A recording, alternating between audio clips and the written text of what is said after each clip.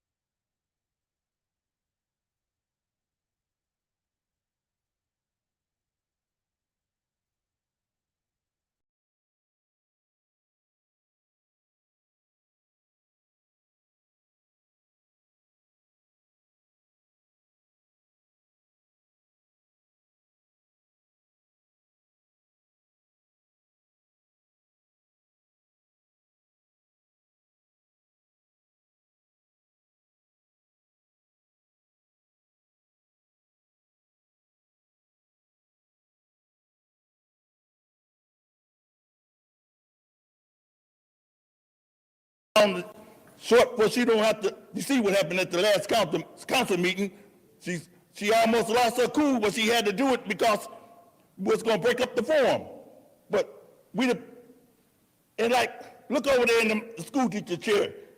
Oh, the woman with the money and talking about the Board of Education. That's another thing we got to be dealt with them federal money and all that stuff, and online certain people to go over to that new school over there by the college student, and they're going to be dealt with tonight. All this racial stuff in that bridge over there by her ward will not be torn down because the people on the east side refuse to be mingled with St. John property and all. But that was my time. Okay. Thank you. Are there any other members of the public who wish to address council? Going once, okay.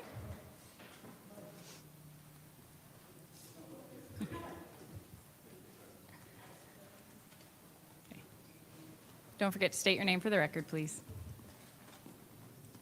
My name is Dante Goodlow. I really don't, I didn't want to be here because y'all so arrogant and disrespectful. I done called all y'all phones. Point of information. What's your point? Can you raise and speak into the mic? I can hardly hear you.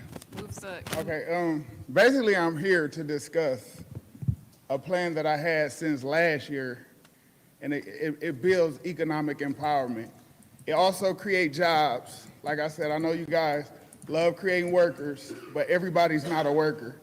Everybody wasn't built to be a worker. Some people have management skills, Some people have better social skills than you guys, obviously. I feel like it's sad that I feel disrespected. I feel like I'm wasting my time because when I call people, I feel like I'm wasting their time. It shouldn't be like that for pillars of the community. We shouldn't have a mental health example as a pillar of the community for every council meeting. And then you want to take serious like it's not serious. I really don't think y'all care. And please, somebody contact me if y'all do, because I have a good plan, and it's orchestrated and it's calculated. Thank you. Thank you. Next speaker.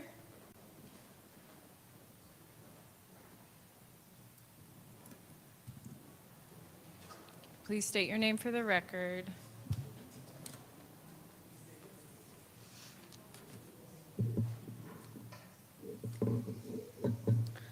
Good afternoon. Thank you for the opportunity to speak. My name is Monica Villarreal. I'm a Flint resident. I am a pastor in this city, and I am a community organizer.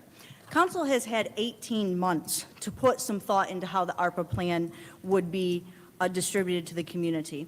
And most importantly, I want to thank you all for listening to the public. You held information sessions, you have listened to residents come and share with you their priorities, and no doubtably, you have had constituents calling you. If you don't know today what your residents in this city need from this ARPA plan, you're out of touch with this community. This is not the mayor's budget.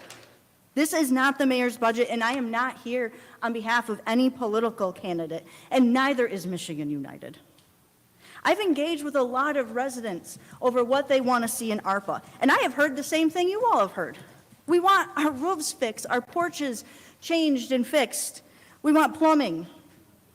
You know, there's a lot of residents, when we looked at the input forms that Councilman Mays brings, I've talked to some of those folks as well, and they want roof repairs. We know this. People want a safe, clean city. People want opportunities for youth and young people. We've been through 2 major health crises now. These ARPA dollars are here because of a COVID-19 pandemic, and our city was hard hit. You know these things to be true. Is this budget perfect? No. It's not perfect. We're never going to have a perfect budget. But this budget is negotiated between council, between the public, and the administration, and that is democracy. That is democracy. And the greatest investment you all can make today is to invest in the people of this city and the organizations that serve the public. This plan, the plan that's before you for resolution to consider, is $18 million to go to direct services to this public. And these ARPA dollars have been sitting. The residents have been waiting. I don't want to wait any longer. Move this to council meeting. Thank you. Next speaker. Are there any other members of the public? I see some movement.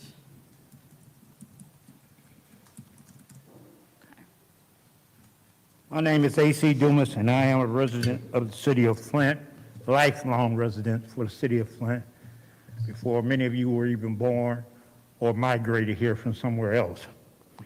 And I have today, that you all know, that I filled out the application that 6 of you council persons approved, and for the opera funds. And also, I included in this estimates for what my home that I've lived in for 40 years, what I want to do with some of that opera fund, not only for myself, but for other residents. And I wanted to do it because I didn't want no excuse. Well, you didn't follow, we didn't have no documentation. So I don't know, the city clerk, Madam Clerk, may I present this to you so you can make a copy to each of the council persons. Unfortunately, I'm in the 2nd ward now, from the 3rd ward to the 2nd ward, but it is what it is. You know, you all been had this since May of last year, and you all know what the public wants.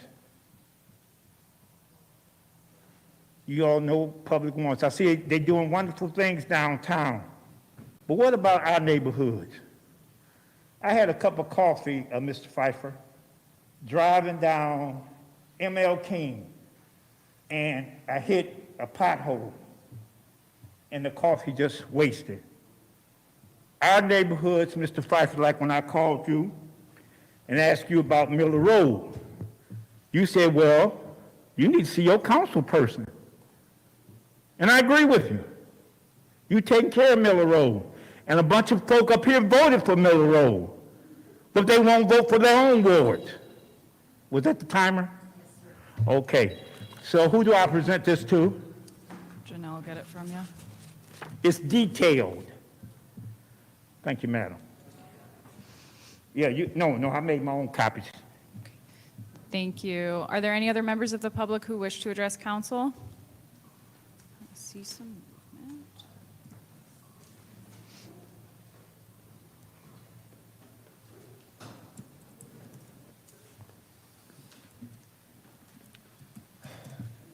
Hello, esteemed City Council. My name is Anthony Pachorik, Ward 8. I've been in here a few weeks now for these meetings, and I assume you guys have been in twice as many, if not 3 times as many on this matter. I know that you spent a lot of time and a lot of thought, and we're almost there, right? So I'm asking you all right now to dig deep in your heart and think about a future, not 10, not 20, but 30 years from now, what that's going to look like when generations are coming up here to speak about what's going on in their city. I don't want a single one of you to stand by and think, and 30 years from now, did I do enough? Did I make the right call? Because right now, each and every one of you hold that power and that ability to make that call right now. The city's ARPA budget, the proposed ARPA budget, if we don't get this amended and passed, we lose this, and I'm certain that you're all aware of that. But I couldn't imagine what a loss that would do to the city of Flint and our future generations if we couldn't put things aside, pass some amendments, do what's right for the city of Flint and future generations to come. I urge you all to think deeply and trust your community, and not just the voices in this room now, but the voices that will be here after this. Thank you. Thank you. Next speaker. Are there any other members of the public who wish to address council? Okay.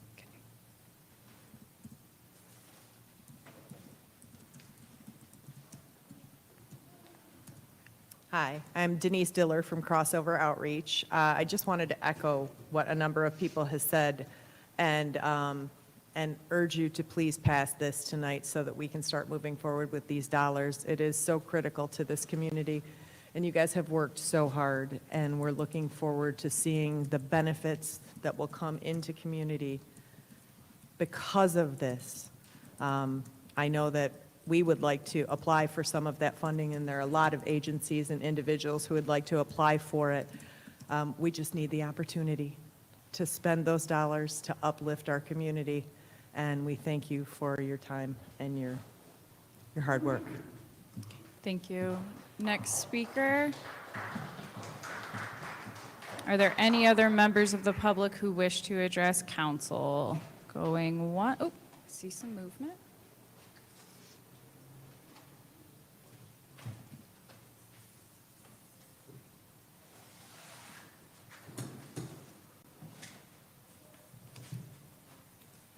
Good afternoon. My name is Ramona Brown, and I just recently moved back to Flint.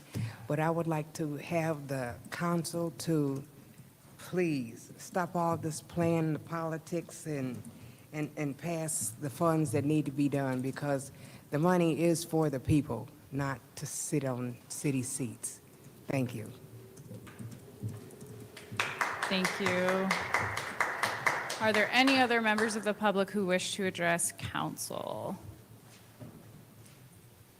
Going once, going twice. All right, we'll close out public speaking. That brings us down to council response. Is there any member of the council who wishes to address public speakers? Yeah, Madam Chair. Go ahead, Mr. Mays. I'm looking at 1, 2, 3, 4, 5, 6 or so people with Michigan United or Michigan People's Campaign, and they've come in lobbying for us to pass a budget that's been all out in the public labeled Flint City Council proposed budget. I'll say for the second time, That's a proposed budget of Judith Priestley and Liddell Lewis. We had a special council meeting that I requested to go through these ARPA funds for weeks and months. When we got to the special meeting, I made a motion to approve this, but was going to make an amended motion to approve it with amendments. The public ain't said a word. Michigan United ain't said a word. Ms. Herkenroder blocked the second to the motion. Liddell Lewis, Quincy Murphy, and Priestley got up and left, broke the quorum in the middle of the first meeting for ARPA funds. They had put on the agenda that the council persons who hadn't chimed in on it had 5 minutes apiece to discuss it. That's appalling. And I ain't heard a mumbling word of criticism from those council people who broke the quorum. I ain't heard one mumbling word of criticism from Ms. Herkenroder, who blocked the second to the motion. And that's what's appalling to me. I don't see Mr. Jasinski here from Ernst & Young. We'll see if he pops up. But we're paying him $1 million to go through them forms, Pastor. And he's went through them. I can tell you how much is requested for home improvements, economic development, based upon further input that certain people, particularly Mr. Ed Taylor, said that the forms were fake. Mr. Mays. Something made up. I'll wrap up, Ms. Herkenroder, but you blocked the second to the motion.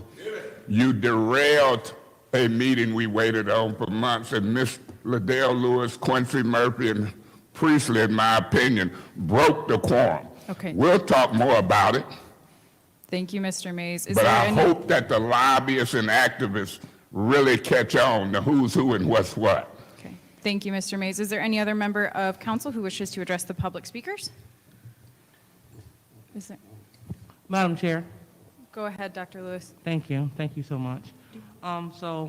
Very thankful for everyone that came out to express their support over the budget. So hopefully, the council will have the political will to do what's necessary to move the city of Flint forward. Furthermore, to Mr. Goodloe. Mr. Goodloe, I returned your phone call. You didn't answer the phone. And then I believe I left a message. I'm not really sure. But I did return your phone call, and no one answered the phone. I'll try to return everyone's phone call back. It might not be as timely as you would like, but I did return your call. So I just wanted to clear that up for the record. Thank you. Okay. Thank you. Ms. Winfrey Carter? Thank you, Madam Chair. First, I would like to thank all of the public speakers. Thank you for being engaged in the process. Thank you for your input and coming forth with your issues and concerns. I also want to let Mr. Goodloe know that I did return your call as well. Now, it may have not been the next day or an hour or two after you called me, but I did call you back. So, and I'm just not in the business of playing phone tag. So, I don't know if I left you a message. I'm pretty sure I did. So, you can call me. My number is area code 810-397-3621, and I'm Councilwoman Winfrey Carter. For the pastor from Michigan United and all of the others who spoke on this proposed budget, you are absolutely right that this money is for the people. But when I look at this budget, I have some concerns, and particularly for the line item of home repair and improvement grants. I think it was proposed by Priestley and Lewis that we put $5 million into that line item of the budget. However, when I look at what we received today as a summary of all of the forms that have been looked at, it says that close to $8 million should be put into the budget. However, I mean, it's showing that $8 million Already. but we probably need to put more. We probably need to look at putting 10 million, maybe 12 million to do home improvement, home repairs for the residents. So there's a lot of work to be done. And I'm here to do the work, and we'll look at this budget and see what we need to do. Thank you, Madam Chair. All right, thank you, Ms. Winfrey. Public, Mr. Murphy. Yes, thank you. When to AC Dumas talked about the ARPA application. Councilman Murphy voted for the application, but I didn't vote for the application for the councilman in the first ward to do a video announcement probably a week or two prior to the primary to announce that we are taking applications from the public. Point of information. What's your point? The councilman in the first ward can do videos, Facebook, or anything. You think he can't? Okay, that's an improper point of information. Proceed, Mr. Murphy. Thank you. It was a quick So, if you look at it, 2 weeks prior to the primary election, that's when we had a whole host of residents coming in to put in an application. This council body, if that was the case, I believe we would have did a press conference after we did the application and told the public, come into the council office and fill out the application. That is not what we done. We did the applications during the 4 informational sessions. That's what we did. So when you want to come up here and talk about the applications, make sure you got your facts right about who voted for what, because this councilman voted for an application to be presented at the 4 community listening sessions. Had we did the applications for the public, I would have suggested that we came and did a press conference and went and told the public to everybody come down here and flood the council office and apply for. That is not what I agree and voted for. So the interpretation of what the council voted for is different than what the Point of narrative. information. What's your point? Mr. Murphy, could it be you one of the only ones who don't know what you voted for? Okay, that's another improper point of information. Proceed, Mr. Murphy. Thank you so much.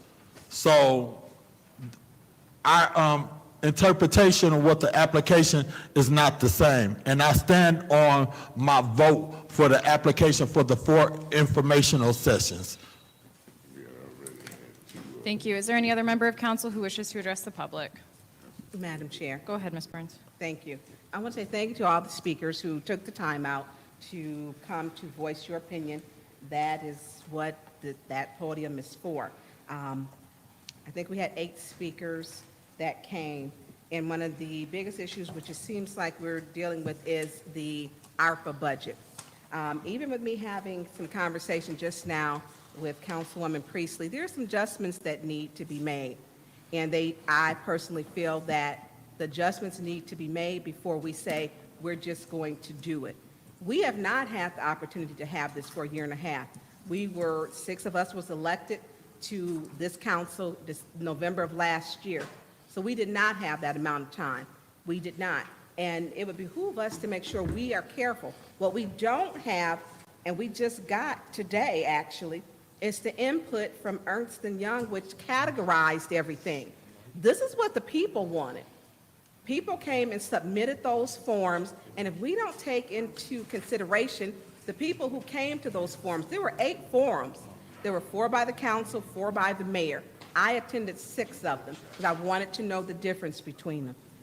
We have a responsibility to take in everyone's opinion, and that is what I promised to do for my ward, and I'm not going to back off from that one because I want to make sure we're doing what's right.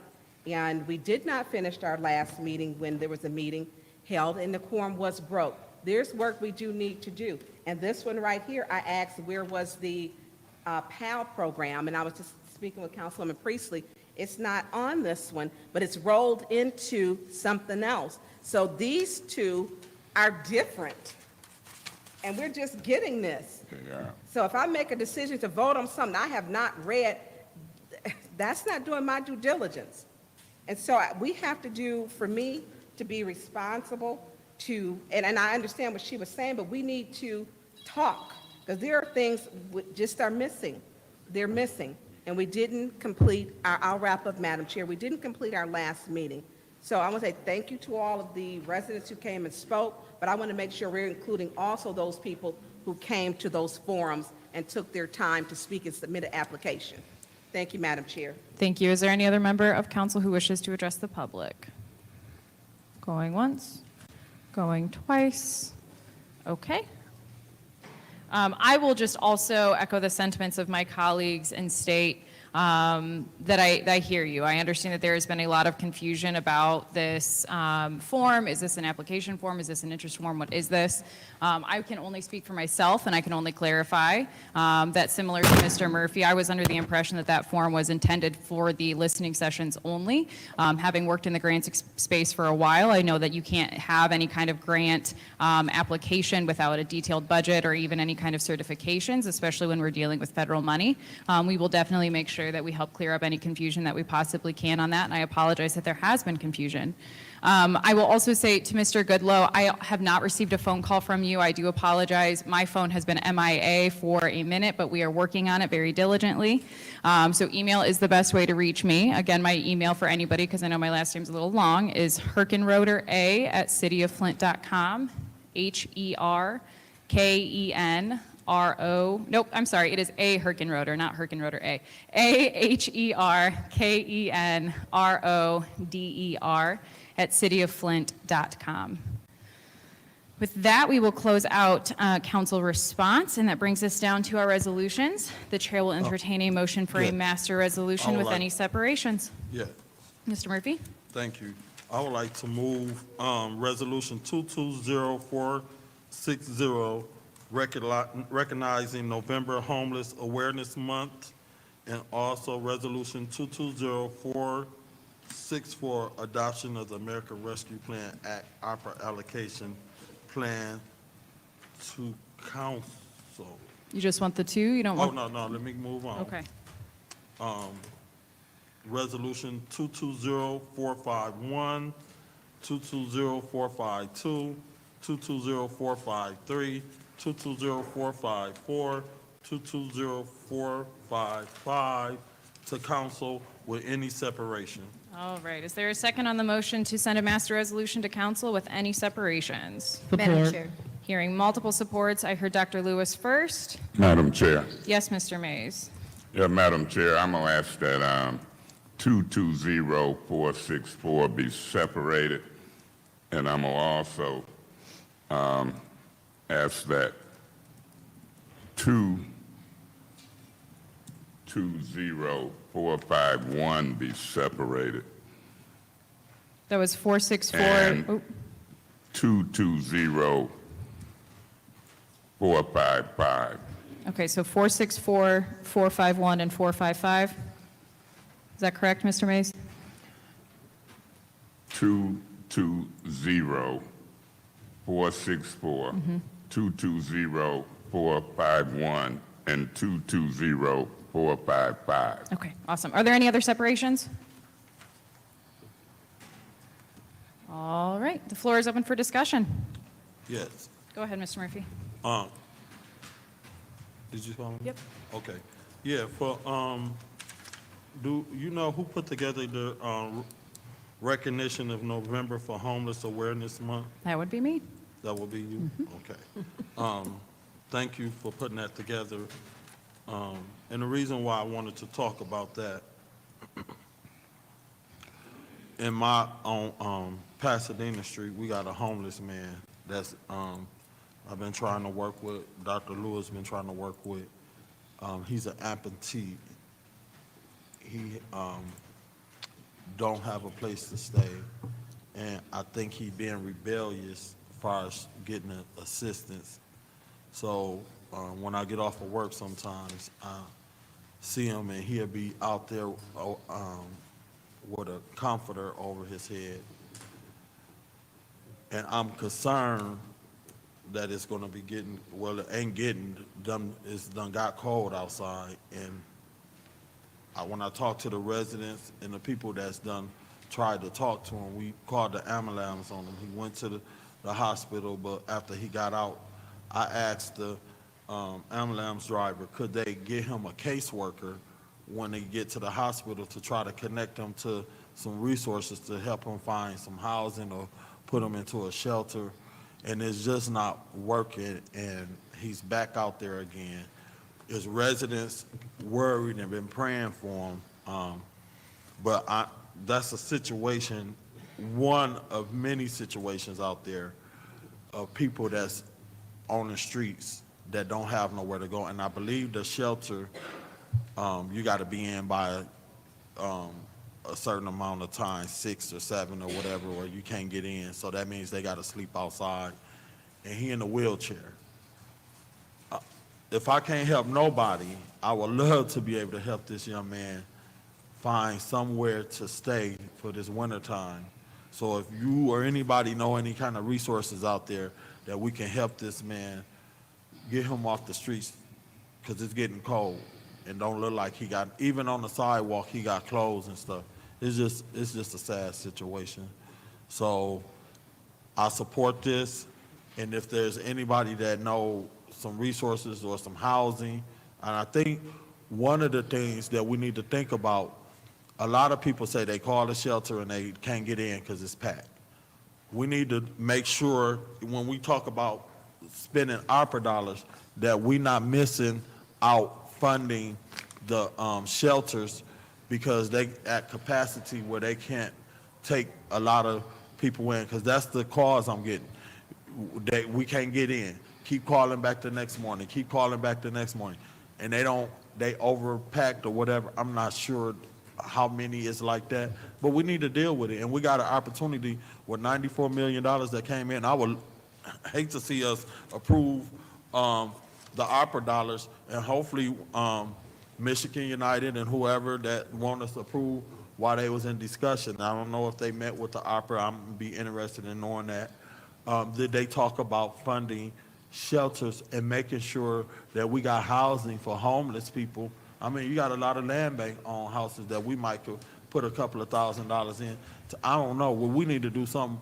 It'll be a sad day in this community for us to approve ARPA dollars and we don't fund money for homeless people. So thank you so much for putting together this resolution. But I don't want to vote for a resolution for ceremonial purposes. I want to vote for a resolution where we go have some teeth behind this resolution and do something about the homeless community out there, because there's a lot of people that's not fortunate as us and out there living in situations and probably living on people's couches. We need to help them. Thank you. Yeah, Madam Chair. Yes, Mr. Mays. Yeah, Madam Chair. I want y'all, Ms. Winfrey Carter, Ms. Burns, help me with this clock. Watch that minute hand. Through you, Madam Chair, to Pastor Monica. Can she approach?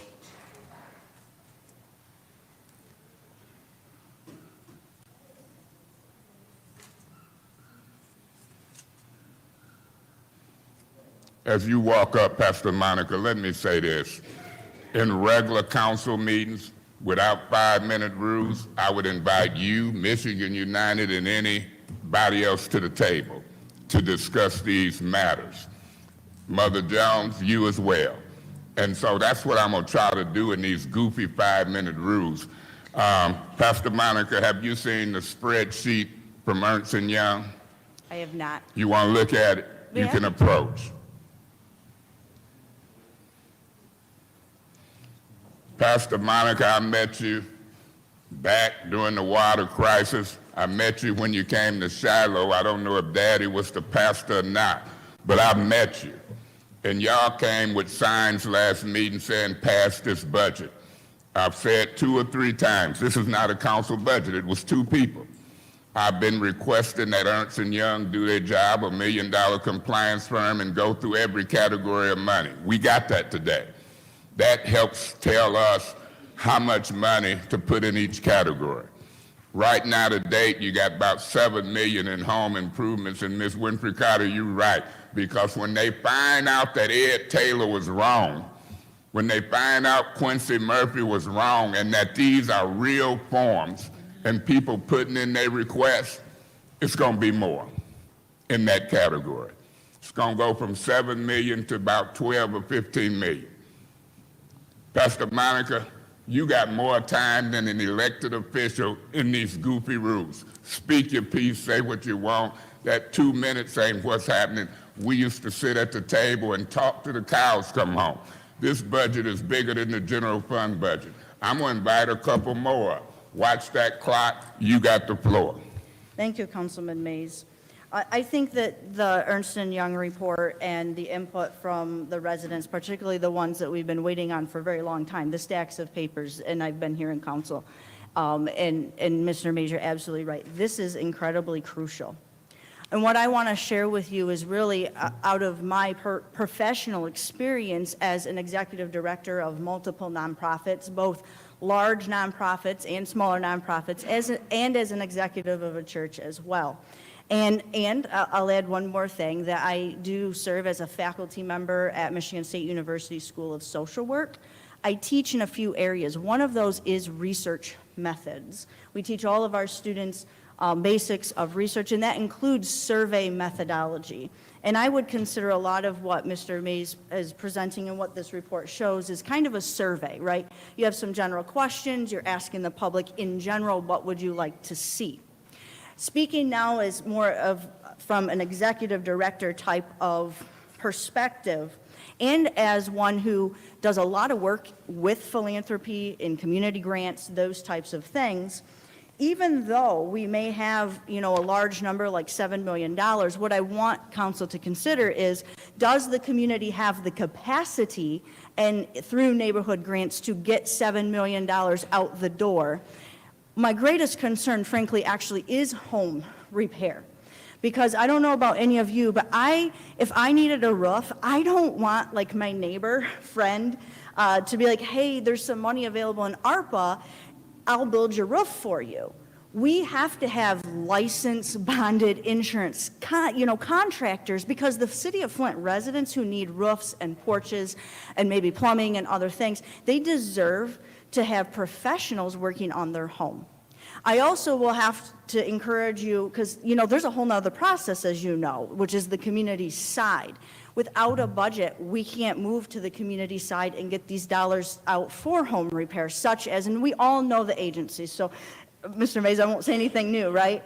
We know the folks who do housing, Habitat for Humanity, Metro, we have even Leon Elameen's group, we have some community groups, we have the youth group. I remember the gentleman who came and said, from an agency perspective, we also have to have time to get all of that together, and there'll have to be assessments within the folks' homes. And just because, and I could say this, I could say I need a new roof, and I could tell you it costs $30,000, but I'll tell you right now, I don't know if my roof costs $30,000. So part of it, while I think this is important, we can't say that these numbers are numbers that show that a contractor said this is what it's going to cost to fix folks' home. And anywhere in this budget, and I hope you'll amend the budget. I hope we make this budget what it can be so that we can move Flint forward together. If you pull more money out of other areas of the budget to add more to home repair, then you have to make it up somewhere else, right? You have to say, I'm removing it from this category and putting it to this category. So it's about balance, and that's what I thought the conversation would be. But I think you've heard the public over and over say, delay, we're just not for delay. There's so much more work that has to be done. There is a sunset on these dollars. It's 2026, right? That's for the agencies to have all those roofs, all of it done. But for you all, it's at minimum 2024. But as one who's served as, again, executive director in community-based work, very familiar with grant processes, we've got to get this moving. So that's how I would view these. What this really clearly tells you is what we already know. Home repair is the thing. right? And I'll share this, even though businesses and grants to loans is very high, I think that's wonderful. I know that the state of Michigan and the federal government provided a large amount of loans during the pandemic for this category. Those businesses have already received some help, whereas the resident here in Flint has not. We're still waiting. And I think that that should be considered in terms of that small business loan amount. We also don't know, of course, from this report, what types of small businesses and loans. I mean, one loan application could have been $2 million for development of you name it, new homeless shelter, a new housing facility. But again, it's about budget, and it's about negotiating in the best interest of the public. But no, from the agency side, from the community side, it takes time to put together proposals, and we who are in those positions, we want to put together proposals that do meet the needs of our community. One of the things I'm most excited about or hopeful about ARPA and why it's important we get going on it is I think ARPA may have the chance, friends, to get us around some of those federal guidelines that say you have to have your house insured, you have to have certain things in your home. I remember Suzanne Wilcox speaking to that. We can't get around it in the CBDG, but I'm hopeful ARPA will. But that has to be worked out on the application side, on the proposal side. And if there is no budget, we will not be able to move forward as community. So do what you need to do today. I think that's what the public is asking.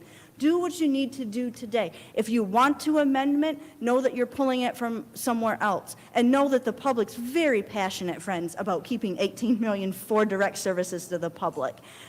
ARPA was not a government bailout. I know our city's struggling, but ARPA was never intended to just bail out our government. It was intended to help with the people. And imagine what we can transform Flint to be in the next 5 years by putting a budget that does that. I personally do believe that the budget that came forward is more than a great start. It's about, can we live with it? There will never be 100% consensus. I've been in public ministry now over 10 years, and I can tell you if I put 12 people of my congregation together, I'll have 15 opinions. No doubt about it. It is human nature and how we work. So we need to see this moving forward. So if we can stay today and hash out these amendments during the special affairs so that we're ready to go, and hopefully with a budget that, again, we can live with so that agencies can start this process and get these homes repaired, help our businesses. Tree abatement is big. Again, you have to have contractors able to do that. And know that gap finance, again, is actually not direct services to the people. Those are going to be in that area of loans, kind of more business loans. Right now, it's set for kind of economic development for housing, which is great. We need it, but blight took precedent, right? The community said that. Blight took precedent.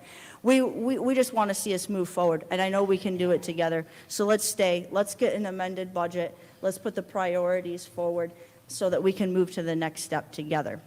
I appreciate Councilman Mays for the opportunity to speak more on the depth of ARPA, the experience that I've had as an executive director and also a MSU faculty who teaches in research. And I hope that we can make more copies of this. I think this is important for public as part of the public record. And let's stay tonight and get this done for the people so we can move forward and agencies can get to the work to meet the needs of the residents, which I really believe is why we're all here. I thank you, Councilman Mays, and we, certainly Michigan United, myself as a pastor, very happy to work with anyone and everyone. And what we bring forward is we elevate the voice of folks on issues that are most pressing. Today, it's ARPA. Thank you. Pastor Monica, when you was talking about the home improvements, we could put it out to bid. And if it's 500 roofs, they could bid on that. It's a company might can do, we don't have to rely on Habitat for Humanity. I'm trying to make a point, even you, in 5 minutes, can't do a budget. I'm elected to look at line by line, so forth and so on. And that's what I'm gonna do. I should have that right, and it shouldn't be a procedure holding us up. Anything else you wanna say, I'm gonna call the next guy. I appreciate the time. I appreciate the hard work and diligence of the council. I hope that we can move Flint forward for everyone and get an ARPA budget passed. Through you to the other gentleman that had the Michigan United shirt on. You want to approach? You got all the time you need.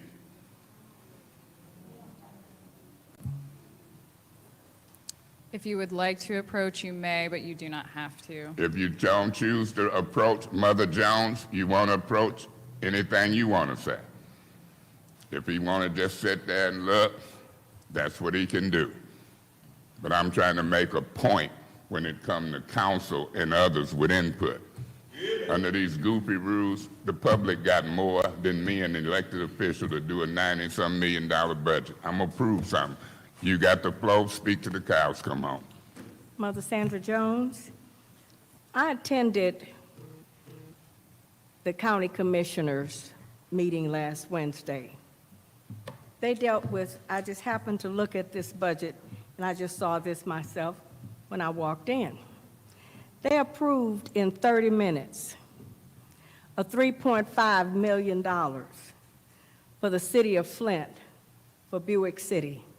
I'm having a problem understanding why this council cannot do the same thing. They had disagreements. One of the commissioners wanted to know, why did that 3.5 need to be passed right then?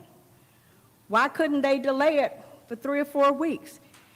So he had his issues. They dealt with it without talking about anybody. They dealt with the issue. They did not talk about any of the commissioners, call them by name or anything. We walked out of there with the $3.5 million approved by the county commissioners for this city to get Buick City. Point of information. Okay, I'm not through. Point of information. You gonna get to go long as you want. I'll be willing to bet you the same $3 million or more gonna pass this council today in less than 30 minutes. Well, we've already been That's up an here. improper point of information. I apologize. Continue.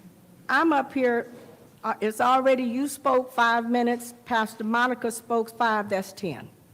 I'm up here for another 5, that's 15. I met Miss Only Mrs. point I'm Mother making- Jones. You can take 15. I'll call you up. It Okay. ain't no rules on you. Trust me, and I'll talk to you on my time, and you don't, you Okay. got all the time you need. Just relax. Only thing I'm saying, Councilman Mays, I want to employ this council to deal with the facts only, and not let's talk about each other. Let's not talk about all of the things that are not right within this city. Let's deal specifically with the items on the budget. Pastor Monica went line by line of examples of what needed to have been discussed. I come to city council. No, I was not born and raised in Flint, Michigan. However, I have come to love this city.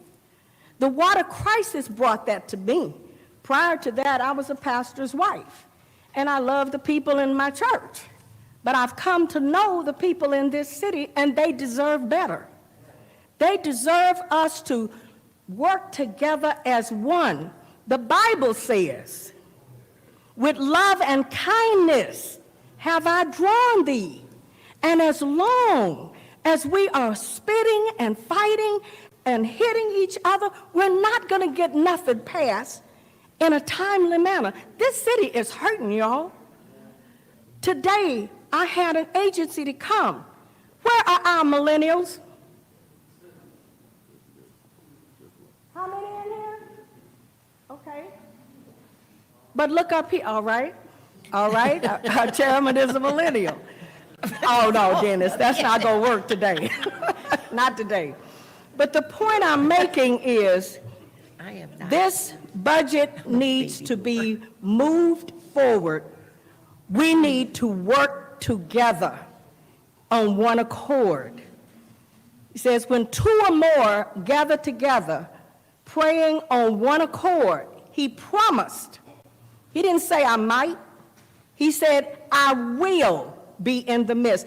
You all are praying people. Every one of y'all go to church. But I'm not seeing it in your attitudes up here. This budget needs to pass, and then y'all work it out.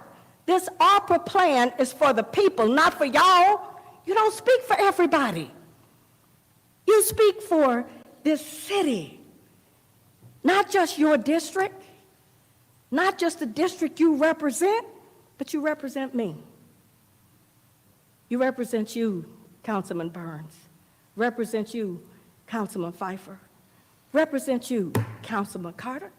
We represent you, Councilman Lewis, Councilman Murphy, Councilman Mays, Priestley, all of you. Eva, we represent, you represent all of us. Let's act like it. Mother I sat in Jones. one council meeting up until Mother almost Jones. 1 o'clock in the morning, and it was because we could not come Mother together Jones. on nothing. You gonna get to keep going some more. No. But let me ask you this question. Please. I got 500 or so people who want home improvements. I Okay. represent them too. Okay. And so if they want 9 million right now. Okay. And they propose 2 million. Okay. I'm out to get the right money there. So keep going, and when you finish, I'm gonna call the next one up. I'm doing a budget. Councilman Mays, but you're not the only person who has that. That's what I'm trying to say. There has to be, you can't have your, I'm gonna tell you like I told my kids, you can't have your way Mother all the Jones, time. I'm representing people. I They understand. telling me what they want in each category. But So I'm don't put it also- on me. but You I'm would be also- guilty of talking about me. Let's stick with the I'm not budget. You talking say don't about talk you. about people. I'm not, I'm responding to what you just said. You got the I'm not floor. talking about you. You got the floor. I'm responding to what you just said. And the floor, To the council. I'm saying, let's look at it. If you have $8,000, submit it. Submit the 8,000, let's see what the council says. That's all I'm suggesting. Whatever each of the council people want to submit, submit it. And then you guys deal with it intelligently. That's all I'm asking. That is all. This budget for me is not putting anything in Sandra Smith Jones's pocket. But it will help the people in this city. Please pass this ARPA budget and then iron this stuff out among yourselves.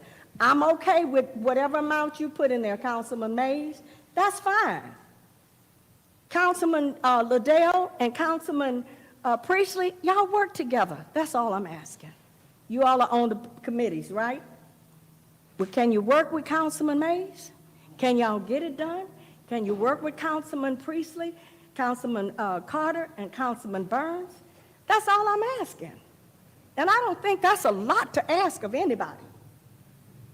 I'm not disputing any of the costs here. I'm not in a position to.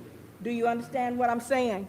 What I am disputing is the arguing, the fighting, the fussing, and holding this city hostage. That's what I'm looking at. That's all. Anything you want to say to me, Councilman? Yeah, so you think it's okay to be in a meeting and folks get up and leave? You think it's Y'all did okay? it- you Let did me it finish. last- you did it I'm last giving you week. my time. Go ahead, I'll wait.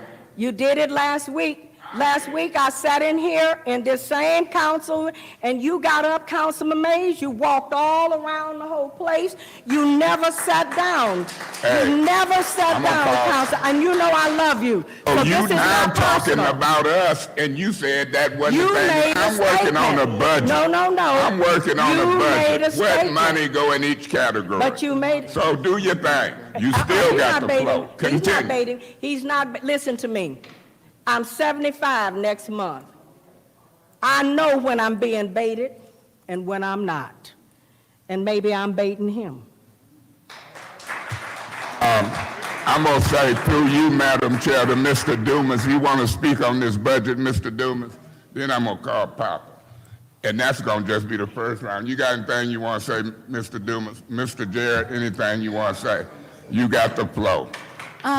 Point of order. What's your point? This is for council discussion. This isn't a special order. This isn't asking questions. We've already heard from the public. I make a motion, or I just ask that we do not do this. This isn't appropriate.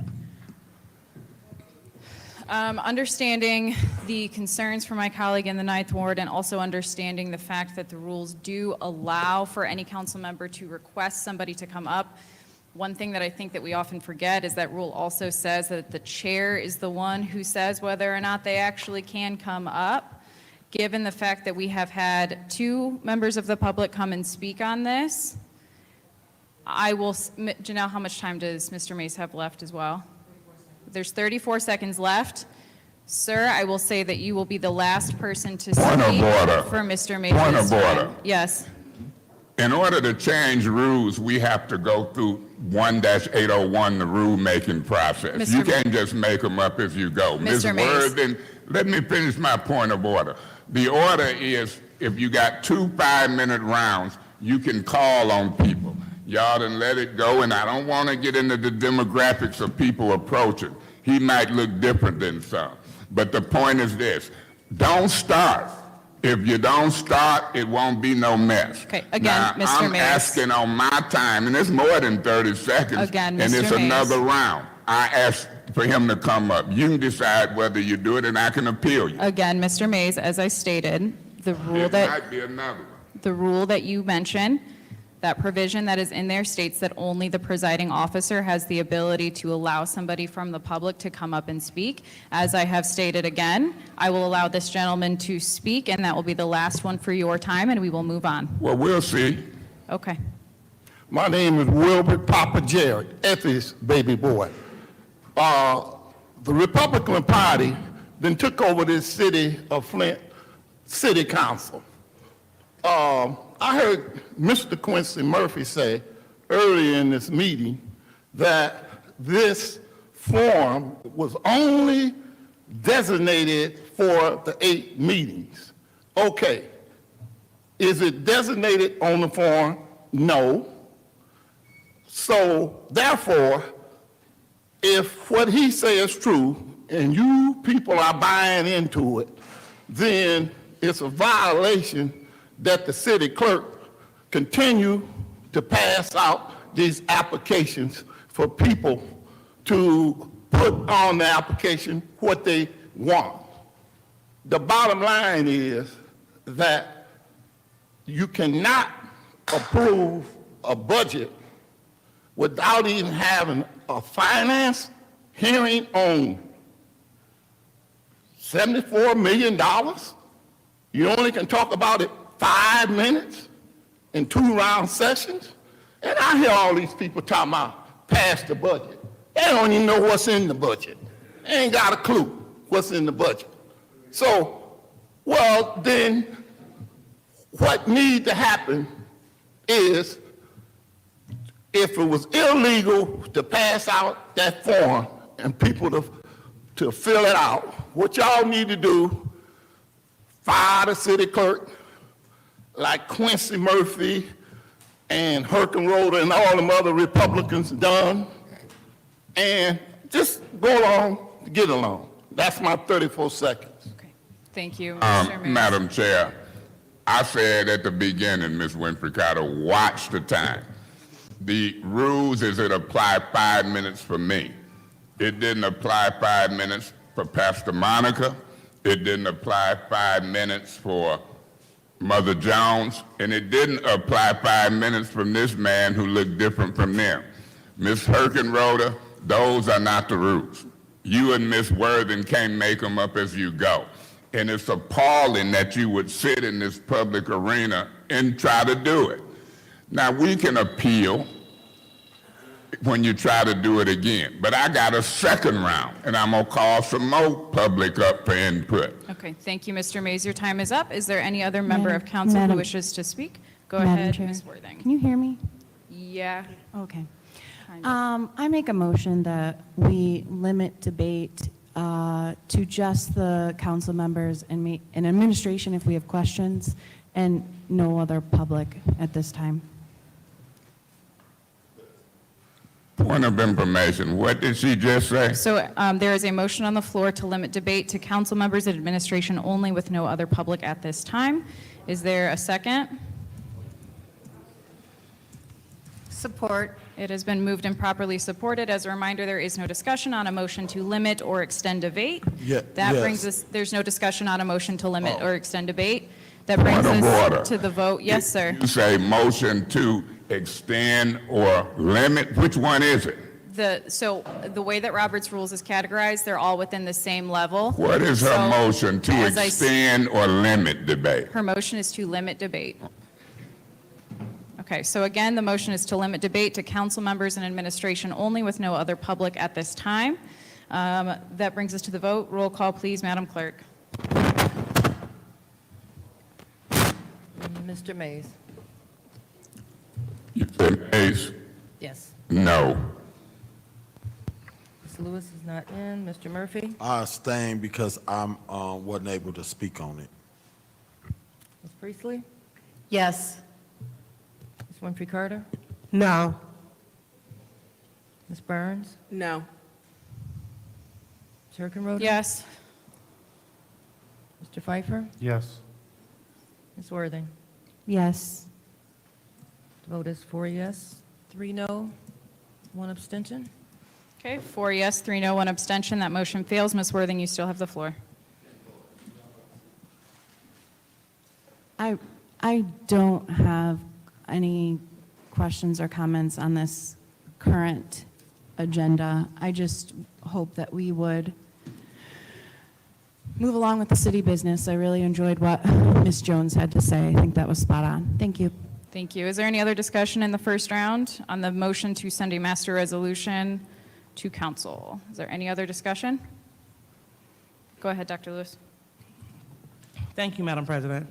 So, knowing that the face of homelessness has changed, you know, we're used to seeing homeless people sleeping on the street in front of stores, living under bridges, things of that nature. But today's homeless person, that's that cousin sleeping on the couch. That aunt and her children that's living in your basement. Excuse me. And so I'm proud that we can move forward with this resolution dealing with homelessness. And I'm also proud to say, last meeting, when the community spoke, and they said that, you know, they didn't see anything about homelessness on the ARPA budget. They were exactly right.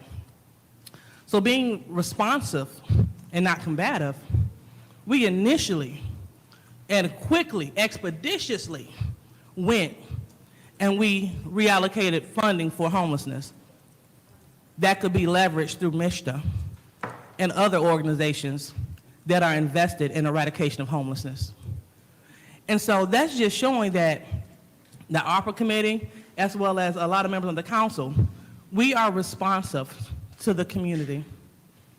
And so with that being said, I'm happy to state that we are proud fighters to eradicate homelessness. And one way that we also done it was through funding the Flint Health Department.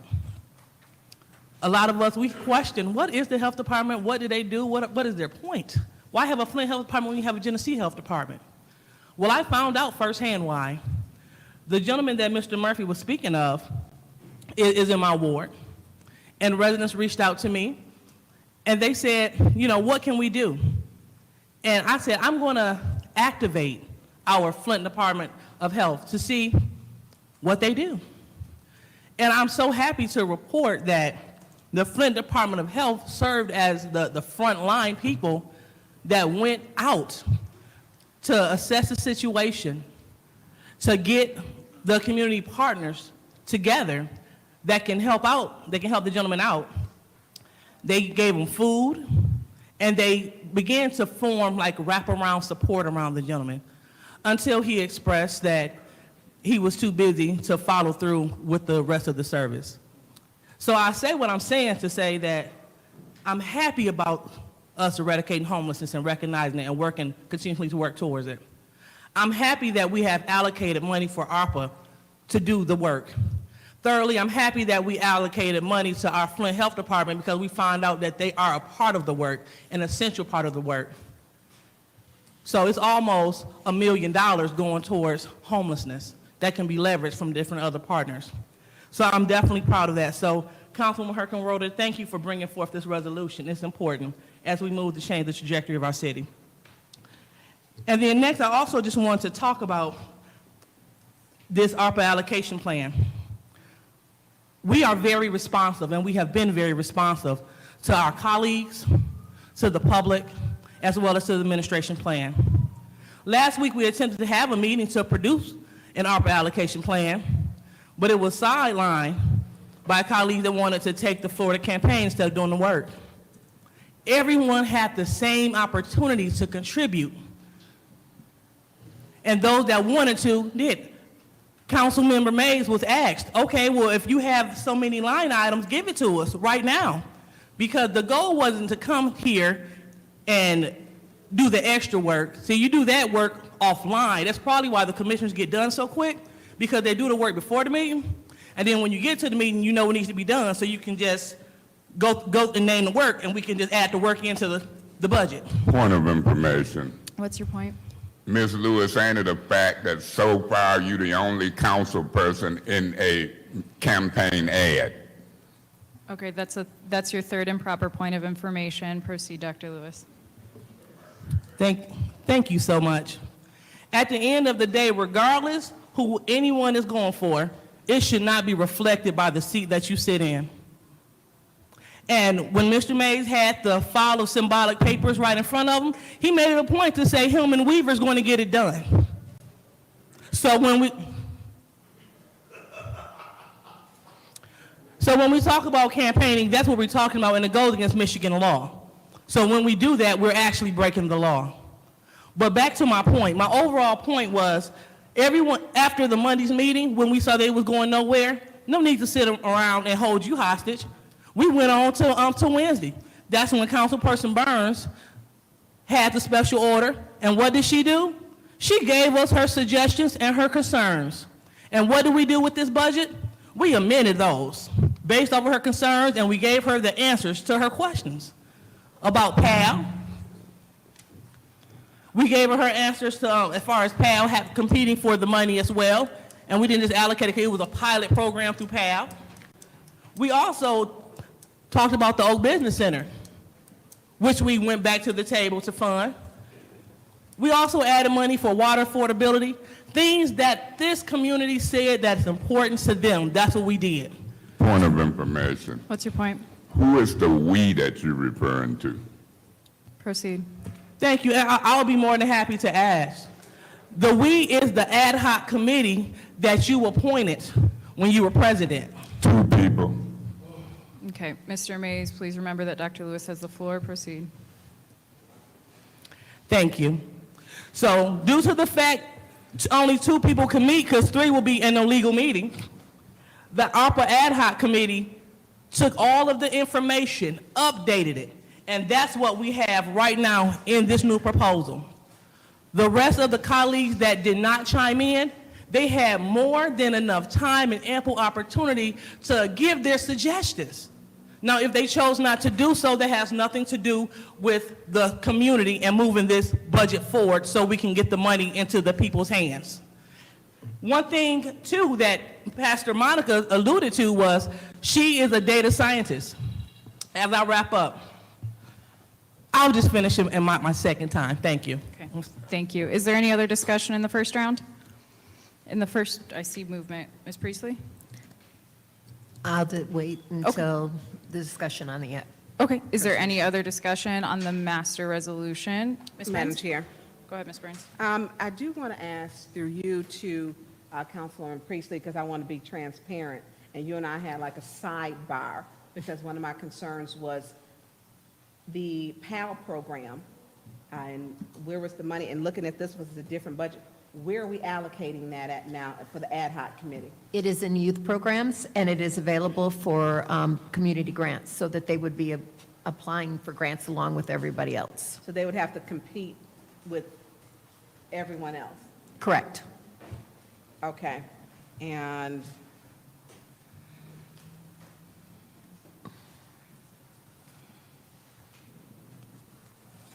did we get it clear now with it being what's the issue, because it was a pilot program, or No.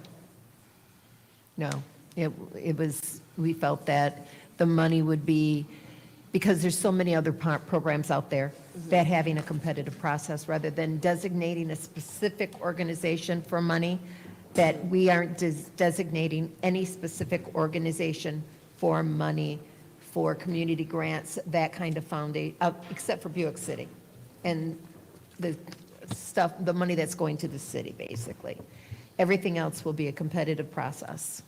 Okay, and I would like to have seen, because PAL has been around forever, they used to do boxing, it was the baseball, football, and I would like to have seen that program have specific funding, because it is actually a program that is always, whoever our police chief is, which the police chief serves at the pleasure, or whoever our mayor is, that they implement that program, because they come in contact with youth and at-risk youth, and it gets them into a program to give them another opportunity. Not just that, it's in the 2nd Ward at Haskell Center, and that side of town is important. So I cannot pass a budget. I want to see PAL in there. I need specifically PAL in here, because I see these kids.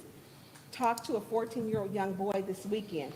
He's homeless, living on someone's couch, and he's 14, out trying to hustle to make some money raking leaves. This young man asked another person, another man, can you be my mentor?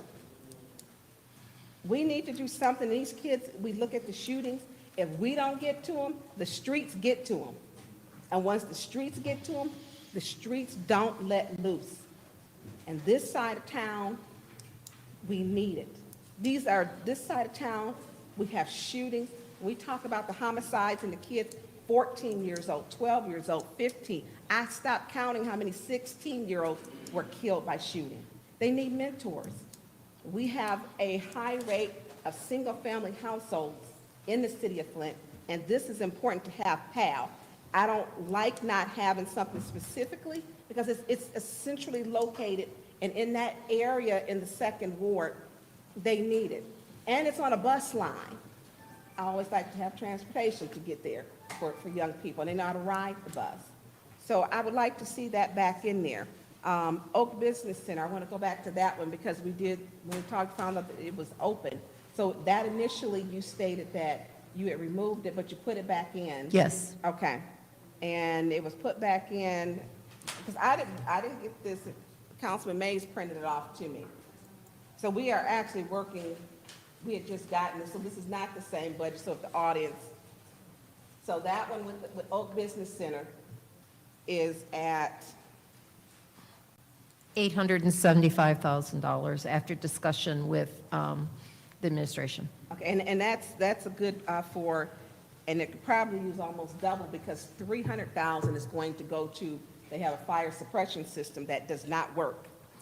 And Excuse me. We think it's very important for people to understand that these are just the city's dollars. In discussion, and on Thursday, we met with the administration and Brian. how many times have you met with them to where you got good dialogue?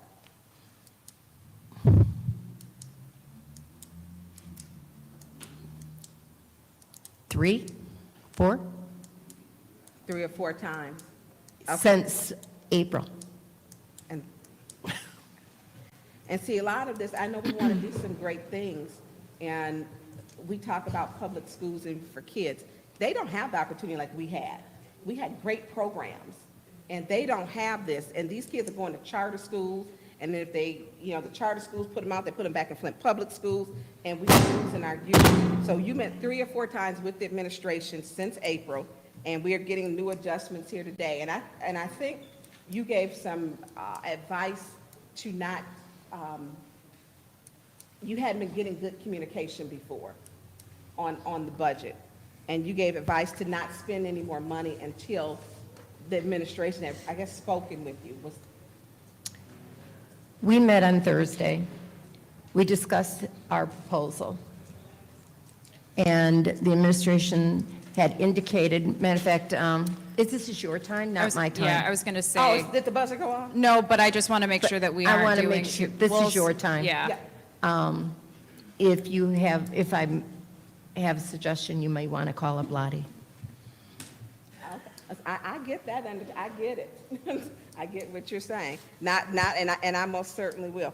So, and when we look at, and take into consideration for councilmen, we get a lot of projects that are complete. And no offense, Mr. Pfeiffer, I share Miller Road with you now. But we took care of that. I want to start taking care of some other people too, to where not only you get a smooth ride on the car, but the kids get a smooth ride with PAL to where they're taken care of. I cannot pass a budget that we don't even acknowledge Haskell Center that's there, and it's not specifically allocated. And then we're just now getting this, and this is not an amount of time allotted to be given to go over this.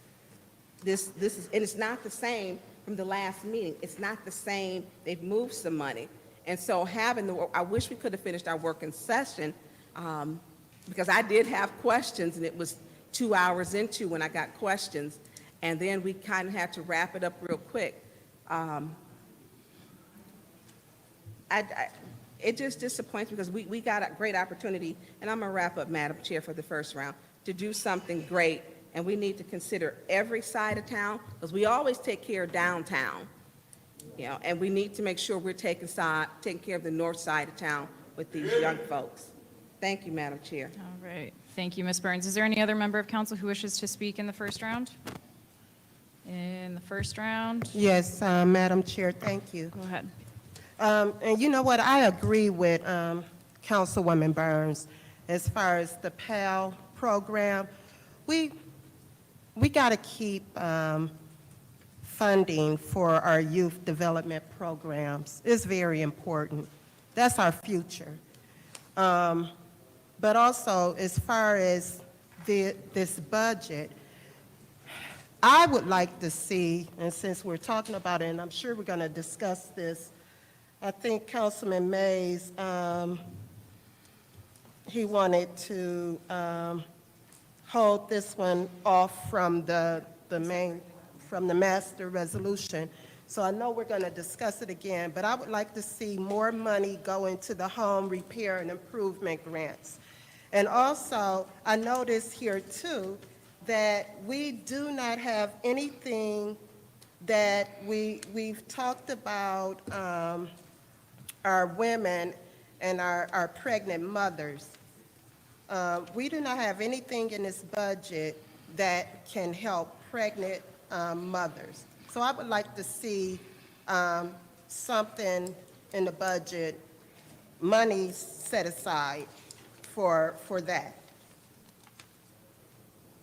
And there's some other things. So I'm just looking forward to the conversation and the discussion when we talk about this budget. And that's going to come after we pass the master resolution, and then we'll move on to the separations.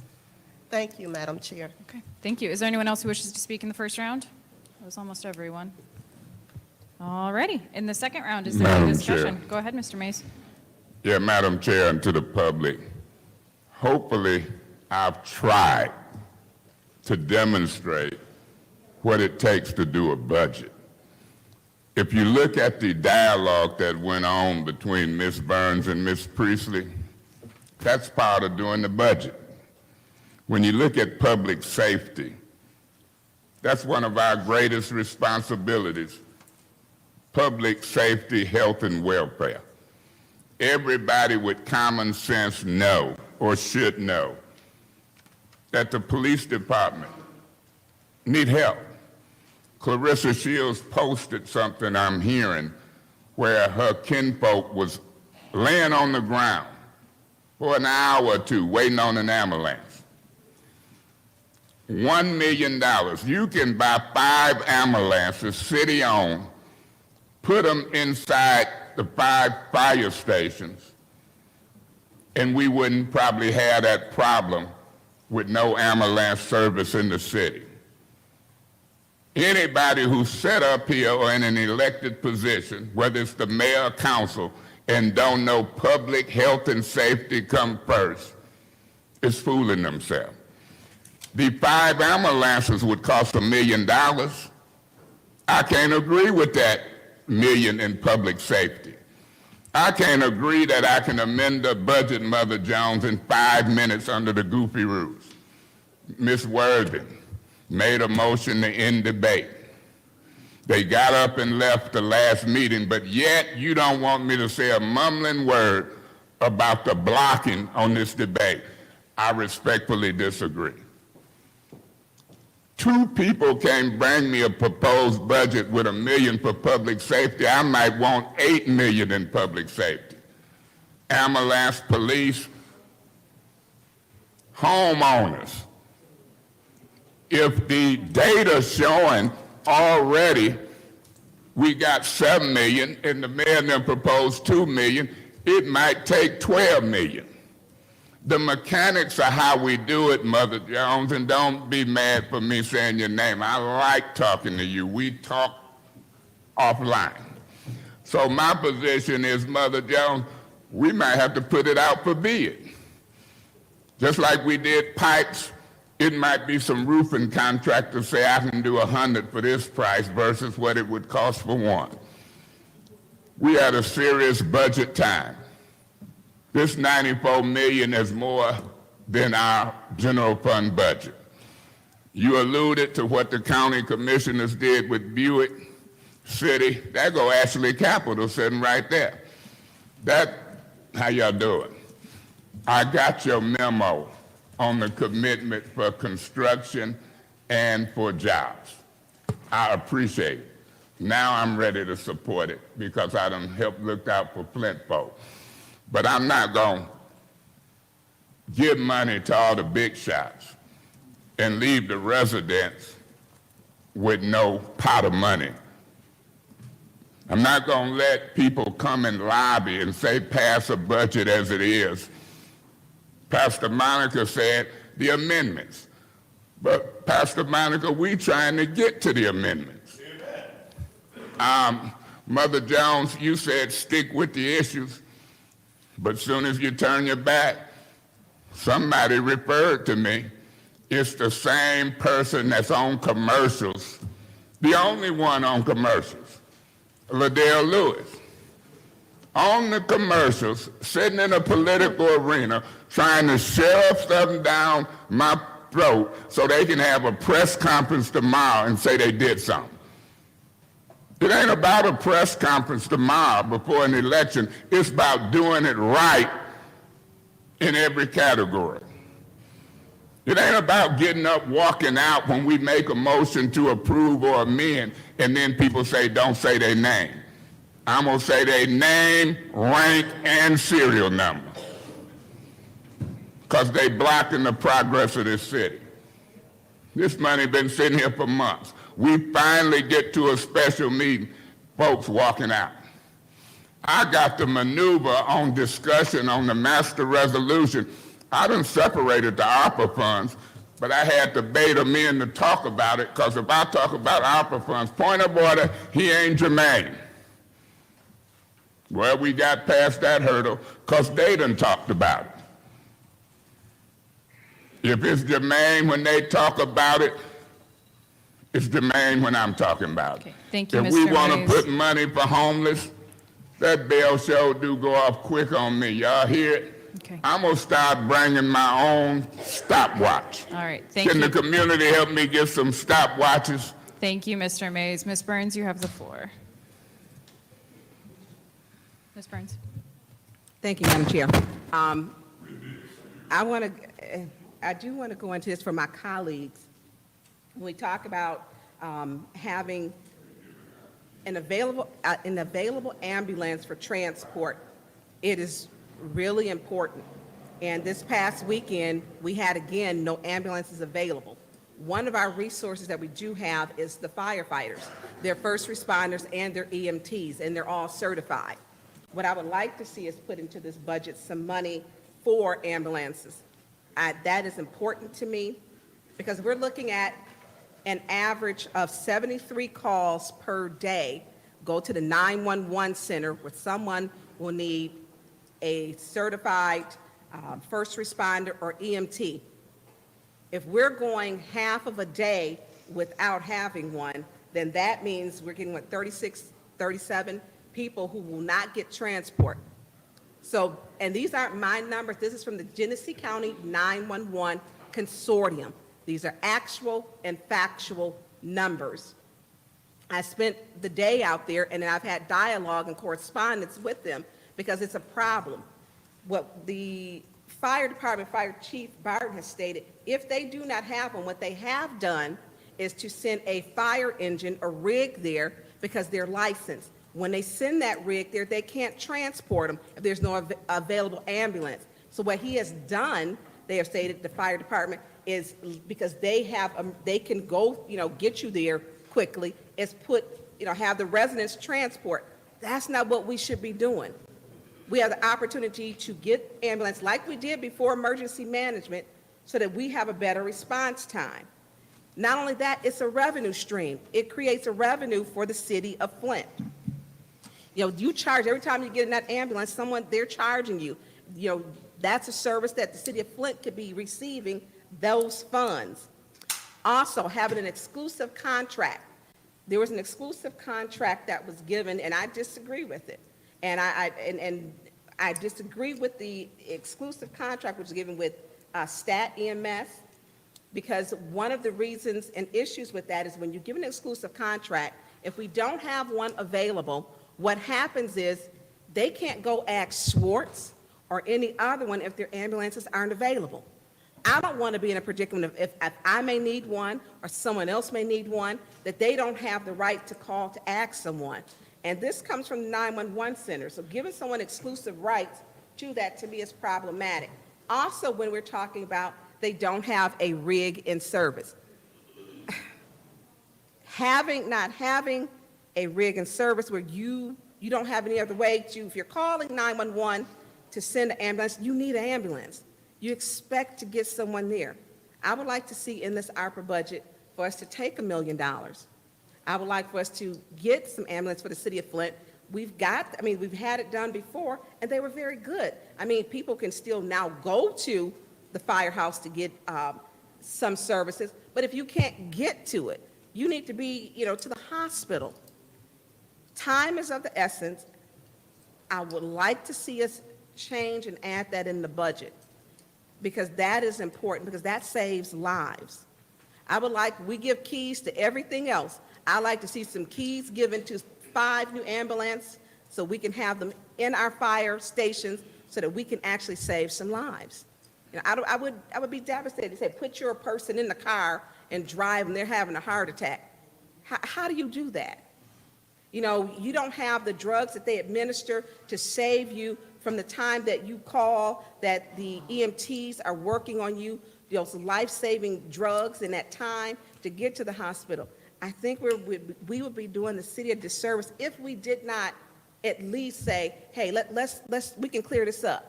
We got this once-in-a-lifetime money. Also, we got it because of COVID. We learned how important it was that when we didn't have an ambulance, because no one could transport because of the sterilization in between. So this, to me, is something I would like to see. I had spoke with this prior with Councilman Herbert Winfrey, who sat in this seat. We talked about this 1.5 years, 2 years ago, and he thought it was an absolutely great idea to actually do it. And until we're put in that predicament, and as it was even on Facebook again, when someone's loved one is laying in the street and there's no ambulance available for transport and you're standing there, and by the time then the family's coming, and I'll wrap up, and the police do not allow you to touch the person's body, that is devastating. And we can avoid that by taking some of this money, I hope my colleagues, and I'm going to wrap up, and getting some services, getting ambulances. I would like to see at least $1 million for that, because we already have the trained staff. Okay. Thank you. Thank you. Is there any other discussion in the Yes. second round? Go ahead, Mr. Murphy. Thank you. I thought we was approving a master resolution, and the separations was the ARPA allocation and a couple more things that the Councilman Mays has separated. So I thought we were having discussion on the agenda items that is not being separated. So I really did not want to talk about the ARPA dollars at this particular time because it's been separated. So we are spending time talking about ARPA dollars, and it's not even in the master resolution to be passed to council. And here it's going to be going on 6:30 in a minute, it's 6:10, and we still in special affairs. We still got to deal with the separation. We still got to go to 5-minute rounds of that. And if we could just stick with the master resolution, if I call for the question. There is a motion on the floor to call for the question. Is there a second? Support. So it's been moved and properly supported by Ms. Worthing. Roll call, please, on the call for the question. Ms. Lewis? Yes. Mr. Murphy? Yes. Ms. Priestley is not in. Ms. Winfrey Carter? No.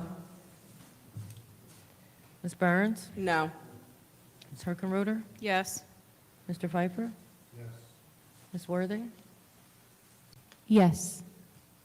Mr. Mays is not in. The vote is 5 yes, 2 no. Ms. 5 yes. Okay. Right. So it's still on me? Correct. Thank Hang on, let me, So, I gotta call it real quick. 5 yes, 2 no on the call to question. Mr. Murphy, you have, that motion fails. Mr. Murphy, you have the floor. Thank you. So to the public, when we get up and leave, because we've been in here all day, here we is, and Mother Jones just came before the council and said she wanted us to get the business done. We did a master resolution with separations about the opera dollars that we finna talk about again, that we just got done talking about, that's not in the master resolution. And the only thing Councilman Murphy was trying to do was get the business of the city of Flint, because that's what y'all voted for us to get to do. So then, some of my colleagues, in a minute, when we get to going back and forth, they gonna be like, they ready for us to go, or we got up and left, when we wanna just get the business done. And that's the point that I was trying to make when I said call for the question. So we can do the master resolution, and then we can go into the separation. Then we can talk about the opera dollars. But we already talking about the opera dollars. I heard them talk about the AMLAMs. The AMLAMs ain't nowhere in the master resolution. So we really talking about stuff that ain't even on the agenda. And when I called for the question, all I wanted to do was move the master resolution to city council so we can get the business done and go on into this separation so we can again talk about the opera dollars. That's my point I'm trying to make. I'm done. Okay, thank you. Is there any other discussion in the second round? In the second round? In the No? No? Okay.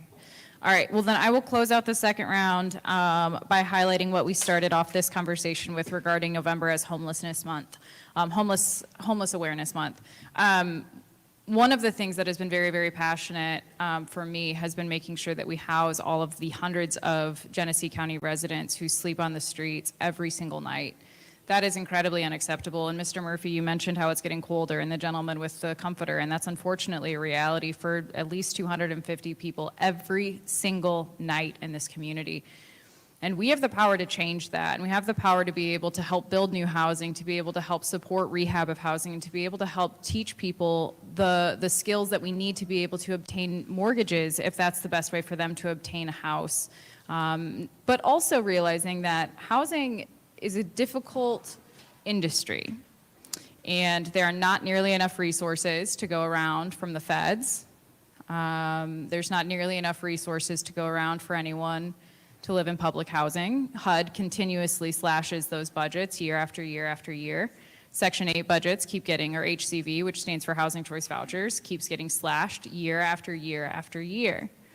As we work with this body to be able to grow this city, which I am very confident that we will continue to grow this city as we keep moving forward, we need to make sure that we're also supporting residents through their housing needs. And we need to make sure that we have the opportunity for any person who wants to live in the city to be able to live in the city, and in a good neighborhood, and in a safe neighborhood, and in a neighborhood where we look after each other. And it's not, oh, I don't know my neighbor, or, you know, I don't want to talk to the person across the street. Like, no, we got to be neighbors, and we have to do that by fostering community.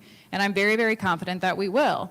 I know that a lot of people think that that's probably ambitious, and I would agree, but I think that it's by us taking these small steps every day, we're able to help show community that we care and actually do something behind it. So I'm very, very well, I guess I'm unfortunately honored to say that we need to recognize November as Homeless Month because of how many people do experience homelessness in this community. But I'm thankful that we're taking the step in the right direction to be able to help house people. With that being said, that closes out discussion on the motion to send a master resolution to council. I will state the resolution numbers, just for clarity and for the record, before we go to the vote. So this master resolution is 220-460, 220-452, 220-453, and 220-454. Roll call, please, on the motion to send those resolutions to council. Mr. Murphy? Yes.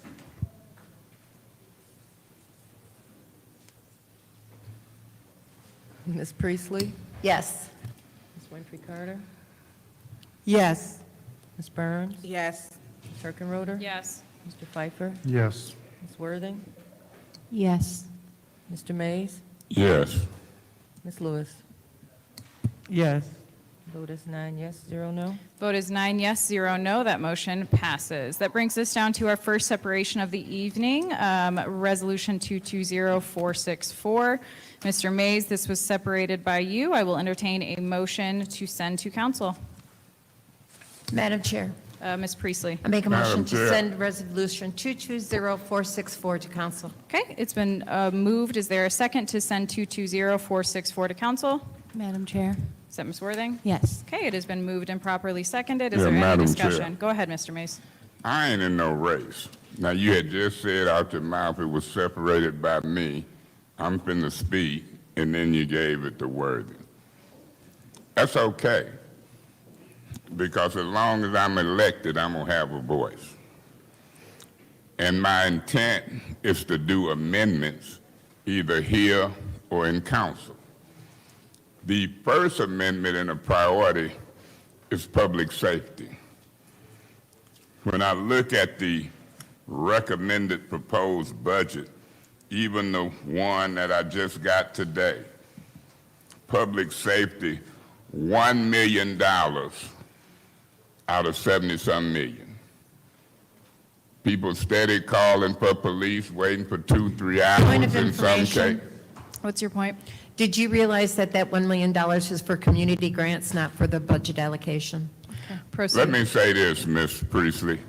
I have no problem hearing you say you'll vote to suspend the rules so we can do this budget properly and don't have to do it in 5 minutes. I talk back and forth with you all day, sit here at 11 or 12 o'clock at night when it comes to $74 million and putting it in the right areas. You did a point of information and Ms. Herkenroder didn't say to you once. That's not a proper point of information. But I can do a point of information and the discriminatory treatment start, and I've been and did one just like you. That's the problem I got. It's the different treatment in elected officials trying to get the business of the city done. Now, whatever you just said, Ms. Priestley, I read pretty good. Public safety, the mayor recommended $3.7 million, and you and Ms. Lewis recommending $1 million. Now, through you, Madam Chair, to Ms. Priestley, y'all ain't gonna stop the clock, but I want to hear what you got to say. Mr. Mays, if I could have you please refer to that page that lists the 3.7 million. That says council proposed plan with remaining funds. Okay. That is not the mayor's And the budget. community grants is $1 million. Correct. So if you go to the mayor's proposal, what did he propose for public safety? Point of information. What's your point? Not You you, can- Ms. Excuse me. What's your point? If you look in the back of the budget where it has revenue replacement, you can also see items. Point of order. What's your point? That's not a quick inquiry to the speaker. That's a point of information to make a statement. She's out of order. Okay. Dr. Lewis, you were in the middle of your point of information. Thank you. So if you turn to the back by revenue replacement, do you see that we have several police items, public safety items listed underneath revenue replacement? Ms. Lewis, I was talking to Ms. Priestley, and you done did a point of information condoned by the chair differently than what she do for me repeatedly, and she told you to continue and ain't chastised you yet. Y'all messing me up with this. Now, I'm gonna make a motion where we can talk and do the business. I move to suspend the rules. Hang on, I gotta get back to my spot. All right, there is a motion on the floor to suspend the rules.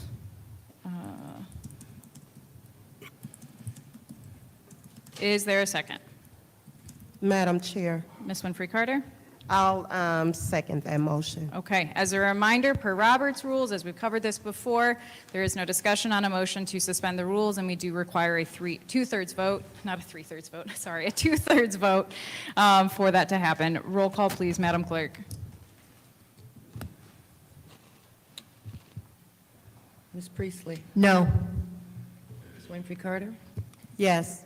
Ms. Burns? Yes. Ms. Hurkenroder? No. Mr. Pfeiffer? No. Ms. Worthing? No. Mr. Mays? Yes. Ms. Lewis? No. Mr. Murphy? No.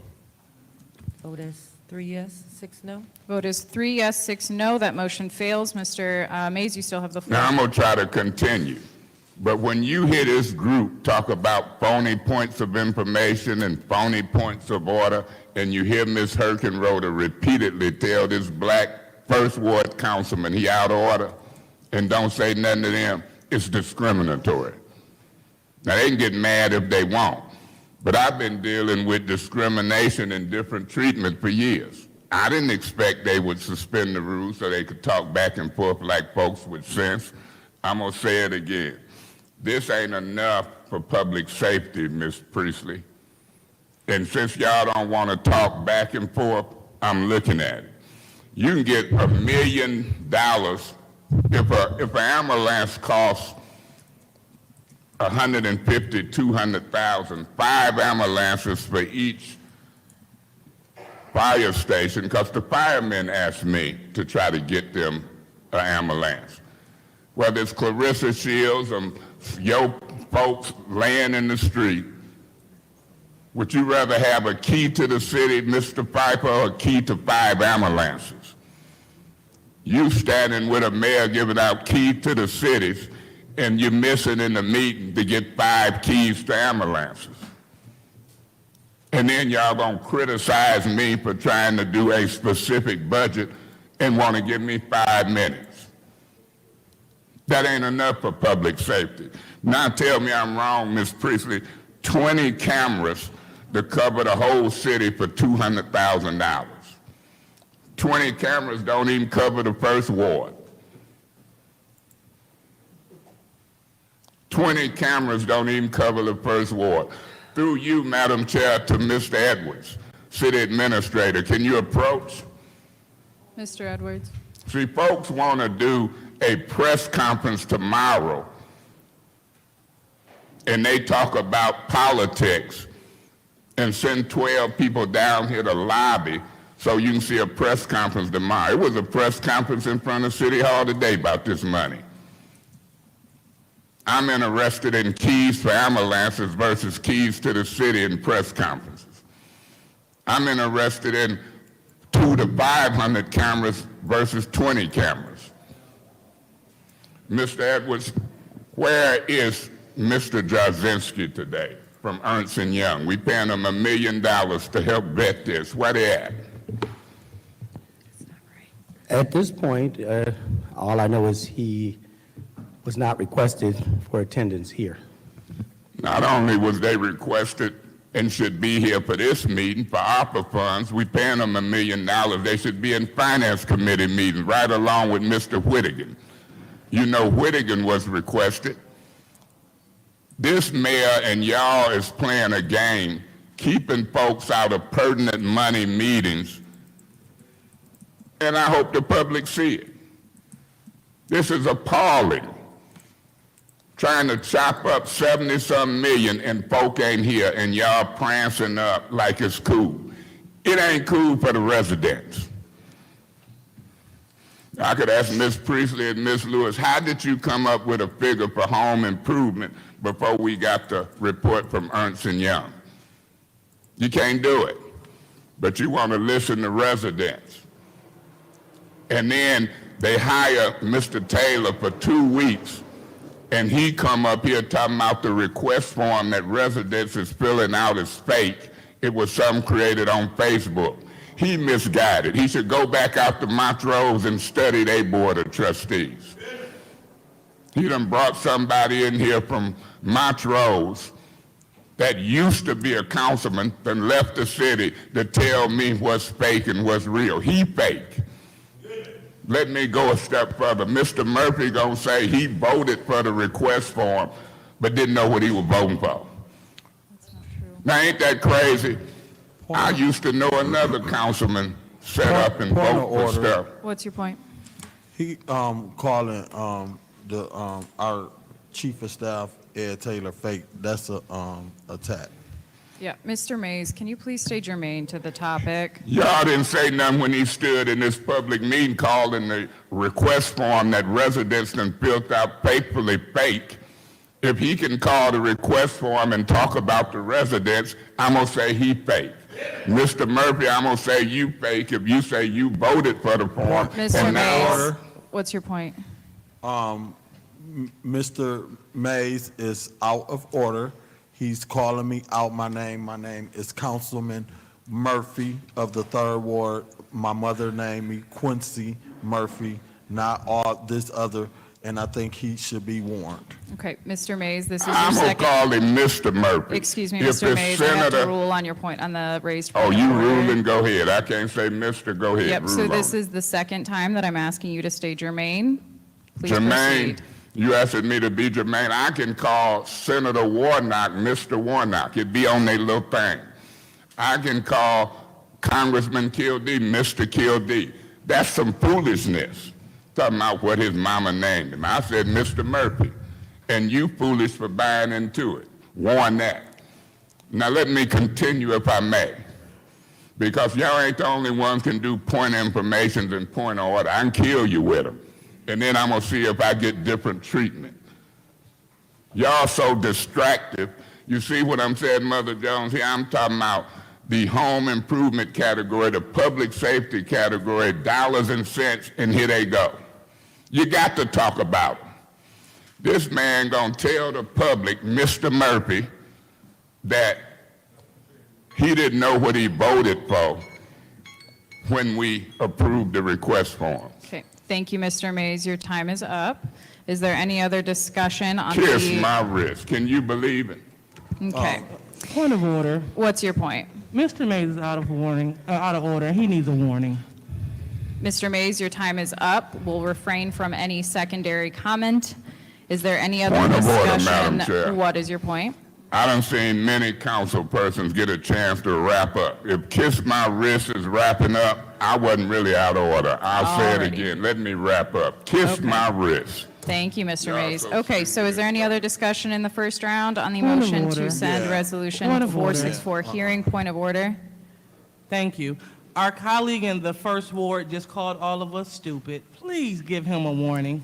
This is going in the wrong Point of direction. information. What's your point? Did I say all of them or some? Regardless, Mr. Mays, you have been Regardless, asked. get it right. Mr. Mays, you have been asked twice now to Beg your please. pardon? You have been asked twice now to please stay Point germane of to the topic. information. Mr. Mays, will you please I let me got the finish? right to ask her to clarify. I ain't called Miss Winfrey Carter stupid. I ain't got, she just lying on me Okay, publicly. Mr. Mays, So- that is your fourth now in misuse of a point of information. Given the cluster of rule breaking, I'm going to give you Point your of first warning. order. What's your point? You gonna sit up there and say in front of all these folks that I can't ask her a point of information? Did I say all of them?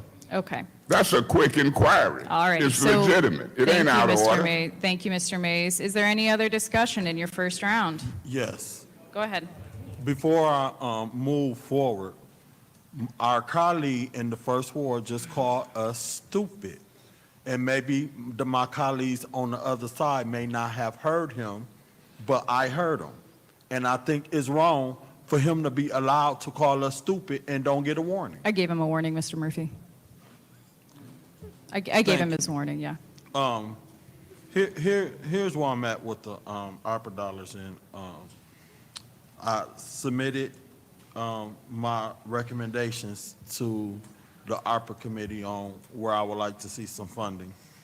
I heard my colleagues say they want a particular amount of money for a housing rehab. I believe we earmarked 5 million, if I'm not mistaken, to housing rehab. In my recommendations to where I would like to see funding, I also requested that whether we do it as a body as a whole, put together a letter, and maybe we need to vote on it as a council to have the compliance firm go and seek out additional dollars to leverage some of the funding. So although we may want to see $8 million in housing rehab, I think it's equally important that we share space, that we paid this compliance firm $1 million, not to tell us that our I's is dotted and our T's are crossed, but to also look for additional funding. That's what they told the council when they came and presented prior to us approving them. So I would say that I don't want to see just all the money being spent towards different categories. I would like to see them, in addition, go after funding, matching dollars to leverage the 5 million for housing rehab, and have them do an ask or put out proposals for additional dollars for housing rehab. In addition, the Parks and Recreation, the gentleman came from the state when we just approved the state park for the city of Flint, and he sent me an email on additional funding for parks. So even with us allocating money for parks, I will also think that we should look at having them put together proposals for additional dollars for parks, and not us just allocate so much money for parks. I think we should leverage, and I heard my colleagues always talk about us leveraging dollars.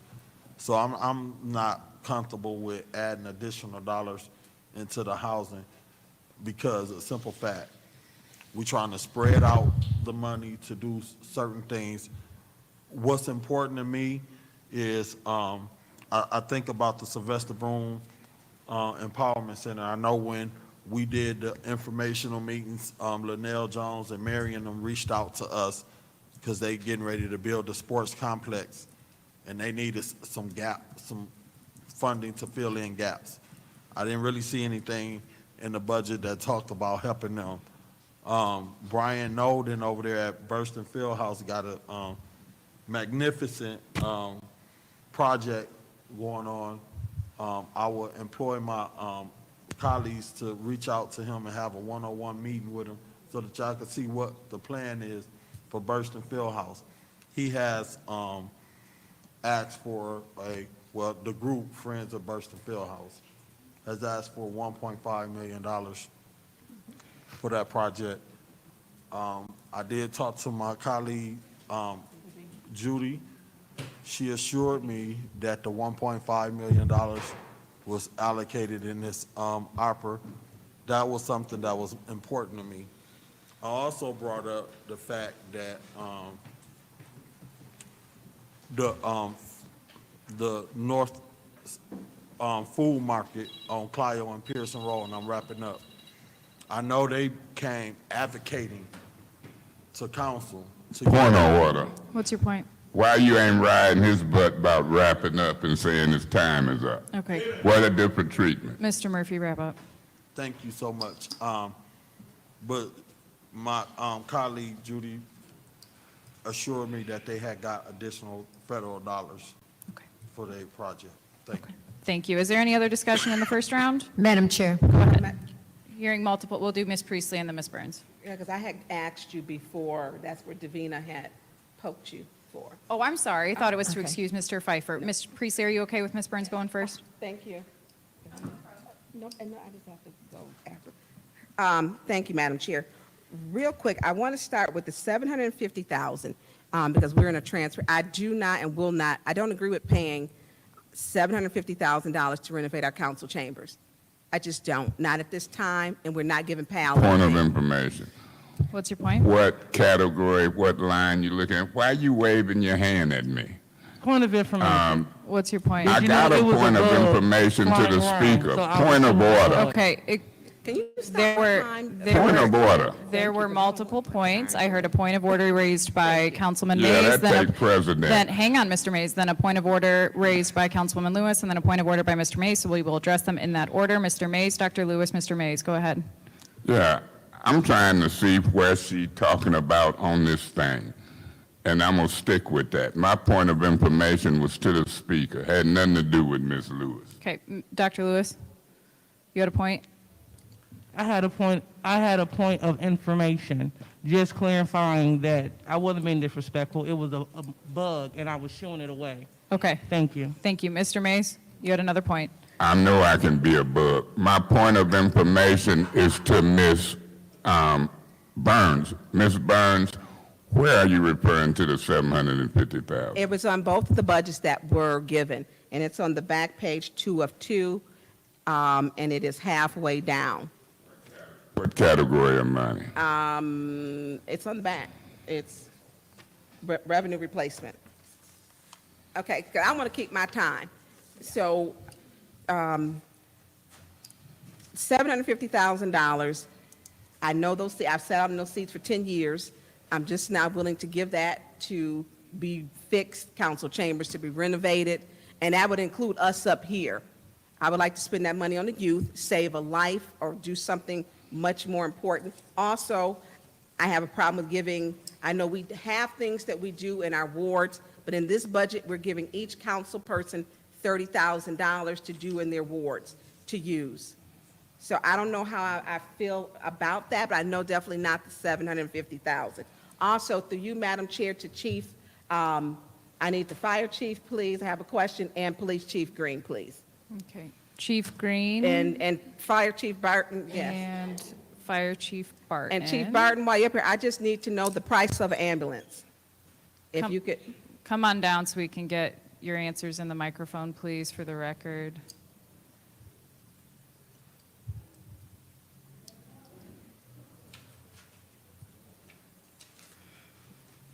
Okay. Ms. Burns? thank you. Good evening, Chief. How much is it for an ambulance? Approximate.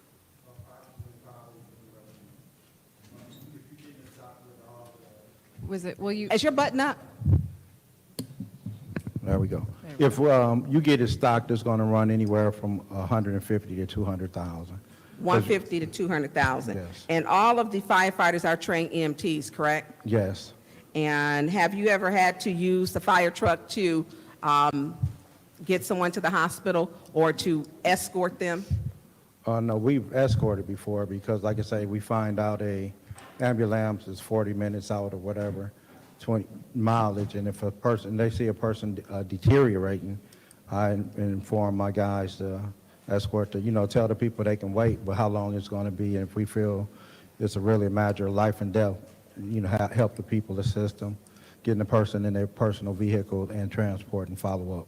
And when you did this before, how quick was your response when you, because you've been here a while, so you've seen it when we had the ambulance services at the fire stations. What was like your approximate time for responding to a call?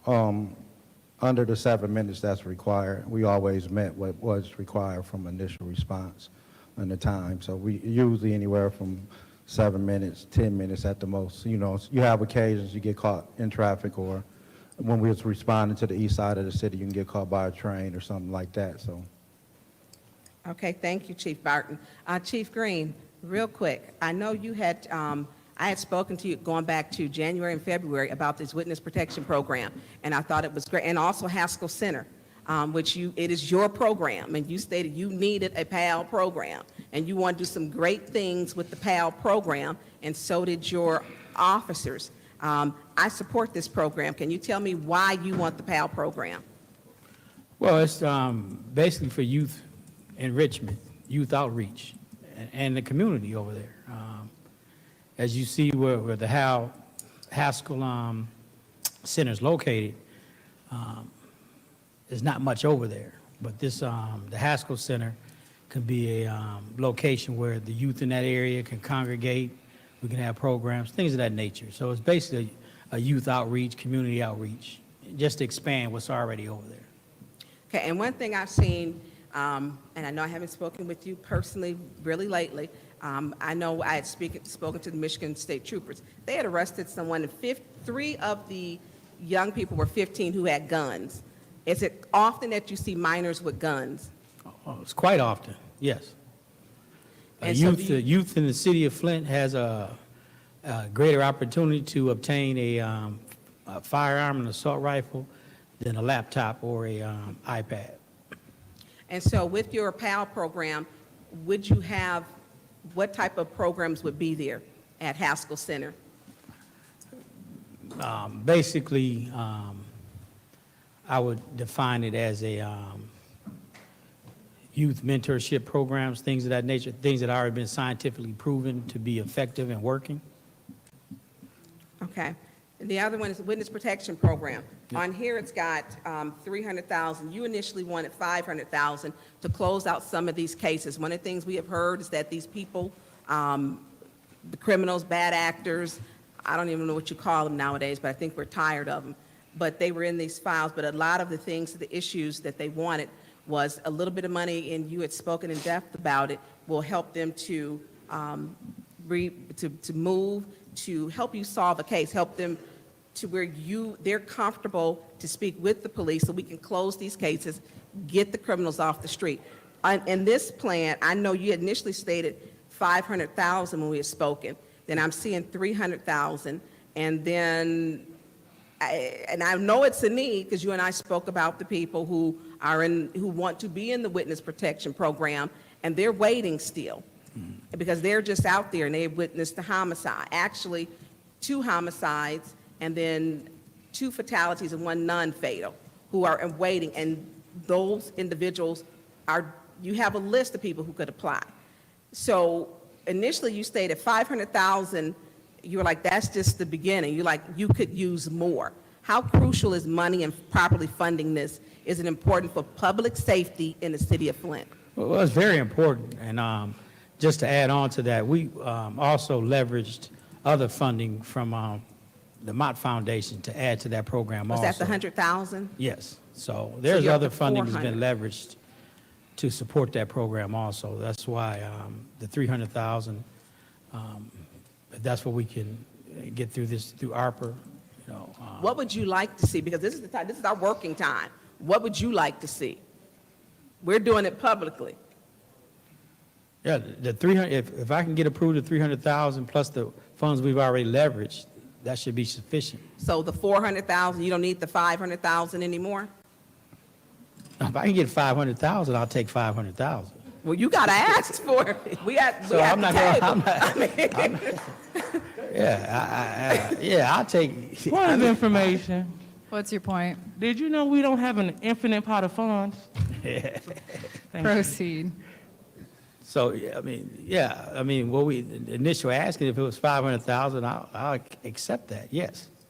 Okay, because I want to make sure it's properly funded, because what we find out is a lot of these people, they won't speak up, and they're scared, and they don't have the money to do a move, which may cost them $1,800 or $3,500 expenses until the cases come up to where they'll have to be housed in a motel and they will need food. And a lot of times they're able just to grab a bag or overnight clothing to where they can't even, take what they need, like the people who,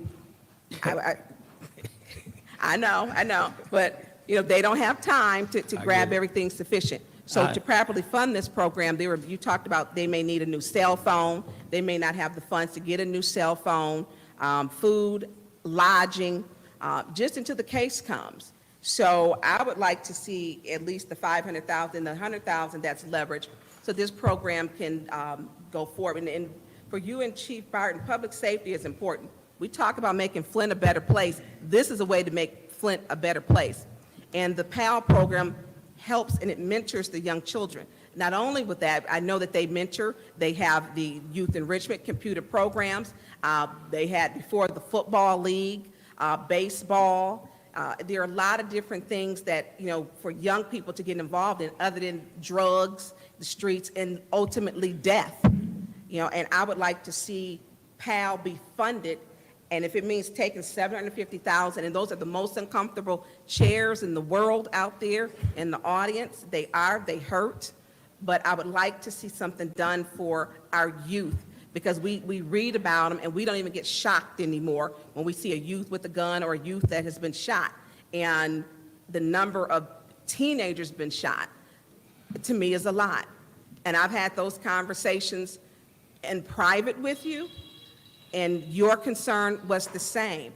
People may think we don't get along, but I think we get along for public safety. We're always in agreement with what should be done to save our youth and save our community. So I would like to see, and I'm gonna wrap up, Madam Chair, that your program is properly funded along with Chief Barton, because public safety is something we all should be concerned about.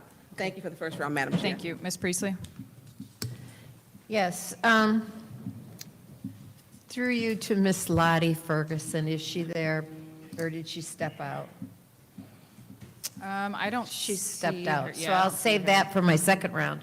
However, I want to make it clear that we considered all kinds of issues and leveraging funds.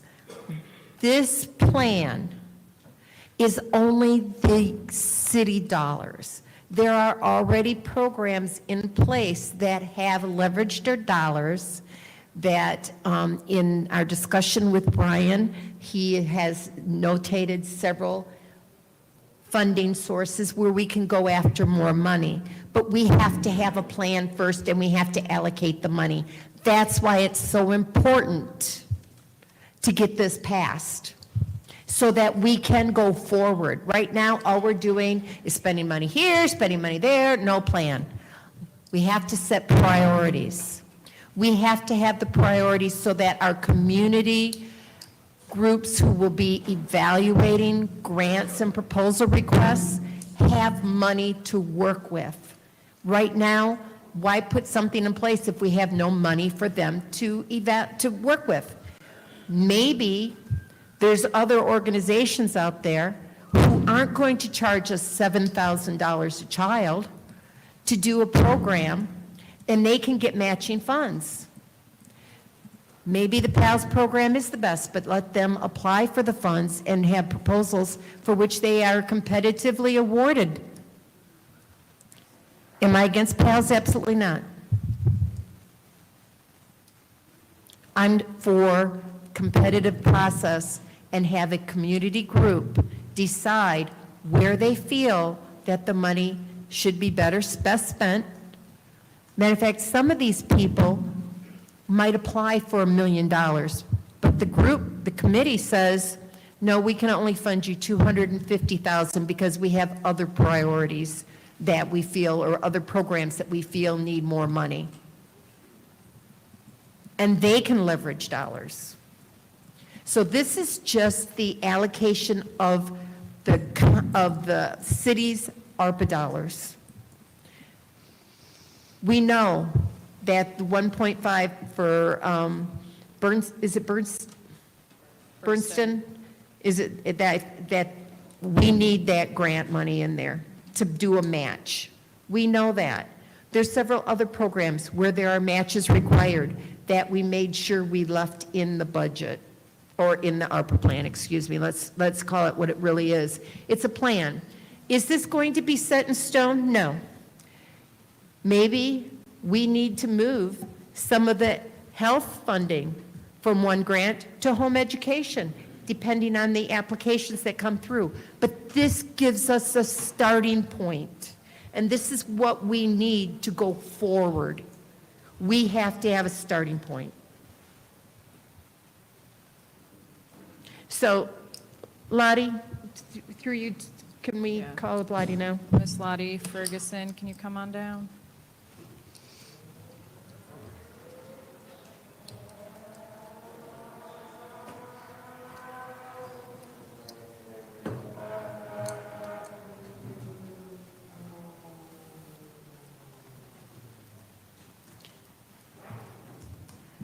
Could you please explain to the council the process of what's going to happen once the applications are available, the real binding applications for these funding? Point of order, point of information. What's your point?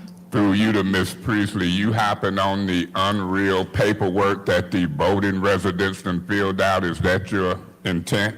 All right, proceed, Ms. Priestley. So your question is, what will happen for whom in particular? Anybody who applies for the funding, home repairs,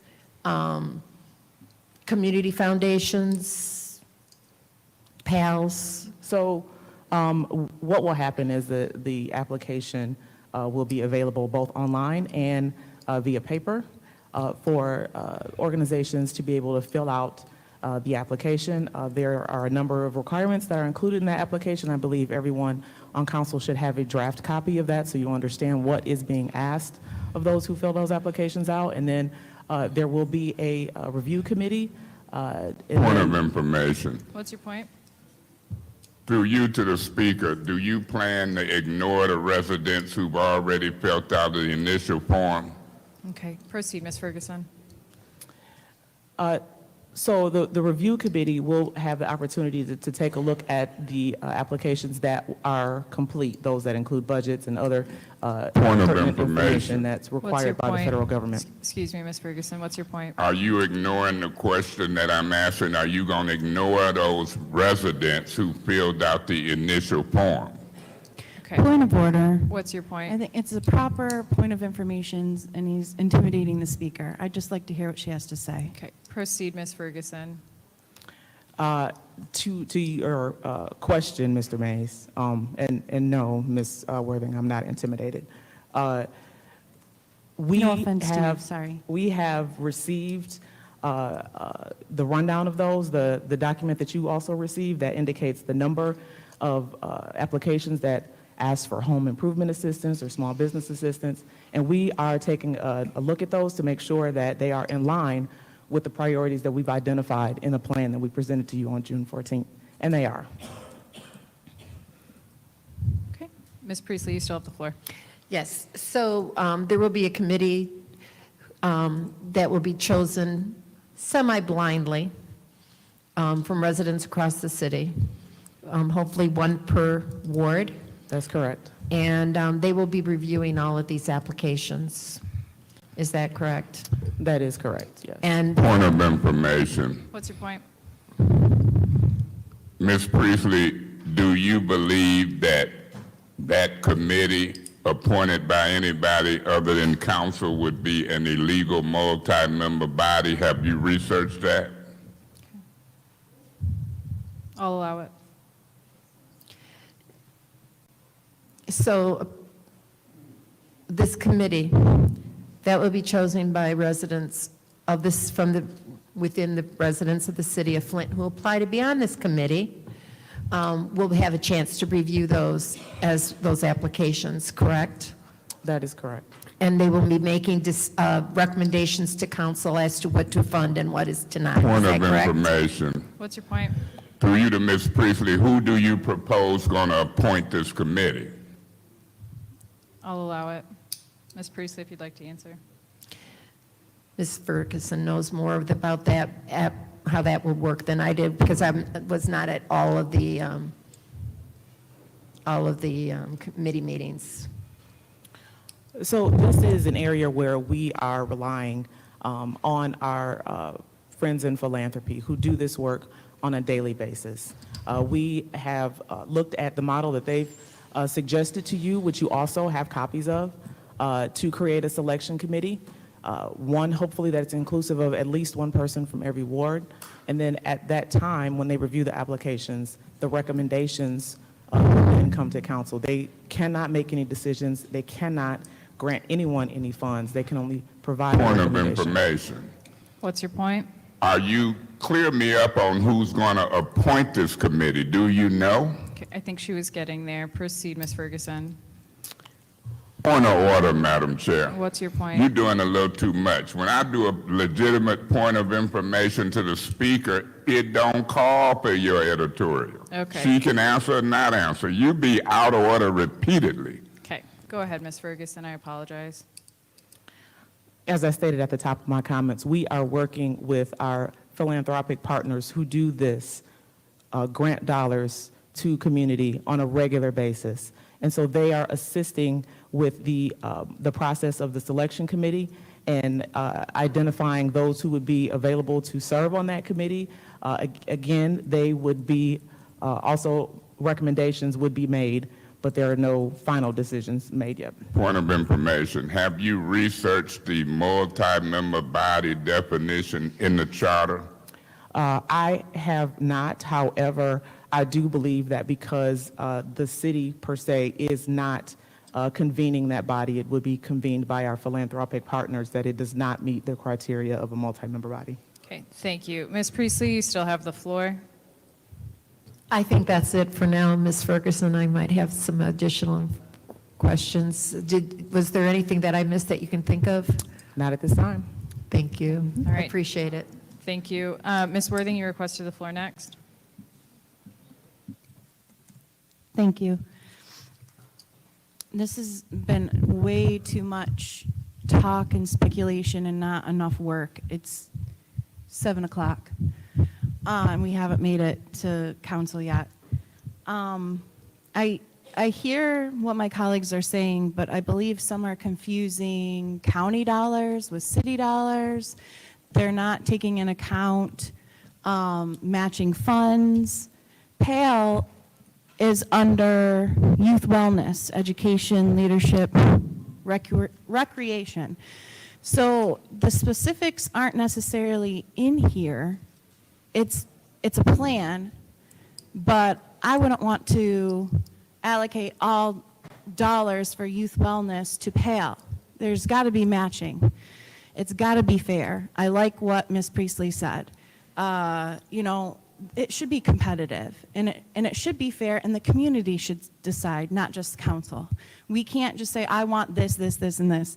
We need to leave it up to the citizens. It's for the citizens. So I like this plan as it is. I am for it. I am for improving the chambers, not for me, but those seats are the worst. And they're sitting in them right now.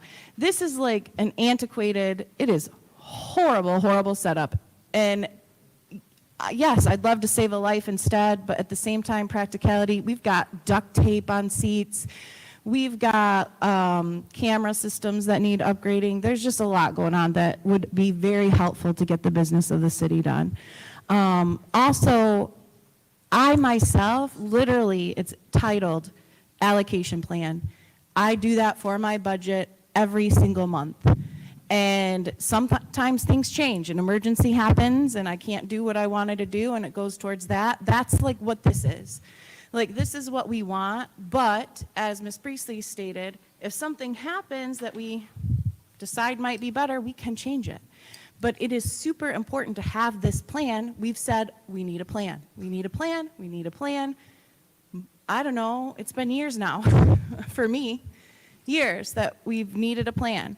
Without a plan, it's just we're spending money here and there without a clear focus, and then we end up spending it all before we put it, again, towards where it needs to be the most. So I'm going to vote yes for this plan when it finally makes it to council, and I really hope that my colleagues will take a look at this as this is the council's job. It's our job to get this done, to have a plan, to work with the mayor, and we can't all do it at the same time. There had to be a committee. I'm thankful to the committee of Ms. Priestley and Ms. Lewis who worked on this and then brought it forward to us. And we've had a ton of time to make changes, to ask questions. If we haven't done that, instead we've just used political points or, you know, said we want this or just, then that's council. That's on council, not on Ms. Lewis and Ms. Priestley. And honestly, I think it's been real sad, the treatment they've gotten for what they've done. So personally, thank you. Seriously. It's not about politics or who was on the committee. They got the work done. I'm thankful, and I'm just ready to vote. Thank you.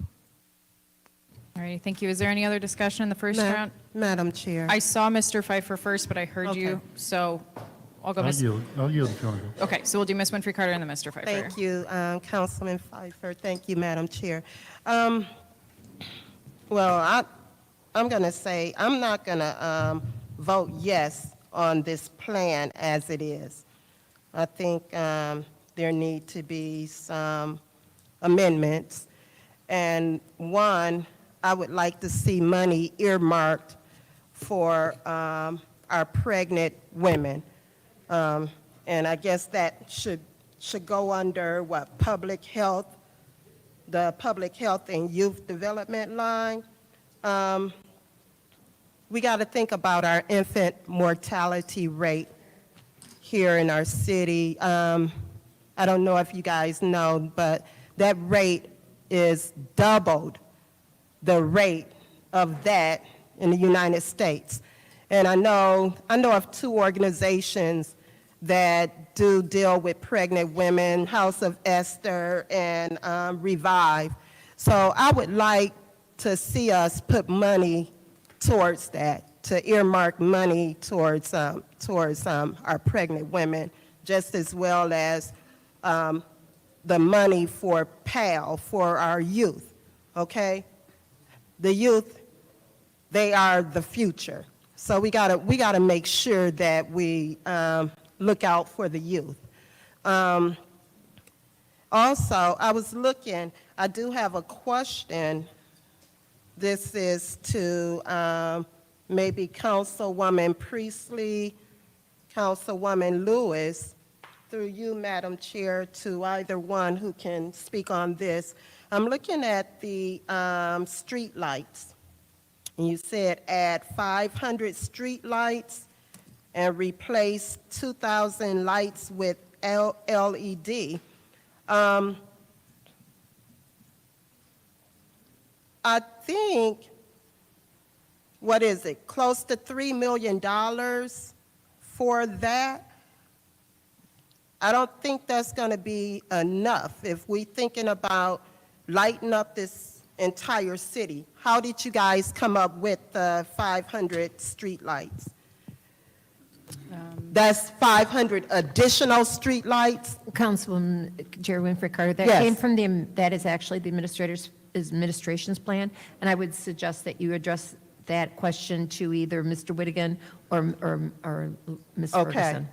Okay. Mr. Whittigan, Mr. Edwards, who can answer this?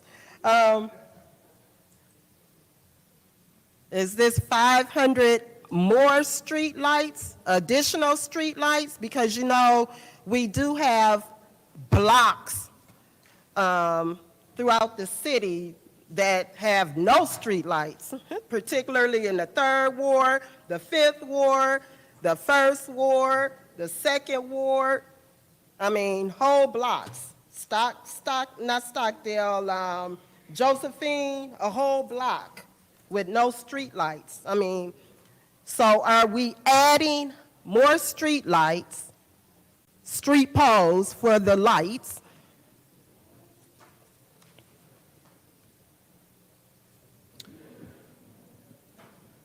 So this is upgrades, sorry, it's really tiny font here. So this is to upgrade streetlights to improve safety, upgrades for 2,200 lights that wasn't completed as part of the Flint Sprint plan, if that rings a bell. Okay. And then 500 new lights to generate savings from switching over to LED versus what we're using, so that will generate cost savings. And then also looking at the use of streetlights in certain areas to help increase lighting for safety. So it's kind of a Okay. multifaceted program. So Suggestion. we're talking about street lights on these blocks that do not have street lights. Yes, like high Okay, crime. and this can help with the illegal dumping, because Yes. I'm seeing where people are dumping at nighttime because of no street lights, so they go in certain areas and dump. You're So, correct, absolutely right. okay, do you think 500 is enough? Because this whole city, we have blocks. Fourth Ward has streets whereas there are blocks of no street lights. I agree. We could definitely use more streetlights. It's just a matter of, how much funding we have available and all the requests that we have come in. Okay. And then the purchase of 20 cameras. What kind of cameras under public safety? So if Chief's here, he's the best answer. But from my understanding and talking to the police department when we went through this is to increase the cameras that we have throughout the city already.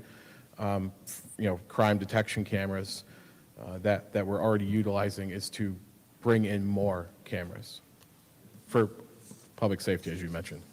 But I would think that we need more than 20.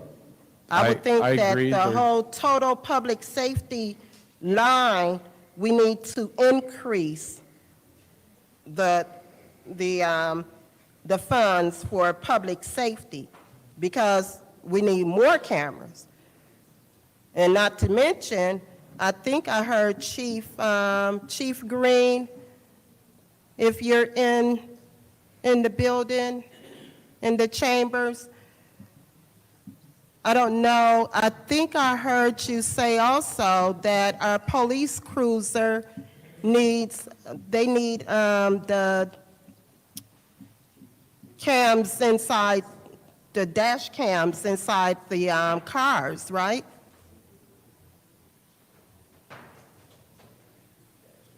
While I'm talking about cameras. Our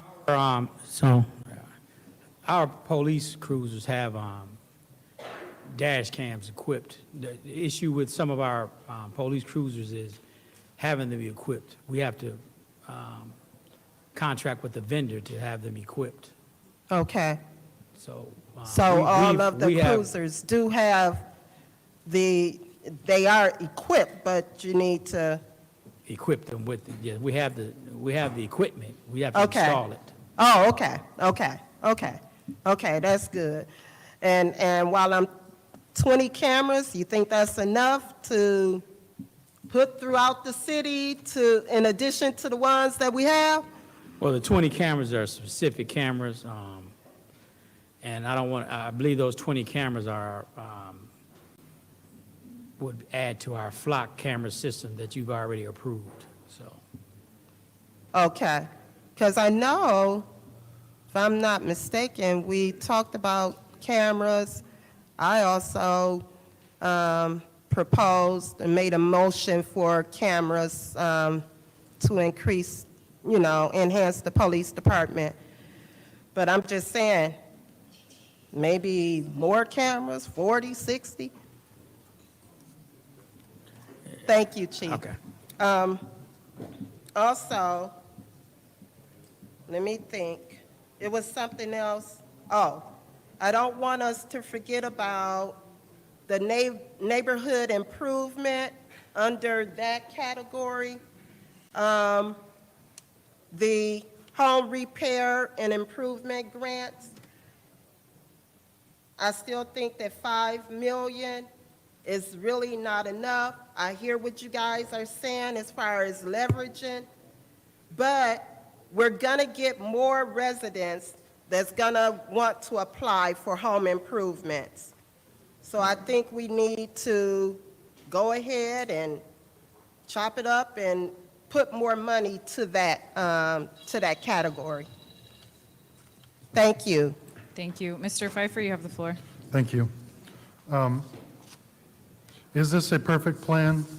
No. Is there a perfect plan out there? Probably not. You're always going to have different opinions. I do support this as a base starting point that we can change over time. There's things on here that I don't agree with, but like I said, it's a good starting point. Do I support PAL? Yes. Do I support the mayor's plan for PAL? No. I believe it was a pilot program for 500 kids, and they were going to allocate roughly $7,000 per child. I think that we can reallocate and make a better plan to help 500 children easily and not have to spend $7,000 per child. The Oak Business Center, while it's on here now, and there's $875,000 allocated to it, when that comes to resolution form, I want to know what we're going to do to populate and to make sure it is a working facility. I know that Dewan works out of there, and I support what he's doing, but I don't know who else is in there. So what's the plan to populate that before we put almost $1 million into that building? Sidewalks. We have a 50-50 program. Is that empty? Is that, do we still have funding in there? If we still have funding in there, then do we need $2 million in that? That's another thing. The streetlights, I know Winfrey Carter, you brought them up. I know we do a streetlight assessment. Where is that at? Do we have any extra funds for that? I'm pretty sure a former city council person got $1 million grant for streetlights, and that money disappeared. So I'd like to know a little bit more about where the streetlight for the taxes that we pay and whether or not we have money in there to do it. Like Councilman Murphy said regarding Burston, that's an amazing plan for Burston, and I don't see any funding in for that. But this is a good starting point, and let's get off the ground. Let's make amendments. Let's see what leveraging dollars are out there for this program, and that's how, once we find more leveraging dollars, we can probably take some out and reallocate them to the other categories in need. Like I'd like to see what the program is for loans to businesses. I believe the pastor said that they've already given out a lot of money to businesses. That's true. So what are we going to duplicate efforts? Same with home improvement. I know that home improvement, there's programs through MISTA and HOPE, the HOPE program through MISTA. Are we duplicating any of those efforts?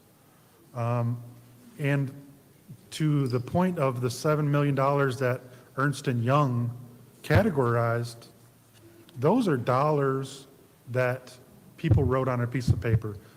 They didn't go to the extent that Mr. Dumas did and actually got quotes. So did somebody put $30,000 for a roof and then that got allocated in? So is that $7 million true number? I don't know. Or that $7 million. So I think there's a lot of wiggle room in a lot of different categories, but this gets us moving in the right direction. So, Madam Chair, I'll yield back, and I will be supporting this, and I look forward to seeing all of these in resolution form so that we can dissect them further and figure out exactly what the true final plan is, because I believe that this is 10 modifications from being final, at least. So let's move forward and let's get this approved. Thank you. Thank you. Thank you. Is there anybody else in the first round of discussion? Madam Chair. Go ahead, Dr. Lewis. Thank you. So I just want everyone to know that, we spent some late nights getting this together, so we did not take this lightly. We did not just pull figures out of the air. We spoke to department heads. We spoke to people. We looked at data. We also went and we looked at other people's ARPA plans to see how other people are spending their money, municipalities with similar situations to the city of Flint. So we did that work. We didn't just talk about it, we did it. And so instead of bringing applications to council, we asked Ernest Young, go through the application and see what the trend is. See what people are saying that they wanted. And just like we anticipated, that specific batch, when you're doing surveys, you can't let 300 people speak for 81,000. So let's be clear. So the batch that we had, they were talking about home improvement. Point of information. What's your point? You think 2 people should speak for 80,000? Okay, You and Priestley? proceed, Dr. Lewis. Thank you, Madam Chair, but I just would like to just say that for the record, that wasn't a proper use of a privileged motion. So that was another time that he did that, to take the floor. All right, so then I want to also stress that it's not our job to do the work of our leadership. The job of council, we're to pass money, look at money, research money, and as far as the city finances. I'm not here to do Chief Green's job and tell him how many cameras we need, because clearly he's the chief and he's done that research. If not, he shouldn't be the chief. And then same with the fire department. I'm not going to tell Chief Barton what to do. I'm going to get his suggestions. So we all need to realize that this is not an infinite pool of money. We are counting on other government and philanthropy to help us leverage the funds. And when we say leverage, we mean stretch the dollars. Stretch the dollars. If I had $2, Council Murphy got $2, then we have $4. They're just adding to the pot. And so we just can't pull money out of the air. I wish we can put $1 trillion in home repair and you get a new house or you get a new house, but we can't. So with that being said, our fire chief and our deputy fire chief, they are master grant writers, and they can help us with the leveraging. We are allocating $1 million to the fire department. They are allocating money to erect training for firefighters and EMTs. You know, we don't have the personnel to handle new ambulance rigs. That way, we can have money to put the people in the ambulances that we get in the future. So through you, Madam Chair, to Chief Barton. Chief, please come up. Oh, yeah.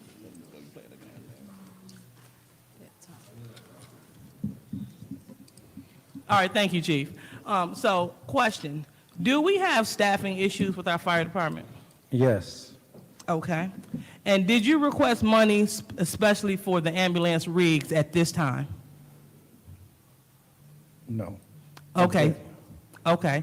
And then my last question is, do you have enough personnel to man ambulance rigs at this time? No. Okay, thank you, Chief. That's all I wanted to say. Would you like to add anything to the questions, or you have anything to add? Oh, no, it's like I said, it's just a possible, looking at things, and I know you talked about training, trying to have an avenue, and like you say, reaching out to Mott or somebody, to have an avenue to train the people. We have staff that can train people and get EMT, so it's something in consideration of trying to train people and have an introduction like other departments do around the country, where they bring people in, they train them in EMT, bring them in, you get the chance to monitor them, see how they work, and most people, ultimate goal is to become firefighter. So you bring them in, and then you have a pool of people, the people do good, then you're trying to filter them into the fire, but it's just finding an avenue. We are the only career department in Genesee County, so everybody else can go volunteer. Point of information. What does that mean when you say we're the only career department? We're the only career department where we staff our stations 24 hours, 7 days a week. The other counties have volunteers, and they get paid by runs. They go on runs. Most departments, they have a different percentage of runs, but all the departments require that their firefighters, when they come in, they have to meet a certain percentage of the run. Some of them is only 50% of the runs throughout the year. We have the station staff 7 days a week for 24 hours.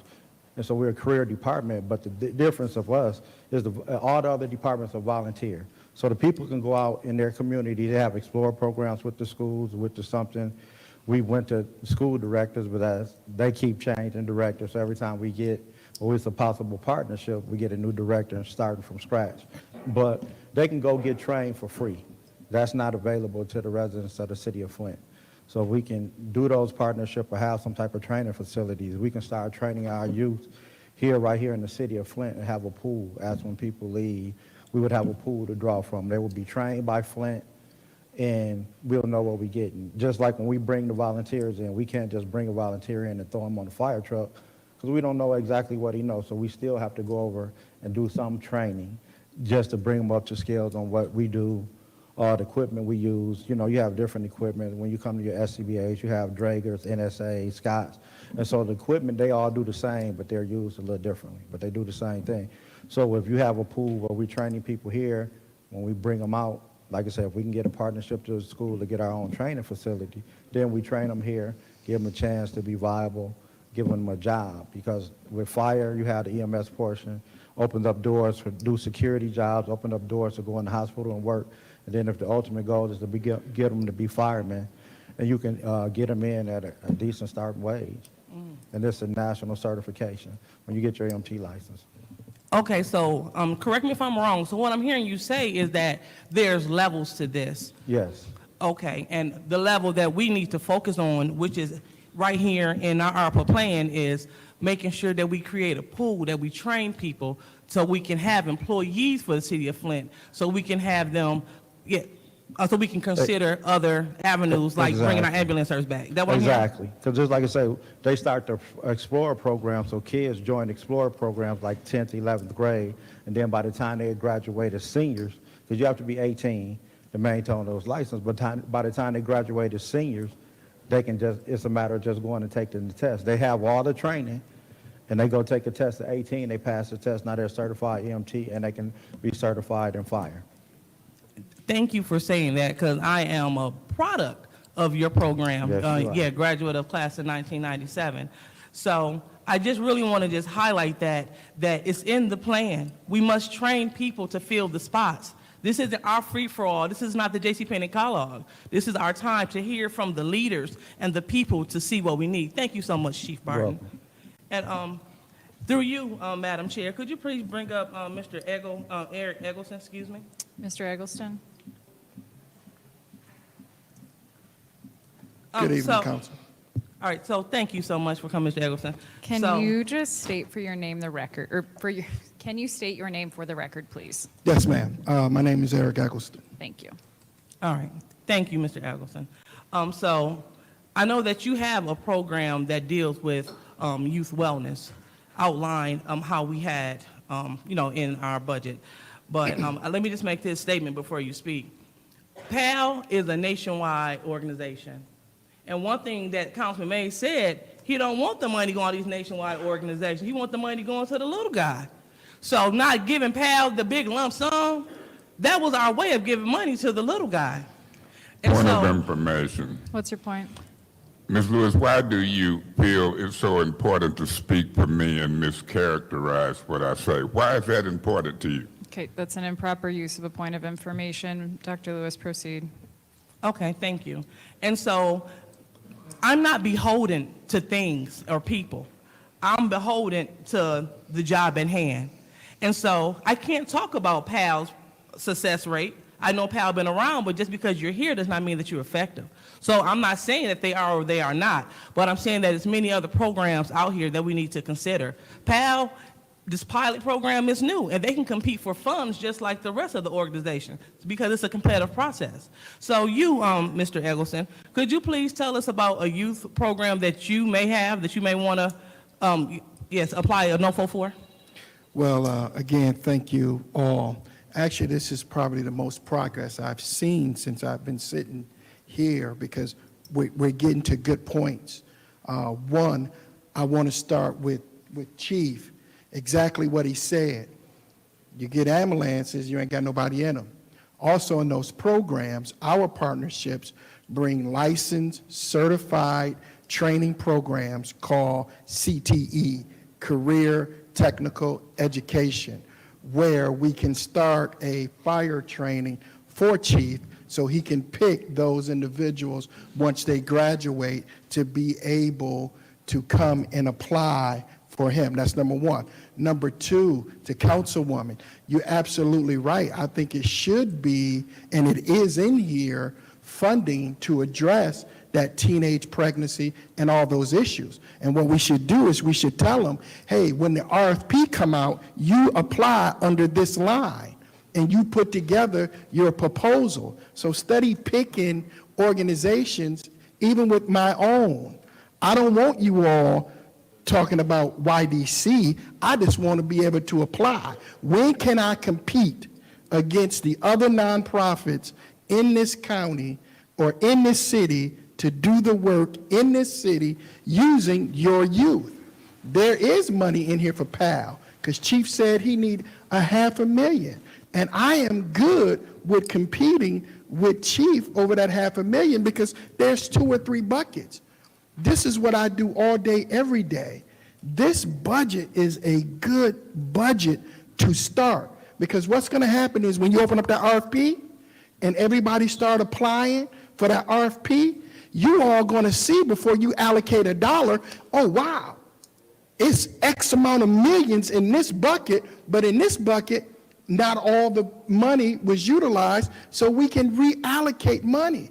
Allow the people, allow us to get into the game, into the process, so we can apply. What's your point? Have you been successful doing that in your town, Saginaw?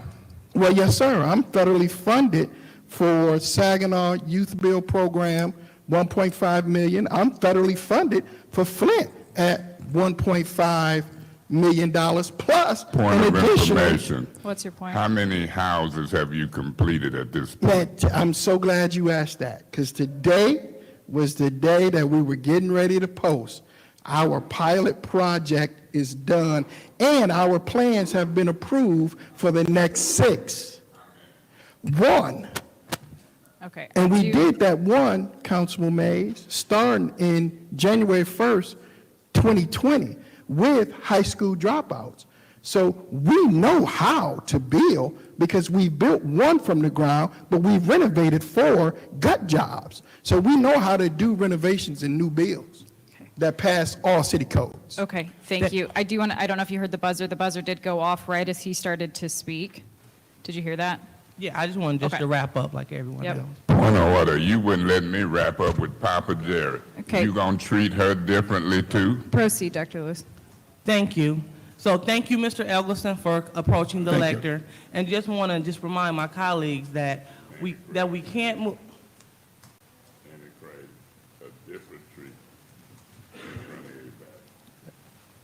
Thank you. So I just want to remind my colleagues that we cannot move forward without a plan. In order for us to get the NOFOs, request for proposals out to the community, we must pass an initial budget. Okay, Thank thank you. you. Thank Thank you. Thank you, Mr. Eggleston. So I believe that I'll speak, and then we'll close out the first round. Madam Chair. I will speak, and then we will close out the first round and go into the second round. One of the things that I keep hearing in this theme that I'm really glad that we're all talking about is the fact that this is the initial allocation. And just as a refresher, we did vote, 3-4 months ago, that any ARPA spending does have to be approved by this body. So while this is an initial allocation plan, we do have that power to change it as we see fit, as needs arise, because we don't know what the city's going to look like next year. We don't know, maybe there's going to be some grant that we don't know about where we don't have to cover the homelessness portion of this plan because there's federal funding that magically appears. I don't know, I'm being optimistic. So I think that it's important that we think through this too, as this is going to be an ongoing process. This isn't going to be a one-time we're touching this and it's done. I think it's a really great baseline. I think that this encompasses a lot of the things that we have heard. One of the things that I am particularly excited to hear more about and to see come to fruition is the water affordability project, and the fact that a number of community organizations have been requesting that for quite some time now. And it's finally there. It's finally there where we're able to have that long-term policy to be able to support affordable water rates. Because yeah, we all had that $300 water credit, which is great. But with this water affordability project, we're able to actually sustain the bills for families who are struggling to make ends meet when months come and you don't know how you're going to pay your bills, because we know that water is a human right, and being able to support that as a city, I think, is incredibly progressive and incredibly exciting. So I am very, very excited about that. I'm excited to see the projects that come in, especially regarding healthcare access and housing and youth development. I'm very, very excited about that. So that's going to take us to our second round of discussion. Madam Chair. I heard Ms. Burns request the floor, and then Mr. Mays. Okay, Mr. Mays and then Ms. Okay. Burns. Let me say this. I want the public to hear me. What y'all been witnessing is a game. It's a game. This is October the what, Ms. Burns? This is about the 24th. This is October the 24th. This is a desperate attempt with Mr. Neely and some of his folks to try to make some headlines to get some votes in a week or two. That's all it is. All of a sudden, $60 million gonna be allocated.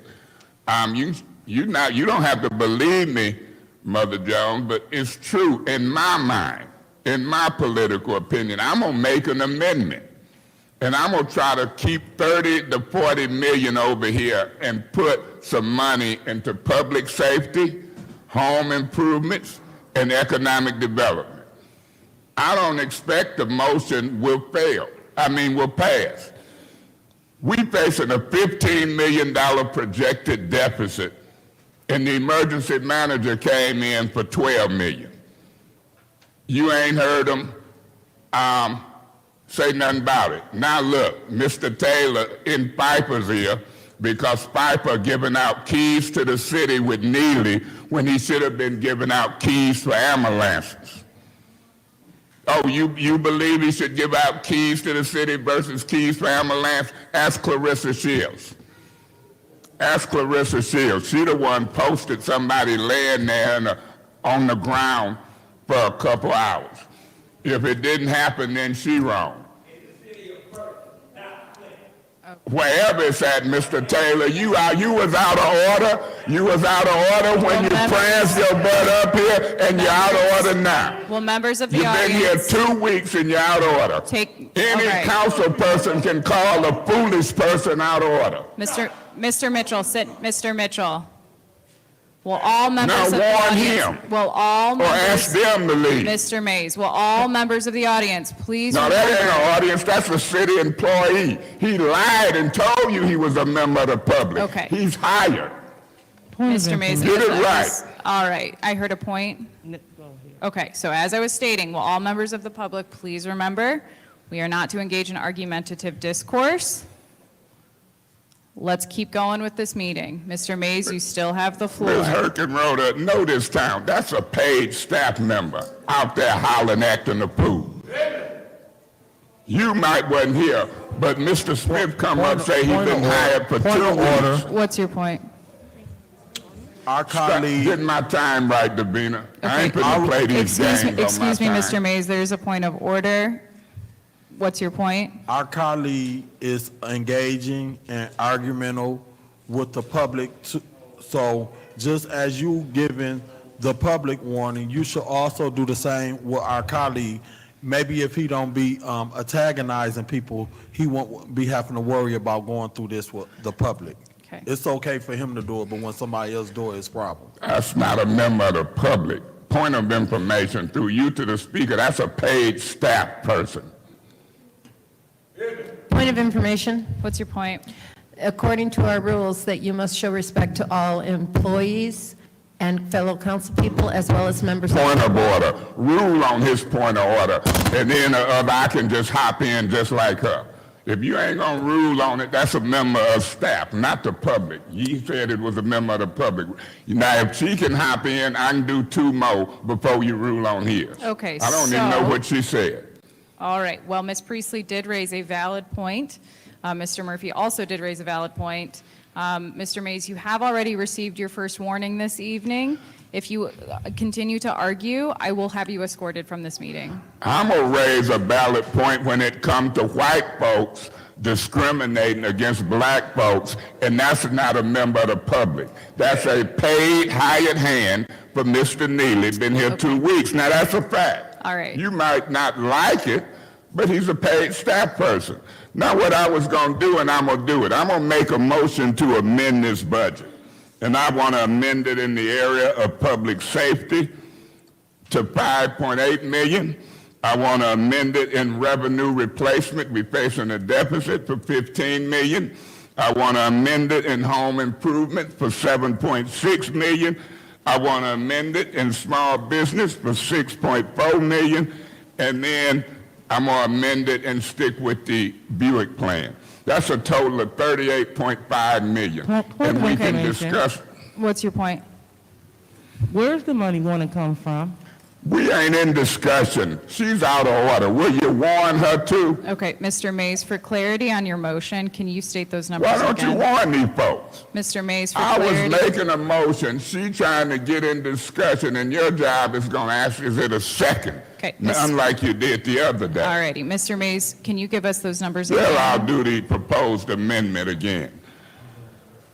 Everybody talking, and I'm going to amend. That's action. 5.8 million in the area of public safety.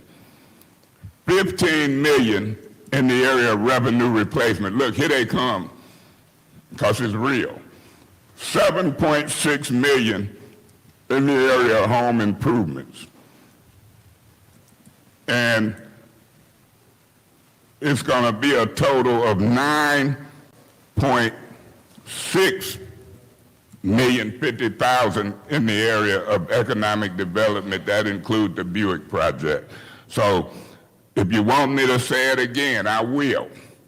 But that's the motion, and your job is to ask is it a second on the amended budgetary motion. All righty. Okay, so there's a motion on the floor to amend the budget for clarity, Mr. Mays, are you asking to add 5.8 million? I'm going to clarify it again. And if you listen, you'll catch it. 5.8 million in the area of public safety. Mr. Mays, yes, I understand the numbers. My question May to I you, finish? Mr. Mays, I understand the numbers. My question Answer to it in you, a second, and we can go into discussion, and you Mr. can get Mays, all that cleared up. Your I'm trying job to is to get answer it in clarity. a second. My job is to make sure that we are running a well-ordered meeting and making sure that we have If clarity you on can't motions. repeat it, ask the clerk to repeat it. Mr. I've said it Mays. 3 times. Are you asking to add 5.8 million to Point of public order. safety? You can't say my motion.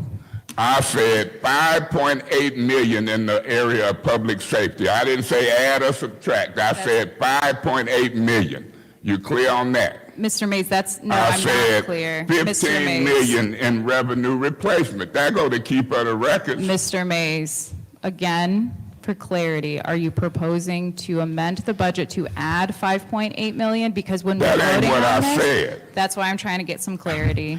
We can clear that up in discussion. I'm going to make my motion again. The keeper of the records got it. Mr. 5.8 million in the area of public safety. 15 million in revenue replacement. 7.6 million in the area of home improvements.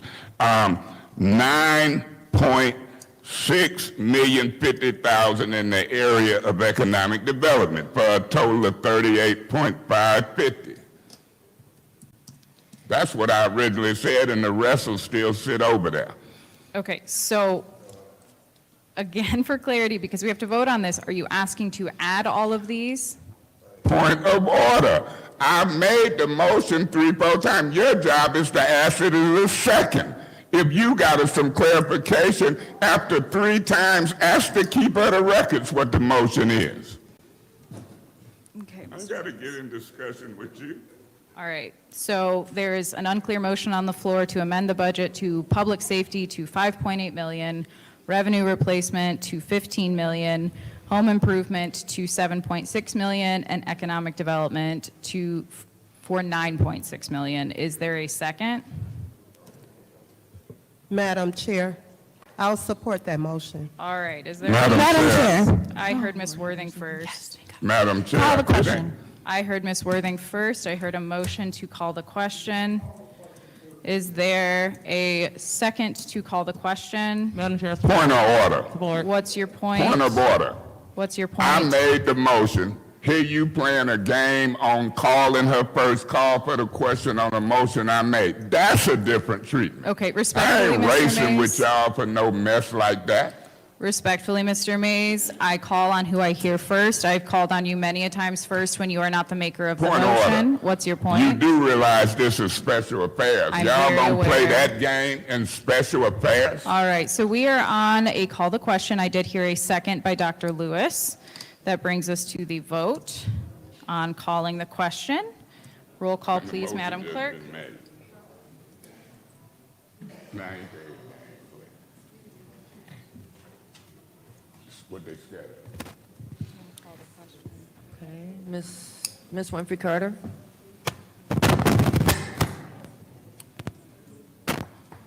Ms. Winfrey Carter? No. Ms. Burns? No. Ms. Herkenroder? Yes. Mr. Pfeiffer? Yes.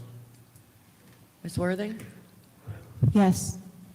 Mr. Mays? No. Ms. Lewis? Yes. Mr. Murphy? Yes.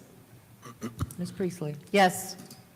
Vote is 6 yes, 3 no. All right, 6 yes, 3 no, that passes. So we will now vote on the motion to amend the budget to public safety for 5.8 million. Point of order. Excuse me, yes. Let the record show this is the first motion y'all done discriminated with no discussion. It'll be back in your Alrighty, face. That's so- my point of order. Okay, that's an improper point of order. As I was stating, a motion to amend the budget to public safety to 5.8 million, revenue replacement for 15 million, home improvement for 7.6, and economic development for That's 9.6 million. That is what we are voting on. Roll call, please, Madam Clerk. Ms. Burns? I'm sorry. This is on the amendment that Mr. Mays made to the resolution. Oh, to amend for the 5.815. Yes. Ms. Herkenroder? No. Mr. Pfeiffer? No. Ms. Worthing? No. Mr. Mays? I abstain for the reason that it's very discriminatory not to have discussion on a motion.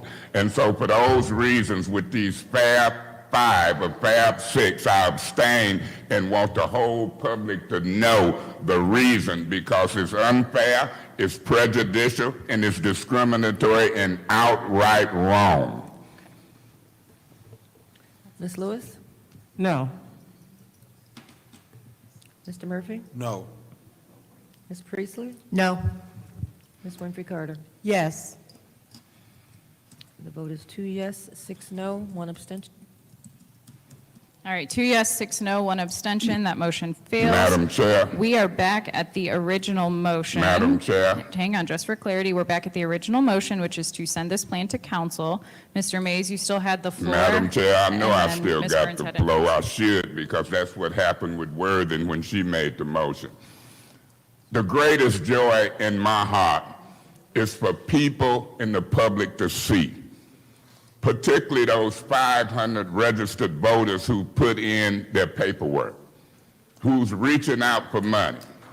It's very important for me to demonstrate to the voters and to the residents what folks is doing down here. And I do, Miss Mother Jones, want people to see who it is. Liddell Lewis, Quincy Murphy, Eva Worthing, Herkenroder, Priestley, and Pfeiffer. When in America are we blocked from discussing amendments? Pastor Monica, you even spoke about amendments. It's recorded. But they don't want to discuss amendments. You got one on a commercial. You got the city attorney, Mr. Taylor, and Whittigan and them struggling to keep their jobs.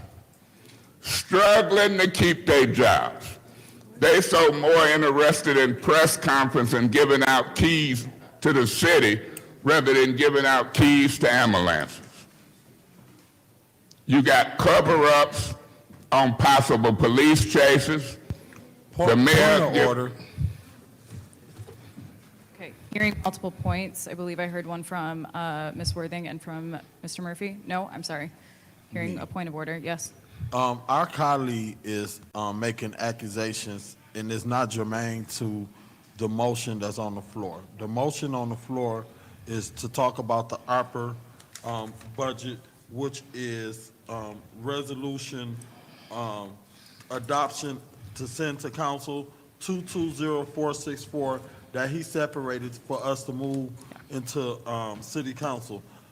Far as a police chase, that don't have nothing to do with the ARPA dollars and who own a commercial or anything. He's out of order. Yeah, point well taken. Mr. Mays, you have been asked multiple times to stay germane. I have issued you your first warning already. I am asking you to leave this meeting. Let me say this, Ms. Herkenroder.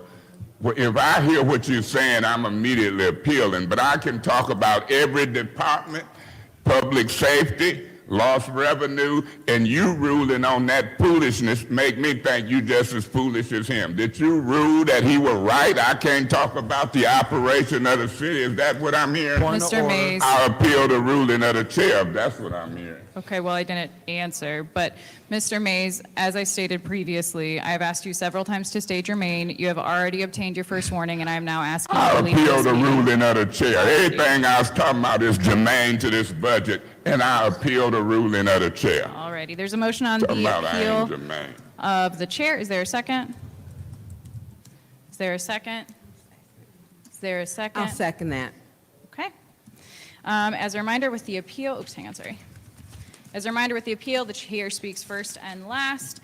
As I've stated already on this record, I've asked Mr. Mays several times to stay germane to the topic. That has not yet happened. We are trying to make sure that we move forward with this meeting. I stand by my decision. Is there any other discussion? Yeah, on Madam this appeal? Chair. Go ahead, Mr. Mays. I'm taking this racist, discriminatory treatment to the public. That's all I can do. You take this racist, discriminatory treatment to the public. I can talk about public safety as it relates to the ARPA funds. I can talk about ambulances, and I can talk about y'all 6 votes blocking discussion. It's relevant. It's germane. This is getting to be a little much. When the public see it, that's where it's at now. It ain't on this council. Kate Fields learned about it. Maurice Davis learned about it, and hopefully you'll learn about it. I'm going to highlight these 5 or 6, make a motion to amend the ARPA budget. They racing. Ms. Worthing, worst attendance record. Call for the question, let's not discuss it. All of them voted for no discussion on these millions of dollars. But yet they say this is just a blueprint. Now, it ain't just a blueprint. And the Community Foundation and Phil Schultz and them ain't gonna allocate this one. It's illegal. Just like the Citywide Advisory Committee. You illegal, Ms. Herkenroder. Repeatedly, you've demonstrated in this meeting, they point order, point information. Well, take them, point order, point. But when it's me, you're out of order. This is your first warning. Clearly, I want the voters from the 5th ward to the 2nd ward to the 3rd ward to see it. I want folk to turn out in large numbers and fix this mess that's going on down here. Clear some folks out. This is just obvious to see. Obvious. And Mr. Murphy ought to be ashamed of himself. Liddell Lewis, Piper, Worthing. I wouldn't been more roll with Worthing. That'd be the last council person I'd roll with. Priestley, executive board of the Genesee County Republican Party, she sits, and we're in a black Democratic stronghold. Piper ain't denied his affiliation. I want the public to see it. I wouldn't care if you warned me, put me out, arrested me. Guess what? I want to highlight you. I be looking at y'all. When y'all be lying and scheming, you turn blood red. It's easy to see. You laugh, you red now. You ain't fooling me. Oh yeah, you red. You can't hide it. the guide will shine a light on you. If you look at this tape, you done had point orders, point information. Guess how many people been warned? Me. Me. In the 5 or 6 of them, I done weathered the storm before, thanks to grace and mercy from God. And folk gone. Kate Fields, Maurice, Juan Tuez, and a bunch more. I don't care who you is. I got my ankle gripped. Ed Taylor hollering out. They think it's funny. Now they clapping. I wouldn't even let nobody use me like that, Monty, if I were you. For 3 few pieces of silver and gold. I pray and hope that your stint be 2 weeks long. I'll be voting no on you, Ms. Herkenroder, and I'm gonna ask to be excused. I don't care how many of them vote with you. You're discriminatory. If you ain't racist, you're borderline. If you ain't racist, you borderline. I ain't biting my tongue. I'm looking at you. Quincy, Liddell, they text me. They say, is they timing or just don't get it? Okay. I'd ask to be excused for right now because I might have been and said something to y'all that I might not regret. Okay, so again, as a reminder. Y'all Mr. is Mays- showing out. And Madam the Chair. voters, Thank the you. voters, Mr. Mays. the voters can fix it. Okay, Mr. Mays, your time is up, and as a reminder, if you leave your seat, I will not allow you back in this meeting. As I You have don't already dictate asked you to that. leave. If I ask to be excused, I can come back. Mr. Mays. The rules say that if you don't ask to be excused, you can't come back. Okay, So again. don't discriminate and change rules illegally. I appeal that ruling. Okay, so. How you gonna tell me I For can't be clarity. excused and can't come back? I appeal that ruling if that's what you want to set up there and say. For clarity, Is that what you're saying? Mr. Mays. Do we need an appeal? Will You you want to please- stick with that? Mr. Mays, I Point already. of order. Mr. Mays, Is- I have already asked you to leave this meeting once. I am asking you to leave now. Point of order, we in an appeal. Mr. Mays, I have asked you to leave once. and Y'all I am handle asking her. you to leave. If y'all don't handle these people, say it on y'all. Okay, thank you. Thank you. I believe there was another person who wanted to speak in the appeal. Go ahead, Ms. Worthing. I'm on probation waiting on trial. I'm on parole. Don't I get arrested? This Okay. is serious. Ms. Worthing, you have the floor in the appeal. We are in an appeal, yes. No, this is the first appeal. It's definitely, it amazes me that in an appeal for being unorderly and insulting other colleagues, that more of the same behavior happens. It's like, instead of saying, okay, you know, my behavior is wrong, it's like, I'm doubling down and now I'm going to call you a racist. That's horrible. I'm sorry that he said that to you. It's not right, because the racial rhetoric divides this city when we are not divided as a whole. When I go to my neighbors, we don't talk about race. We talk about what's happening in our neighborhood, black, white, whatever color we are. And it sickens me to hear this every meeting, because there are people who will believe it because they don't know us. And no one should be called a racist. No one should be called any names. We should be done with this meeting, one. And two, just the amount of insults, the constant insults, I cannot imagine how any other council person can support that, because if it were directed towards them, they wouldn't put up with it. Thank you. Oh, and I'm supporting the chair. Thank Yeah. you. Is there any other Yes. discussion? Yes, Go ahead. thank you. First, I want to apologize to the public for what you guys have been witnessing up here today. And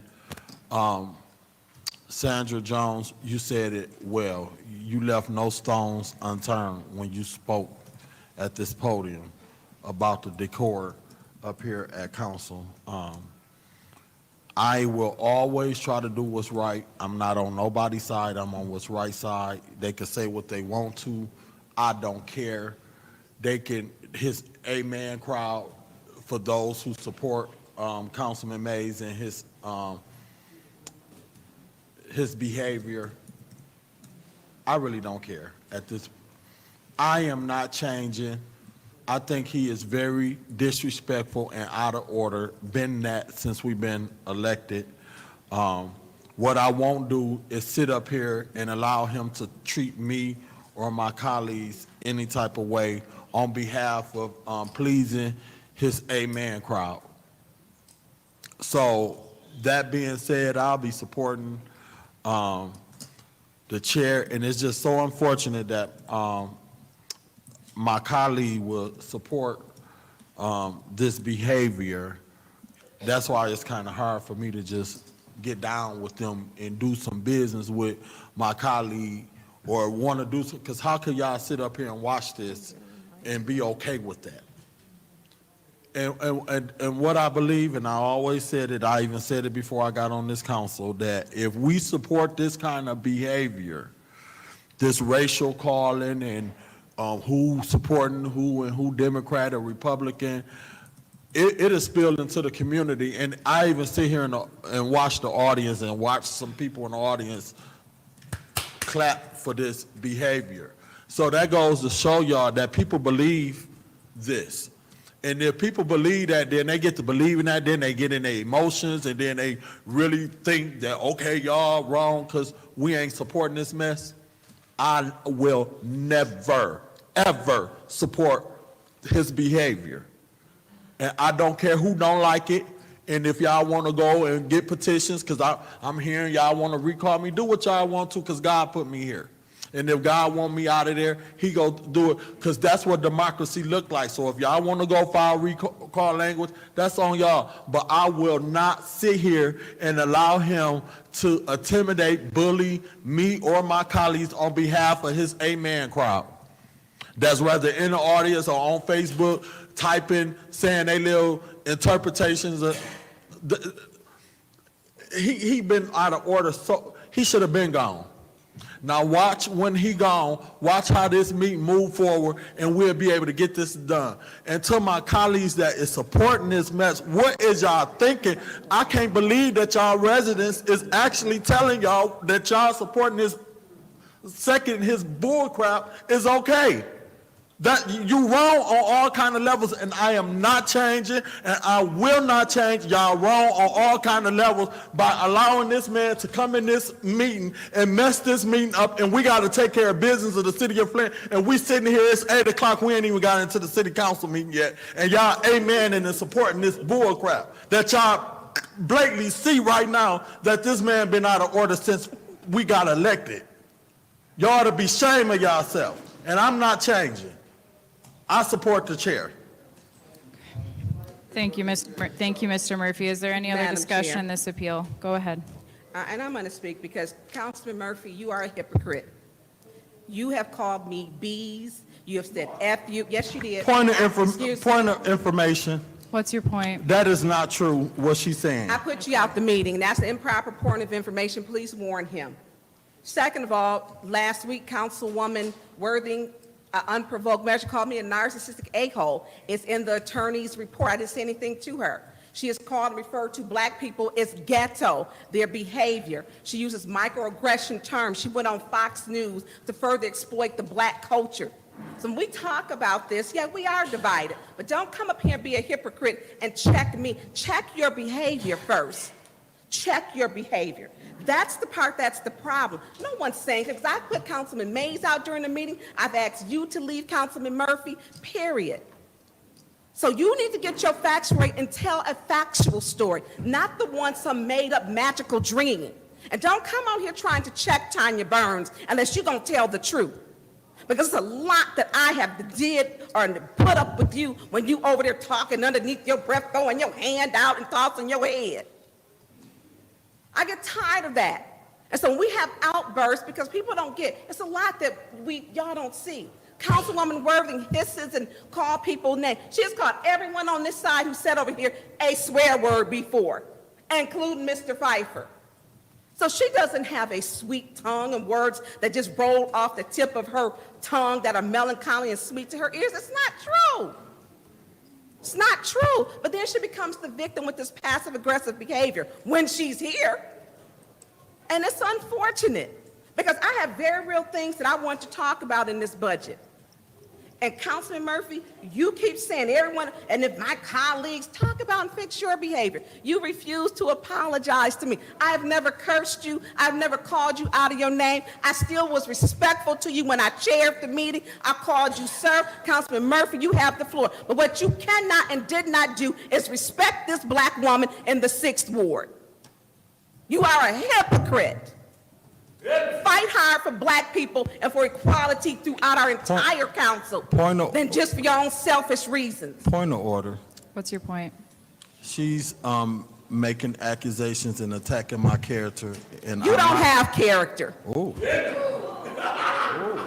Ms. Burns, I'm going to issue you a warning on that. That's fine. Okay. All right. Now, I still have my time left. Am I correct, Janelle? So I'm going to finish it. So when we ask people to do something, and people don't get how many times, and the attorneys have written it down who have sat to the right when I have chaired, when I have heard him talking, and they put it in their reports. And last week, Attorney Cups put it in his report what Councilwoman Worthing said about me, an unprovoked comment. And she thinks it's just okay. It's something, yeah, we do have work to do. And I'm all about, I want PAL to get passed.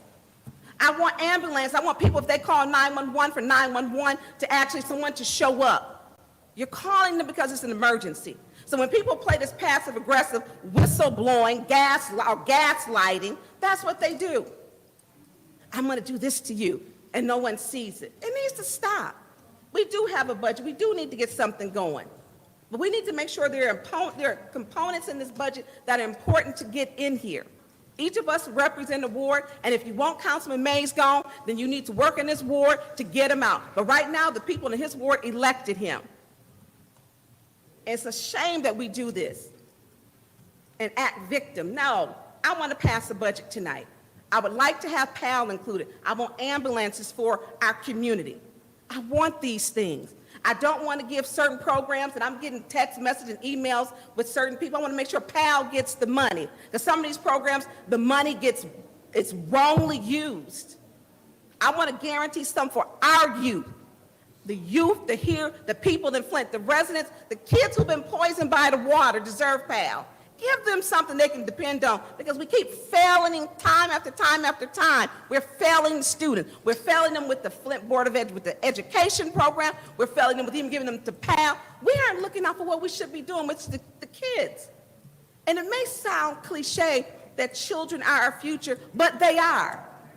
You can't teach children and then act like a child on here and calling people names and saying, I called you, but the meeting didn't start yet. You can't do that. It's a lot of things you don't see. So when colleagues have outbursts and other people say she shouldn't have done that, you don't know what a person has endured. And you can only take so much. Only take so much. So and I'm going to address this because I don't know if I hate to say the word caucusing. I have never cussed or called someone out their name. Not here, I haven't. Not ever. Excuse me, Point of information.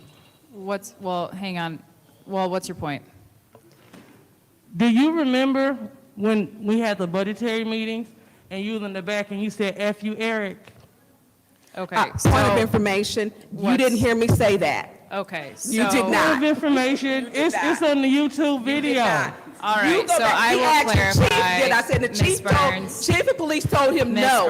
He did not hear Ms. Burns, as a reminder, we are in an appeal for Mr. Mays being removed from the meeting. Please, let's keep being productive and let's refrain from personal attacks, because that is where this is going quickly. Is there any other discussion in this appeal? Madam Chair? Yes, Dr. Lewis. Thank you. So I just wanted to highlight one of council rules, more specifically Rule 27.2. And it says, during any portion of the meeting, council members, and council members as defined are the 9 individuals sitting in the front of the room, because this is a council meeting. It says, council members may not engage in any type of argumentative discourse with members of the audience. So just for a point of clarification, we are council members on the other side of this wooden wall. Everyone on that side of the wooden wall is considered an audience member. So therefore, it says, during any portion of any meeting, council members may not engage in any type of argumentative discourse from the audience at any time for any reason. With that being said, whether you are community members, whether you are members of the press, whether you are administration, according to Rule 27.2, council may not engage in any argumentative discourse with the audience at any time for any reason. So whenever that takes place, it says that, that action must be taken. So I just wanted to clarify that because that wasn't clear earlier. At first, we were saying that somebody worked for the city, blah, blah, blah. These are according to our rules. So I just want to make sure that we're in tandem with the rules. Because the reason why we're in this appeal is because Councilman Mays has no disrespect for the rules. And our colleagues that continue to second motions and to buy into what is being said, they have a disdain for the rules.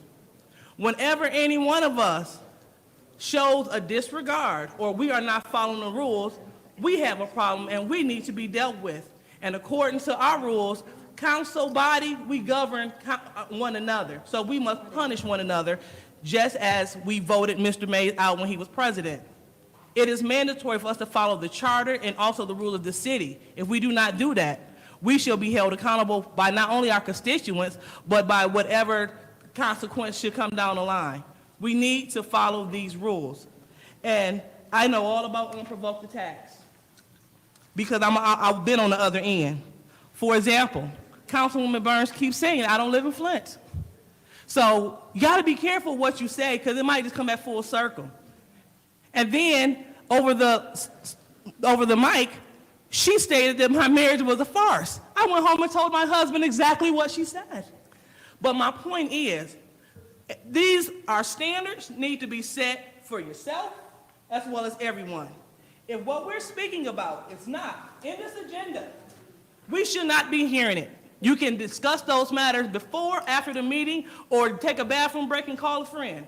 But we should not be on this floor during council time doing anything besides addressing the resolutions and amendments in the city business within these packets at all times. And if we get out of order, we need to be put in check with these rules. They go hand in hand. We can't have a functioning meeting if we're not abiding by these rules. So let's stop provoking racial rhetoric that's not true. Let's stop gaslighting one another. We are in a sensitive state in the city of Flint. People are hungry, and not just for food, but for resources. And so we're not doing you any justice arguing back and forth about marriages is fake and who's a Republican. So what? This is a nonpartisan body. So Republicans and Democrats and independents alike are welcome to apply, run, and get elected and hold these seats. So let's go on with the drama, and let's get on with the business. And hopefully the business will be us doing something historic for the city of Flint because you deserve it. Thank you. Is there any other discussion in this appeal? Is there any other discussion in this appeal? Madam Chair. Go ahead. I usually don't get involved in this, but it's come to the point where it's election season, I get that. We stopped arguing the ideas. When we get back to arguing the ideas, that's when we make progress. If we have the best idea, argue that idea and convince your other colleagues. I don't see any of that going on. It's just a personal dispute at this point. The best idea sometimes always doesn't win, sometimes it does win. But let's argue that idea. I mean, people have been calling me Republican, especially Mr. Mays, for months and months, and even people with radio shows. I think about things. I'm a thinker. I will follow the best idea. You know, it's Republican, Democrat, to me, they're they're all stupid. They all have horrible ideas. They all have good ideas. I'm 100%. I'm not joining any crowd of Republican, Democrat, none of it. And not one person can point to something that I've voted on, or better yet, that I've wrote a check that's in public record to support candidates on what I've done, whether it's Republican or Democrat, because I support good ideas. And I support arguing good ideas to make them progress. So we stopped arguing ideas a long time ago. It's become a personal vendetta. It's become who's got the loudest voice. But we sit up here and we argue about this agenda or this budget, and there's been one amendment to add a bunch of money, but there's not been an amendment to change where that money's going to come from. Well, I want to put $5.8 million towards public safety. Well, everything has a dollar value, so what are we going to take $5.8 million out to put in that category? Let's talk about substantive issues, real dollars, and let's have that conversation. Instead of going through, excuse my language, a pissing match every damn meeting. It gets exhausting. Thank you. Is there any other discussion in this appeal? Is there any other discussion in this appeal? I will close this appeal by saying that I stand by my ruling, and as somebody who has consistently been a victim of the attacks and a target of the attacks, not only by my colleague in the first ward, but also on social media and also by strangers who decide that they want to tell me about myself in emails, I am here to work for you. I have made that dedication to the 7th Ward and to this city. I ran for this seat because I saw the vision for what we could do in this community to be able to make it better for the people like me who will be coming forth and taking these seats. We need to stop thinking about ourselves and start thinking about our kids and start thinking about the 20-year-olds who are going to be taking these seats soon, whether people like it or not. We have to fill. This city is so wonderful in so many ways, and it consistently gets overshadowed by the dysfunction of this Flint City Council because instead of working for the people, we decide we want to fight each other. I'm over it. I'm so over it. I'm ready to get the business of the city done and work for the city. We're not going to agree on everything. Ms. Priestley, do I agree with you politically in any way, shape, or form? Absolutely not. No. Do we still get along? I consider you one of my friends. Ms. Worthing, do you and I get along with each other? Like, all the time? Yeah, but are we, I wouldn't consider us friends. I don't know if you would. Wait, you don't consider me a friend? Oh, I'm sorry. I'm just All kidding. right, well, we don't have to be friends. It's okay. My point is this, we don't have to be friends to sit up here and to be colleagues. We do not have to agree with each other to sit up here and get the work of the city done. The important thing is that we show up and we do the work of this city, and that means holding each other accountable, even if that means being the bad guy, which I know I am in a lot of people's stories. I know I'm the bad guy in a lot of people's stories.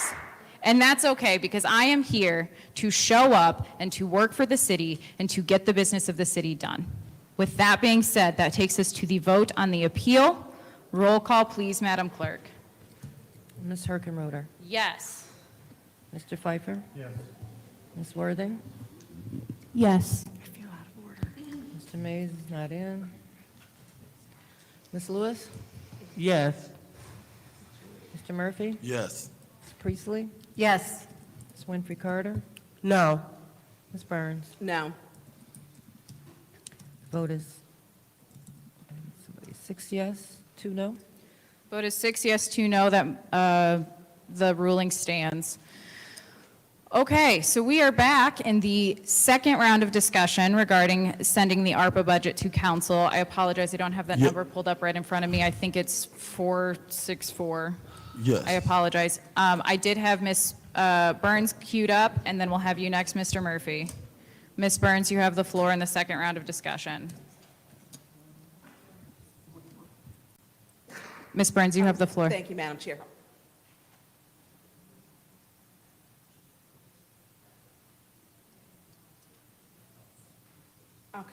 I'm sorry, because I am really working on PAL dollars, so we're caucusing for a purpose all night. Literally. So we are still on the budget track. PAL is important. PAL is important. I would like to take, I don't know if we get 5 votes. I want to get some dedicated money to PAL. And I know if we take $250 from the renovation, I think Ms. Brown has said, she had stated that it was $300,000 to renovate these council chambers before, and we have allocated in this budget $750,000.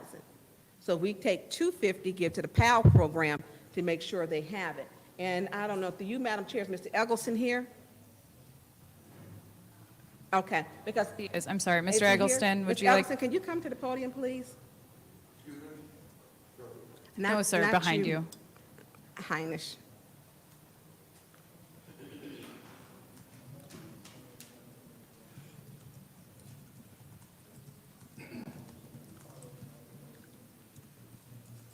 Yes, ma'am.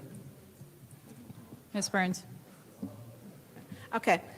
Mr. Eggleston, I am concerned, I've got some questions on the program. Yes, ma'am. Because I got an email and I got a call. Yes, ma'am. And I was told that the $500,000 that you were given, that the money that in Saginaw County, and I want you to speak to it before I make, my decision, Yes, ma'am. that they will not give you money anymore, that you have one house that is still incomplete and it's on James Avenue, and that your program funding, that you're here soliciting funds. And my issue, I know what your program is, and I know Ignite's program is similar. And they stated that there was a court case with the Ignite program and your program, and they had an exchange, the arbitrator, that the Ignite program was supposed to give 100, and then your program was supposed to give 100, so basically just to dissolve it, and it moves on down the road. I like to ask people, what is it, because when someone calls and tells you this, I don't want to just vote no on your program when you come up here, you've been up here, but is it only just one house, and is it in, my grandfather used to live on James Avenue. Okay. Point of information. What's your point? Is this appropriate even though he didn't submit a resolution or anything, or we're not allocating funds to him? That's a valid point. Ms. Burns, I'm does not this asking connect about back to allocation the? of funds, but he had said he had applied, and he had made he had made inference to certain things. If he can answer it, I don't see a problem with it. Because I want to, and how I'm relating this is because I want to give certain money allocated to PAL. And I believe his program would come out of that slot that you, Councilwoman Lewis, put in. Is that the program that it would come out of? Because PAL was removed. No. PAL was removed. No, I'm just Okay, no, answering your no. question. You asked me a question, shall I answer? No, because I want to just go ahead and finish it, because she doesn't want him to answer the question. I would like him to answer the question. Okay, If it's order, I answer. All right. Can you repeat the question? I'm sorry, I forgot what the question was already too, and for my knowledge. Your program, Yes, ma'am. can you tell me a little bit about your program? Yes, ma'am. To specifically answer your question, that we received a $500,000 grant from the state of Michigan. We haven't gotten any indication or any communication where the state of Michigan won't, I guess, grant us again if we apply. That's number one. Number two, as it relates to the arbitration that you talked about, that case, I believe tomorrow, it actually has been moved in front of the judge, so the judge can do the arbitration, and we're set to go to trial here next week. And those are all record documented cases. So I'll never say someone has given you false information. Only thing I would just say is verify it through the court records. As it relates to YDC and the one house that you're referring to, that house is on 14th Street in Burt, and the plans that's been approved for us to build an additional 6. So your question probably should be more like, what was the $500,000 for? And because we're a nonprofit 501c3, I have no problem with being able to share with you that grant and what we're supposed to do. And you would see we are in good standing with the state of Michigan. Everything that we supposed to have done, we have done that.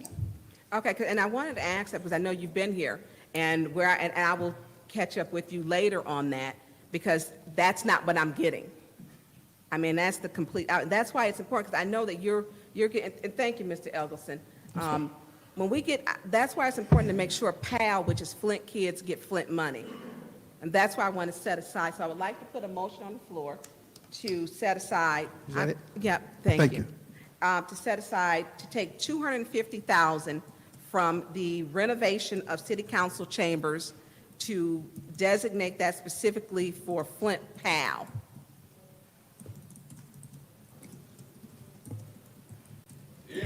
Okay.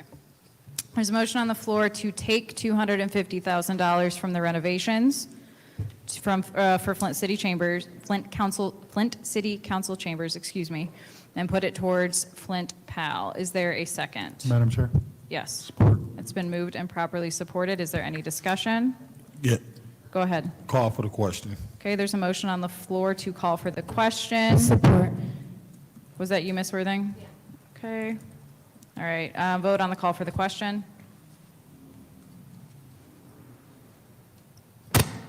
Mr. Pfeiffer? Yes. Excuse me, Ms. Worthing? Yes. Mr. Mays is not in. Ms. Lewis? Yes. Mr. Murphy? Yes. Ms. Priestley? No. Ms. Winfrey Carter? No. Ms. Burns? Yes. Ms. Herkenroder? Yes. The vote is 6 yes, 2 no. Okay, vote is 6 yes, 2 no. So now we'll vote, so that passes for the call to question. So now we'll vote on the motion to amend the budget to take $250,000 from renovations from city council chambers and put it toward Flint PAL. Roll call, please.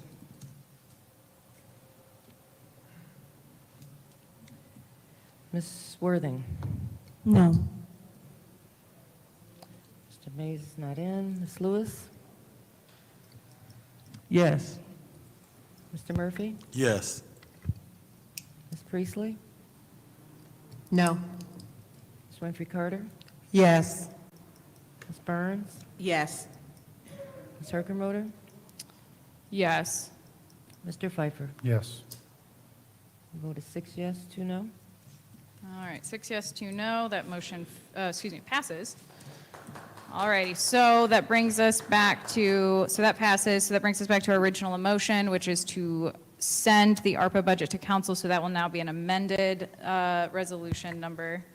Madam Chair, point of information. What's your point? I'm updating the spreadsheet. Okay, Just so you know. Okay, I'm not looking at a spreadsheet right now, so, but I trust that you will get it to all of us when it's finished. So, I apologize, I lost all my notes. What resolution number? Madam Chair? Hang on, what resolution number is this? Uh, Is it 464? 464. Okay, so this will now be 464.1 when we go to vote on it. Ms. Burns still has the floor, and then I've got Mr. Murphy queued up. Mr. Pfeiffer, okay. All right, Ms. Burns, you still have the floor. Madam Chair, I'm good. Okay, so Mr. Murphy, you have the So floor. Call. someone else can have. Call for the question. Okay. Is there a second? Support. All right, called by Mr. Murphy, seconded by... I don't think so.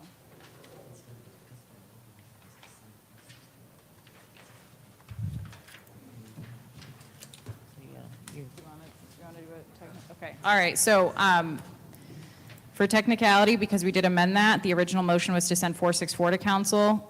The call for the question would just move us into sending 464, not 464.1. So if we want to send it with the amendment, we have to add an amended motion to send, Madam Chair. 220-464.1 to council. Ms. Priestley? I'm retracting my support. Okay. All right, so that motion, we need a new motion to send 464.1 to council. Madam Chair, Yes, I make the motion to send, what's that number again? 220-464.1. What you said to council. Is there a second? Support. All right.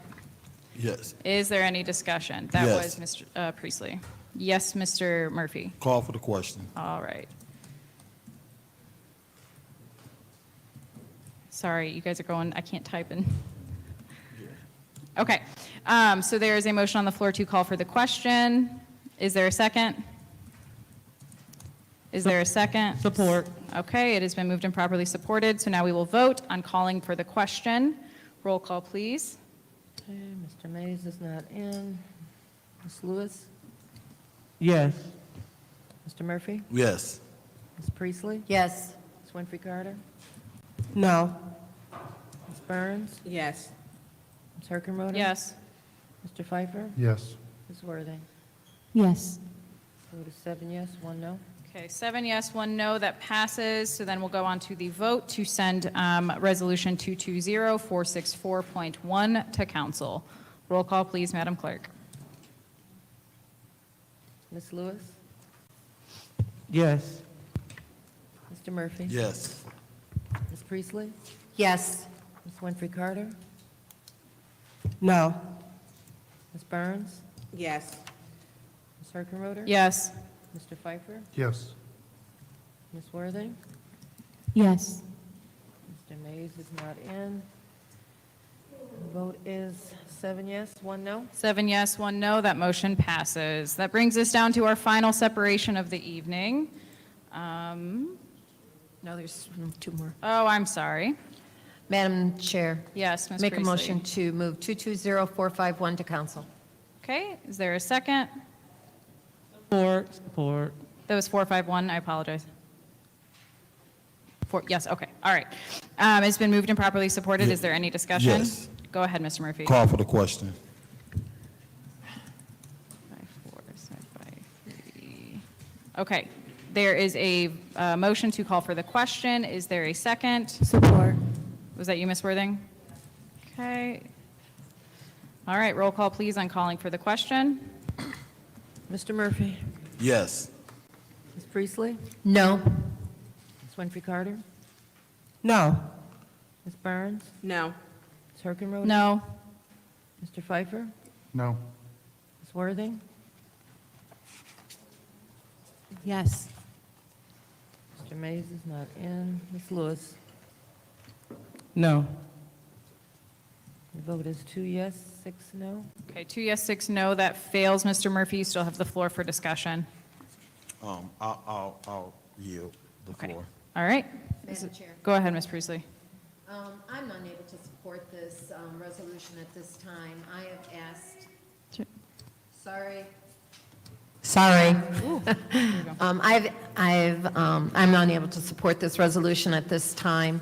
I have asked numerous times for a finance report that will give us a year-to-date budget versus the expenses for that time, same time period, so that we knew where we were at the budget. We have not received that. I believe I replied all to an email received stating that. I have spoken to Mr. Whittigan and asked him and told him that I would not support this, and that's why I'm not supporting that at this time. Thank you. Is there any other discussion? Yes. Go ahead, Mr. Murphy. Yes, I would like to make a motion to move resolution 20451 back to finance. Okay, so a motion to postpone Postpone, yes. 220451 to finance. Is there a second? Support. All righty. Is there any discussion? It's been moved and properly supported. Is there any discussion? Yes. Go ahead. I think it'll be appropriate just for us to move this back so that we can get the necessary information from the administration so that we can either bring it back to vote it up or down. So I think at this point in time, it's appropriate just to do it, take it back to finance. All right, thank you. Is there any other discussion on the motion to postpone? Is there any other discussion? In the second round, any discussion? All righty. Seeing none, that brings us to the vote on the motion to postpone Resolution 220451 to finance. Ms. Priestley? Yes. Ms. Winfrey Carter? Yes. Ms. Burns? Yes. Ms. Herkenroder? Yes. Mr. Pfeiffer? Yes. Ms. Worthing? Yes.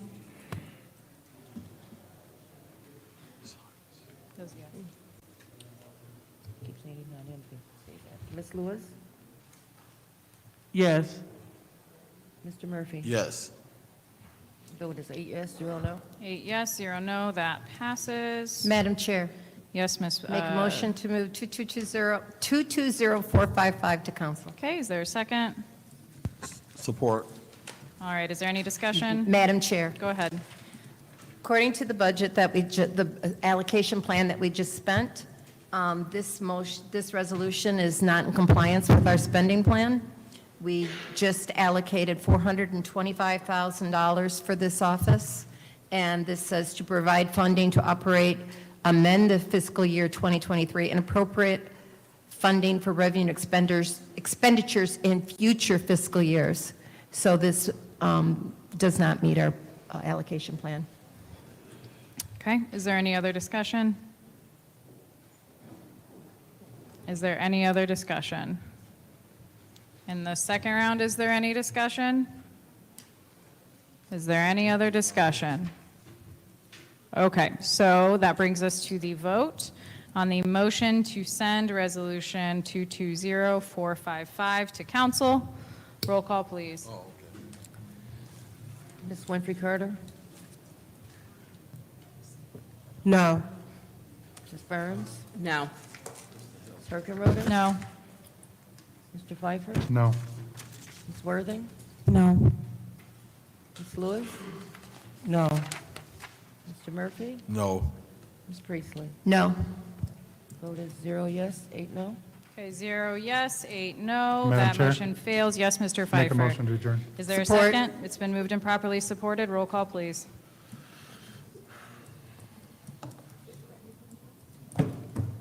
Ms. Burns? Yes. Ms. Hergenroder? Yes. Mr. Pfeiffer? Yes. Ms. Worthing? Yes. Ms. Lewis? Yes. Mr. Murphy? No. Ms. Priestley? Yes. I know. Ms. Winfrey Carter? Yes. Vote is 7 yes, 1 no. 7 yes, 1 no. It is 8:33. We are adjourned.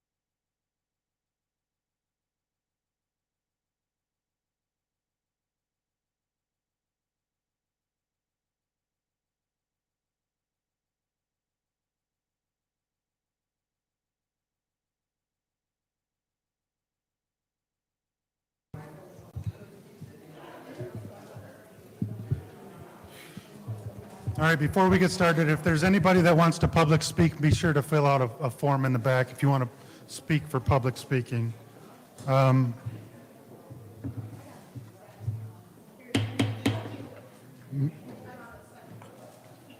Madam Clerk, it is 9:05. I call City Council meeting to order. Roll call, please. Okay, Mr. Mays is absent. Ms. Lewis? Present. Mr. Murphy? Present. Ms. Priestley? Is absent. Ms. Winfrey Carter? Present. Ms. Byrne? Present. Herkenroder? Absent. Mr. Pfeiffer? Present. Ms. Worthing? Present. You have 6 members present. Okay, we have 6 members present. Reading of disorderly persons in city code subsection, any person that persists in disrupting this meeting will be in violation of Flint City Code Section 31-10, disorderly conduct, assault and battery, and disorderly persons, and will be subject to arrest for a misdemeanor. Any person who prevents this peaceful and orderly conduct of the meeting will be given 1 warning. If they persist in disrupting this meeting, that individual will be subject to arrest. Violators shall be removed from meetings. Councilwoman Burns, will you lead us in the Pledge of Allegiance?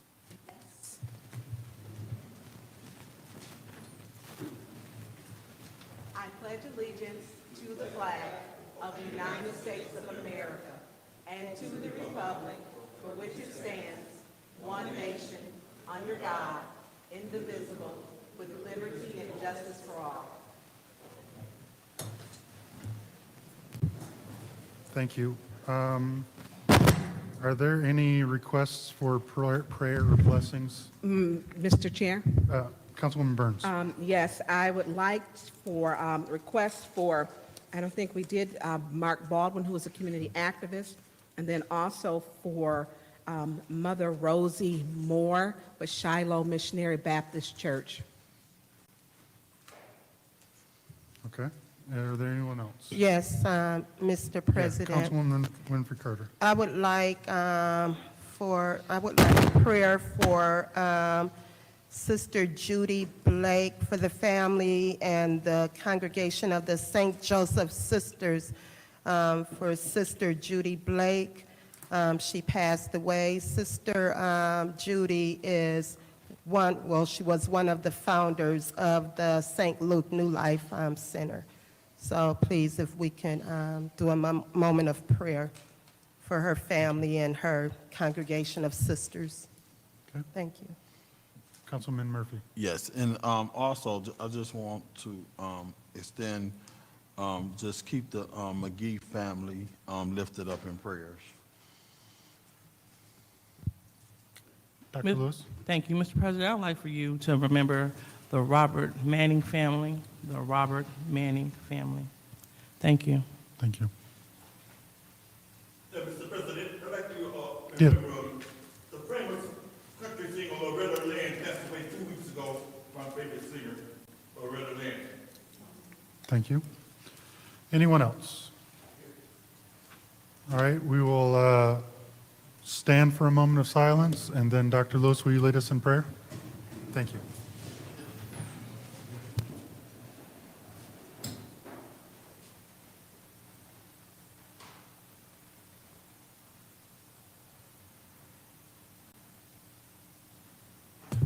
Thank you. Dr. Lewis. Dear Heavenly Father, we thank you for allowing us to come together once again to handle the business of the city of Flint. We pray that you have your favor on us as we move to do the work and to also pass this ARPA budget that will do historic things, monumental things, things that are better than amazing for our beloved city of Flint. We ask that you will guide all decisions and that you will control all behavior. We thank you in your name we pray. Amen. Amen. Thank you for that, Dr. Lewis. Are there any requests for changes or additions to the agenda? Yes. Councilman Murphy. Thank you. I would like to do change Resolution 220448, resolution to support the Buick City redevelopment project, They've been here for a long time, and I want to see if we can take care of that business before we finish the overall master resolution.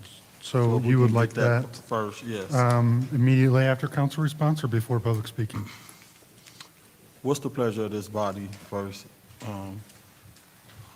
Y'all want to do it before public speaking or after? Y'all want to do it after? Let's do it after. We'll do it after public speaking? Yeah, After that'll be council fine. response? Yeah, Af- after council response. After council response. Thank you so much. All right. And Are there? also- Yep, go ahead.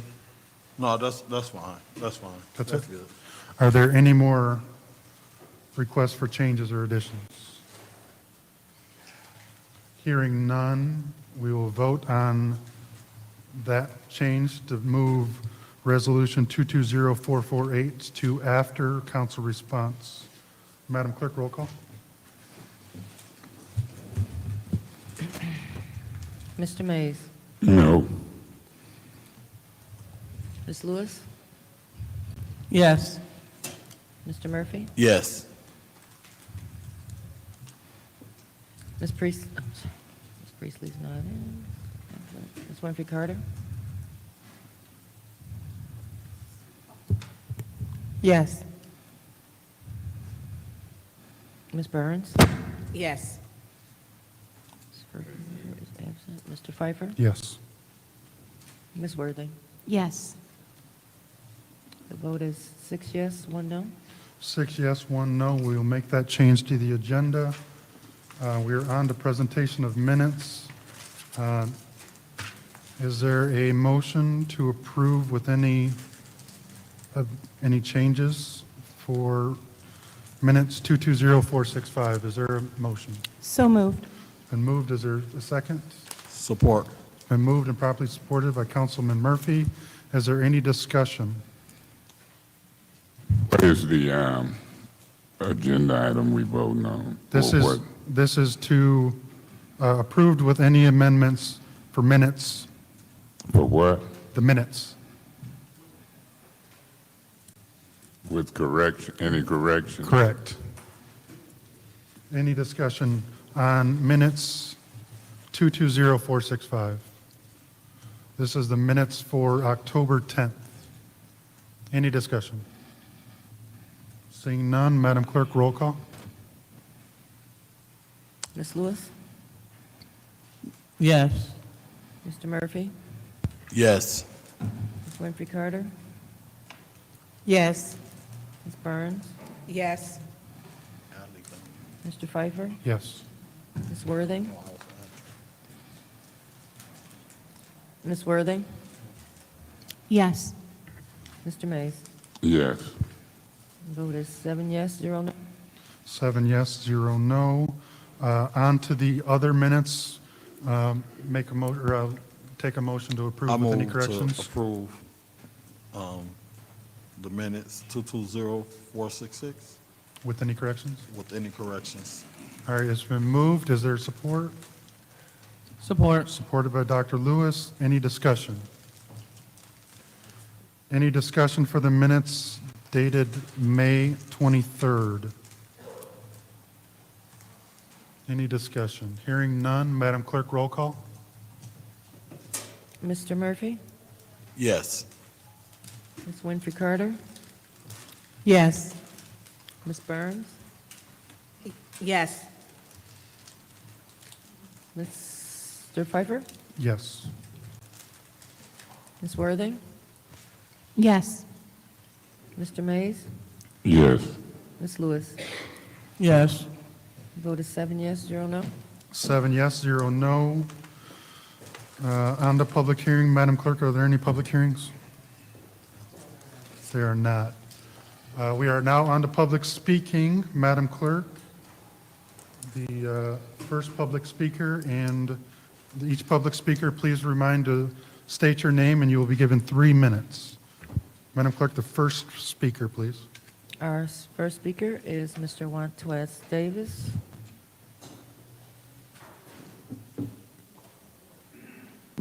Thank you very much, Mr. President. My name is Juan Davis. I'm the former Fifth Ward City Councilman. I just want to talk about the opera and a few other things. I watched and saw a lot of amendments, and I watched and heard the $30 million, but we got $94.7 million that needs to be voted on at some point, in particular time, in some season for a reason. I have not seen or heard anybody speak about underprivileged, low moderate people and ex-convicts and felons. That is really what this city is going through. You have over half of the population of those three categories. We need jobs in Flint. Even when you talk about those houses, how are they going to afford those houses once they get those houses? We talked about public safety. Public safety do need some funds in order to hire more officers. But nobody ever talks about low, moderate, underprivileged people and ex-convicts. Until you get them a job, Flint will never rebound from the conditions that we are today. When I grew up as a child, we was the second highest economically in the nation. Today, we're the second poorest. The things that's deriving right now in this city is coming from those three categories. We need to place money or jobs into those people. Those people are going to bed financially distressed, and they're waking up financially distressed. The morals that they once had has plummeted. The values that they once have has plummeted. So if the hope that they have or used to have has plummeted, we have to find a way to bring those lives and those values and those morals back into those people. But some of that money that we have should go to small businesses with a requirement to hire those people. We have to show that we're taking those people off the street in order to get the initial funds to keep those people employed. Because if we don't do anything with those people, those three categories, Flint would never rebound. Charles Stewart Mott and William Billy Durant brought uneducated people from the South, and they gave those people jobs. They made those people middle-class people who sent their children to prestigious colleges. Those people sent their children to prestigious colleges. Flint didn't become the way that we are today until we became the second poorest in the nation. There are no jobs out here for them. Even people that I know that are ex-convicts can't get a job. So what do you expect them to do? They rob, they steal, they murder, and they don't have any passion for lives. They don't care what they do. Public safety is a reactionary process. When will we become proactive? I got a lot of those people working for me, and I brought value into their lives. They don't look at the streets they once did before I brought values into their lives. There's a lot of people on the streets right now are hopeless because they cannot get a job.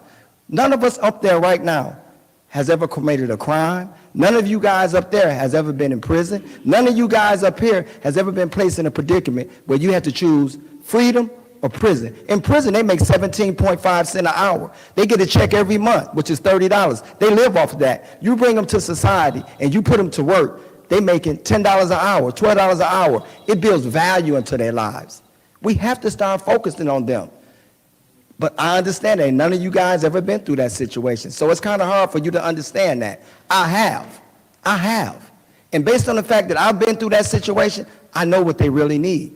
Now I'm going to talk about my ward.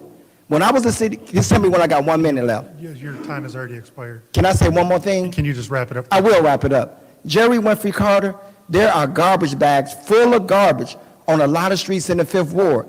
You can at least put a dumpster out there. You say people put trash on those streets at night, but in the daytime you can get it up. That's my only argument with you, Jerry Winfrey. The Fifth Ward looks like a third world country. We have to clean up the blight. You have not done that. People calling me to do it, but you have not done that, Jerry Winfrey Carter. You make a lot of arguments and complaints about city council's conduct. Point of order, Madam, Mr. Chairman. That's over with. Now he's attacking her. You know, come on. Thank you. Madam Clerk, next call. Now he want to be out of order. Mr. Davis, please. The next speaker is R.L. Mitchell. R.L. Mitchell. R.L. Mitchell speaking here. For the record, Mr. President, with your permission, may I gaslight Councilman Murphy? Gas, in the words of Madam Chair, gaslighting. And in the last special event, Mr. Murphy said he had a homeless man in his area on Pasadena Street. That's where I came from, on Pasadena and Mildred Street.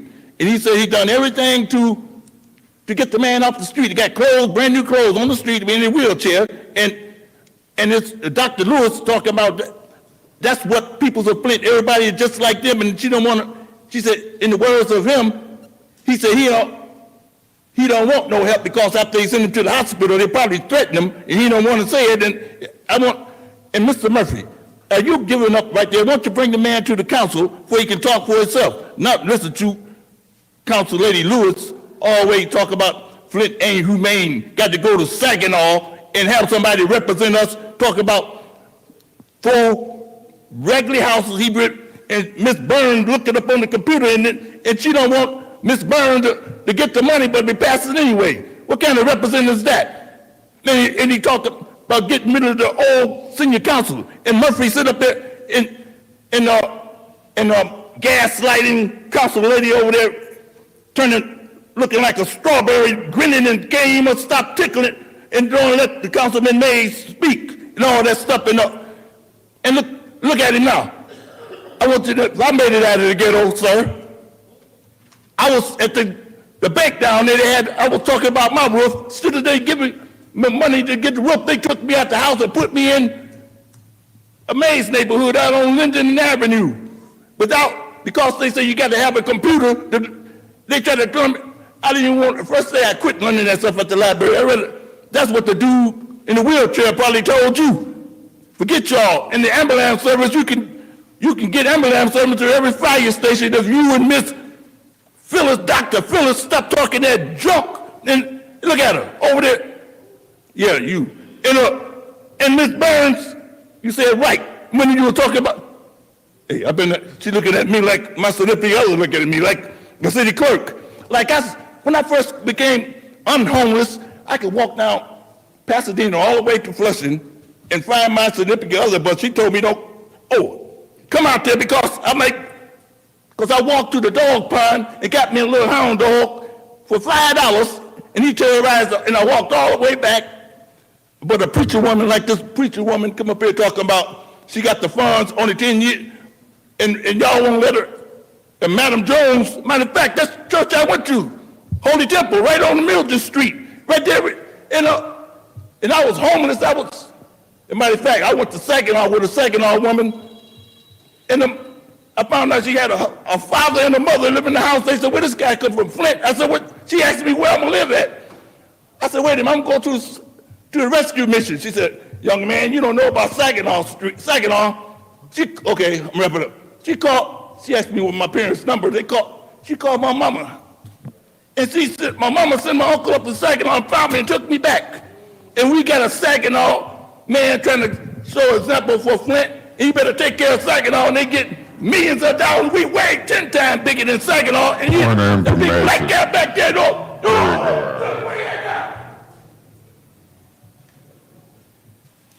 Madam Clerk, next speaker, please. The next speaker is Ramona Brown. Ramona Brown?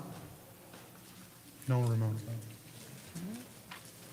Next speaker is Dante Goodlow. Mr. Goodlow, I believe he left. Next speaker is Mr. Dumas.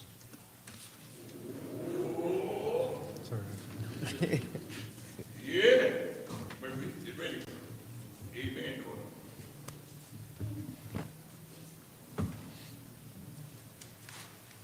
Amen. Excuse me, my name is A.C. Dumas. I'm a resident of the city of Flint. First of all, let me say this, Mr. President, you can't call for the question to end debate unless there is debate. You all need to check your Robert's Rules of Order. If there's no debate, how are you calling for a question to end the debate? There has to be debate first. Somebody has to debate, and then a person can call for the question to end debate. That's parliamentary procedures. So all those calls for the questions were out of order. Secondly, let me say, I was disappointed when I heard Councilwoman Liddell Lewis say, people having ARPA want to buy new homes. Yeah, check the record, just check the tape. You said it because I wrote it down. Those people that got blue tarps on their homes are senior citizens. They're the least of these. They need monies to put, you can't get support from Mr. Murphy. You need to let me, you're my council person. Those seniors need roofs on their homes. They need windows in their homes. Point of information. What's your point? Can the speaker repeat that again? Because I was just trying to hear what he said. I didn't understand. Again, the seniors need roofs on their, not only seniors, but low-income people. They need roofs on their homes. They need windows. Winters are coming. And, you know, I turned in my sheet, and I got 3 estimates for different things. And a roof for my house costs $18,000. People need these things. This is what the opera fund was for. Also, I just want to say that, I'm reading from my notes, that we used to have some chodos. We had, some of you all remember Salem Housing. We had Flint Nip. That's where I got my house 40 years ago, from Flint Nip. And we have Habitat for Humanity, and they do nothing for humanity. On the north side, I know I applied to them.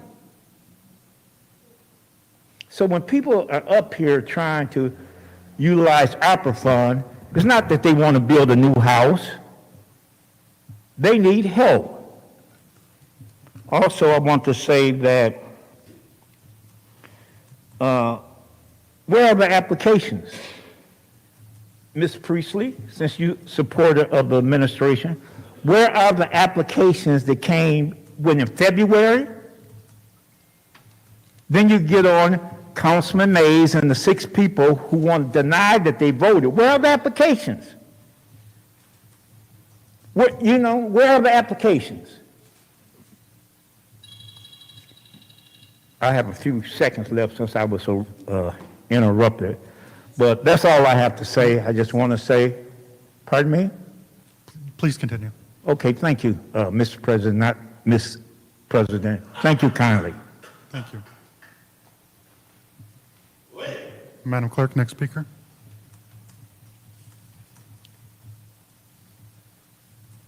The next speaker is Sandra Jones. She's gone.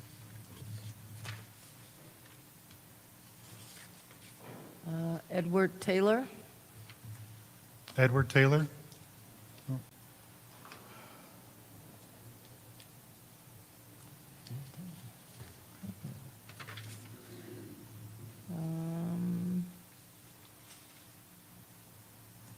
I'm sorry, Heinrich Woodson. Monica Villarreal.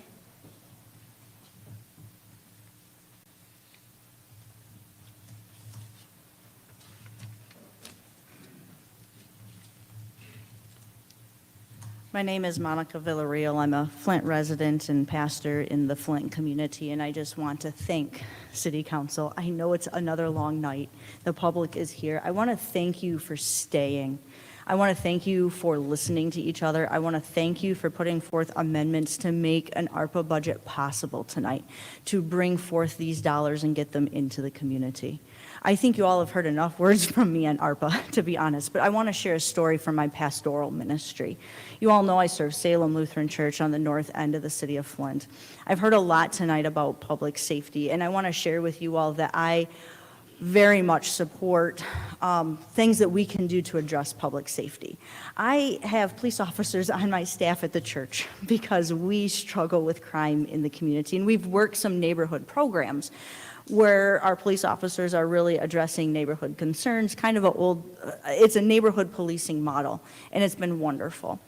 Last Monday, I had one of the hardest, I think, moments in my pastoral ministry at Salem.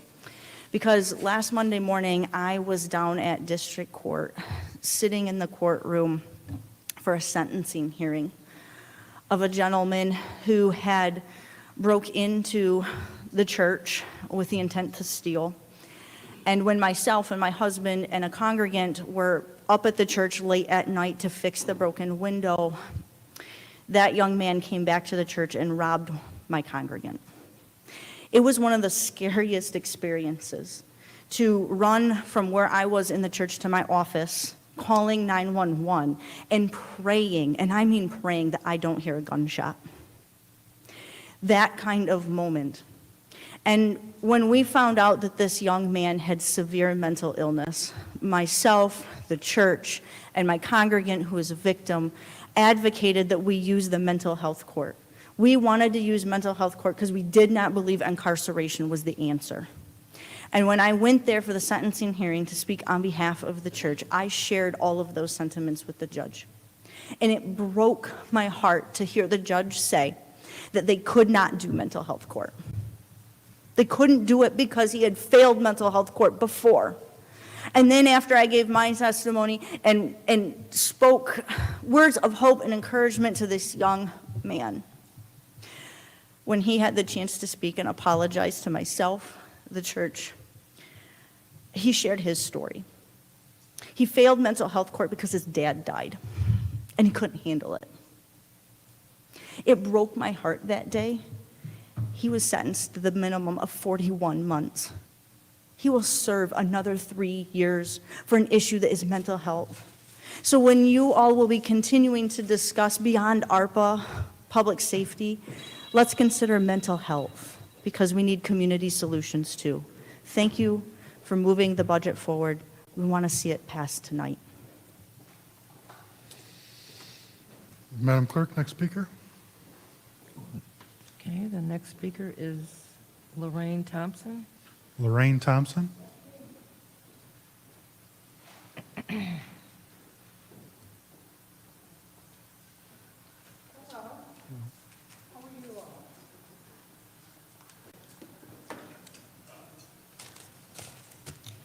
Lorraine Thompson, Flint, Michigan. That's what you need to know? Okay. I'm sick of it. I want to start like that. I'm so sick of it, I don't know what to do. We, the people, we're the point. So I went and did some FOIA. This is what's put me on this thing, because it was so much. Every time I think I got something down, then there's so much more. So I went and put in a FOIA, got my stuff back, and it was this little piece of paper, was nothing. I said, oh, that's it. Nothing matters, but you get the information, and then you vote and put it properly in the records. All this other is bull. It has no meaning, nothing, no relevance to the seats that you're sitting in. The only thing I hear about is your time, and I hear about your feelings, which doesn't go in the records, does not matter. I'm sick of it. So me, as a resident of Hurley Baby, Pearson Bryan, Northwestern, U of M, Jordan, all that, lived out there, who was she? In the Terrace, I lived in the Regencies, so I've experienced a lot of different things. So that culture thing that we speak of, that's our exposure to where we're exposed to. There's nothing bad about it. It's all good because it makes everything. Everybody's input is very important. So let me stop, because I know that 3 minutes is on me. It's killing me. But anyway, the only thing that matters is that what is properly put into the records. I'm going to try to stick to my notes because I can go somewhere else. I need to know, and I need cleared up answers, flat foot. I need to know about the ambulance. I need to know about the garbage and the shredding of the documents. I need to know why we gave more millions of dollars to people. Then there was another bid. I need to know Why the heads of departments are not answering your questions? Are they being told not to answer your questions, or they have the option not to answer your questions? But how do you make decisions with no information? It's a catch-22. You caught up. When do you all get tired of being disrespected because they putting everything over here because, oh boy, is a distraction? No. If nobody is physically stopping you from getting the information, and they're not physically stopping you from voting, the only thing that's stopping you is you. You the problem. All I need you to do is get out yourselves, leave yourselves in the audience, and I need you to get information, and I need you to vote on my behalf, on our behalf, for our best interests. Can I say one more thing? Okay. The fire department, I need that information. I need the police information. I need to know, do we have to pay back the wind funds? I wish I had just stuck to my notes. But anyway, what I really want to know, is there a way for a person, the public, a resident, a citizen, to get more than 3 minutes? What do I need to do? I need more than 3 minutes. That's it. Oh, y'all. Thank you. Madam Clerk, next speaker. Next speaker is Joseph King. Good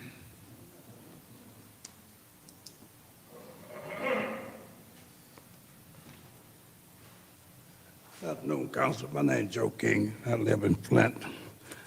I was looking at this budget for the Octa Fund, and I'm still seeing, as far as I'm concerned, that the citizen of this city is not getting their fair share. I got some highlights, but I won't get but a few of them, but I want to throw some things up you want to look at. One is I'm looking at the horn repair and improvement. Now, the first thing is I don't know, I'm looking at $5 million for coming out of the Octa Fund, $5 million community grant. Citizens of Flint getting $5 million out of $97 million.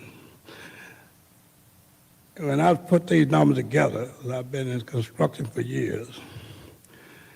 If you did, you did 10,000.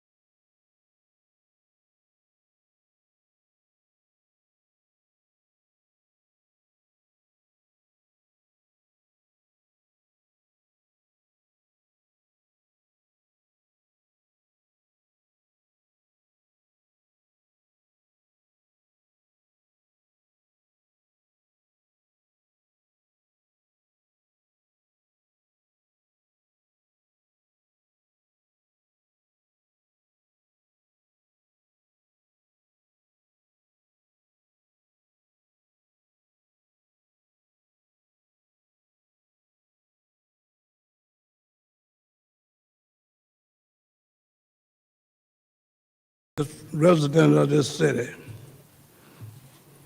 a fee for street lights, but most of them don't even have street lights. Now you're going to put up another bunch of street lights. Who's going to pay for them? You're going to put up another 500. You're going to stack that fee onto the citizen. We pay consumers X amount of dollars to at least, when I talk to the representative consumers, we pay them X amount of dollars to maintain street lights. We putting up $2 million. We talking to consumers, what are they doing? And some of those lights already have LED, but we need to look at these numbers and we need to make sure how we doing these funding, because there's a lot of things wrong with these funding. Thank you, Mr. King. Madam Clerk, next speaker. The last speaker is Gina Luster. Gina Luster.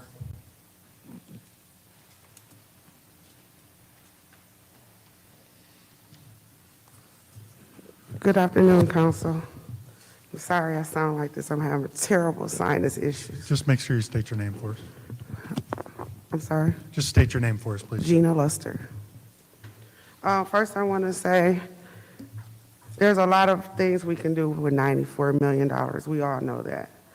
But there's some things that we need that we got, I'm going to say we got forgot about with the Flint water crisis. All that money that came in. Some of the things that we were really fighting for, of course, was we wanted to make sure that everyone had health insurance for the rest of their lives. Because no one wants to touch us, to be honest with you. We're like lab rats to people when we go to other places. They're like, ooh, you're from Flint, you know. We're still suffering. I'm still in and out of the dermatologist. I'm still in and out of doctor's appointments for aching bones and weird things popping up all over my body. My daughter's still going back and forth to doctor's appointments, hair thinning out, vision. She can't remember the things that she knew last year. She's like she's repeating 8th grade again in the 9th grade. These things that we'll always have to deal with. Number 2, we all know that we need police. I'm with the cameras, trust me. I see them do wonderful things in Detroit with those cameras. But if we don't have the police officers to wear the cameras, what good is it? Our police officers are so underpaid, it's ridiculous. It makes me sick when I hear what police and teachers make. And we have people, do you really realize that I have a little cousin who's 16, and she made $15 an hour in the summer working for McDonald's? And a cop is making $1 or $2 more than her? That's unheard of. Teachers are making less than what the kids that they're teaching make at fast food restaurants and at the malls. We got to fix this.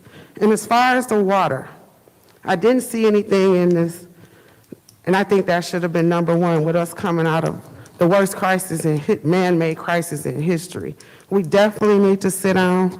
I don't have a problem with sitting down with anyone on this council to talk about a water affordability program that works for us.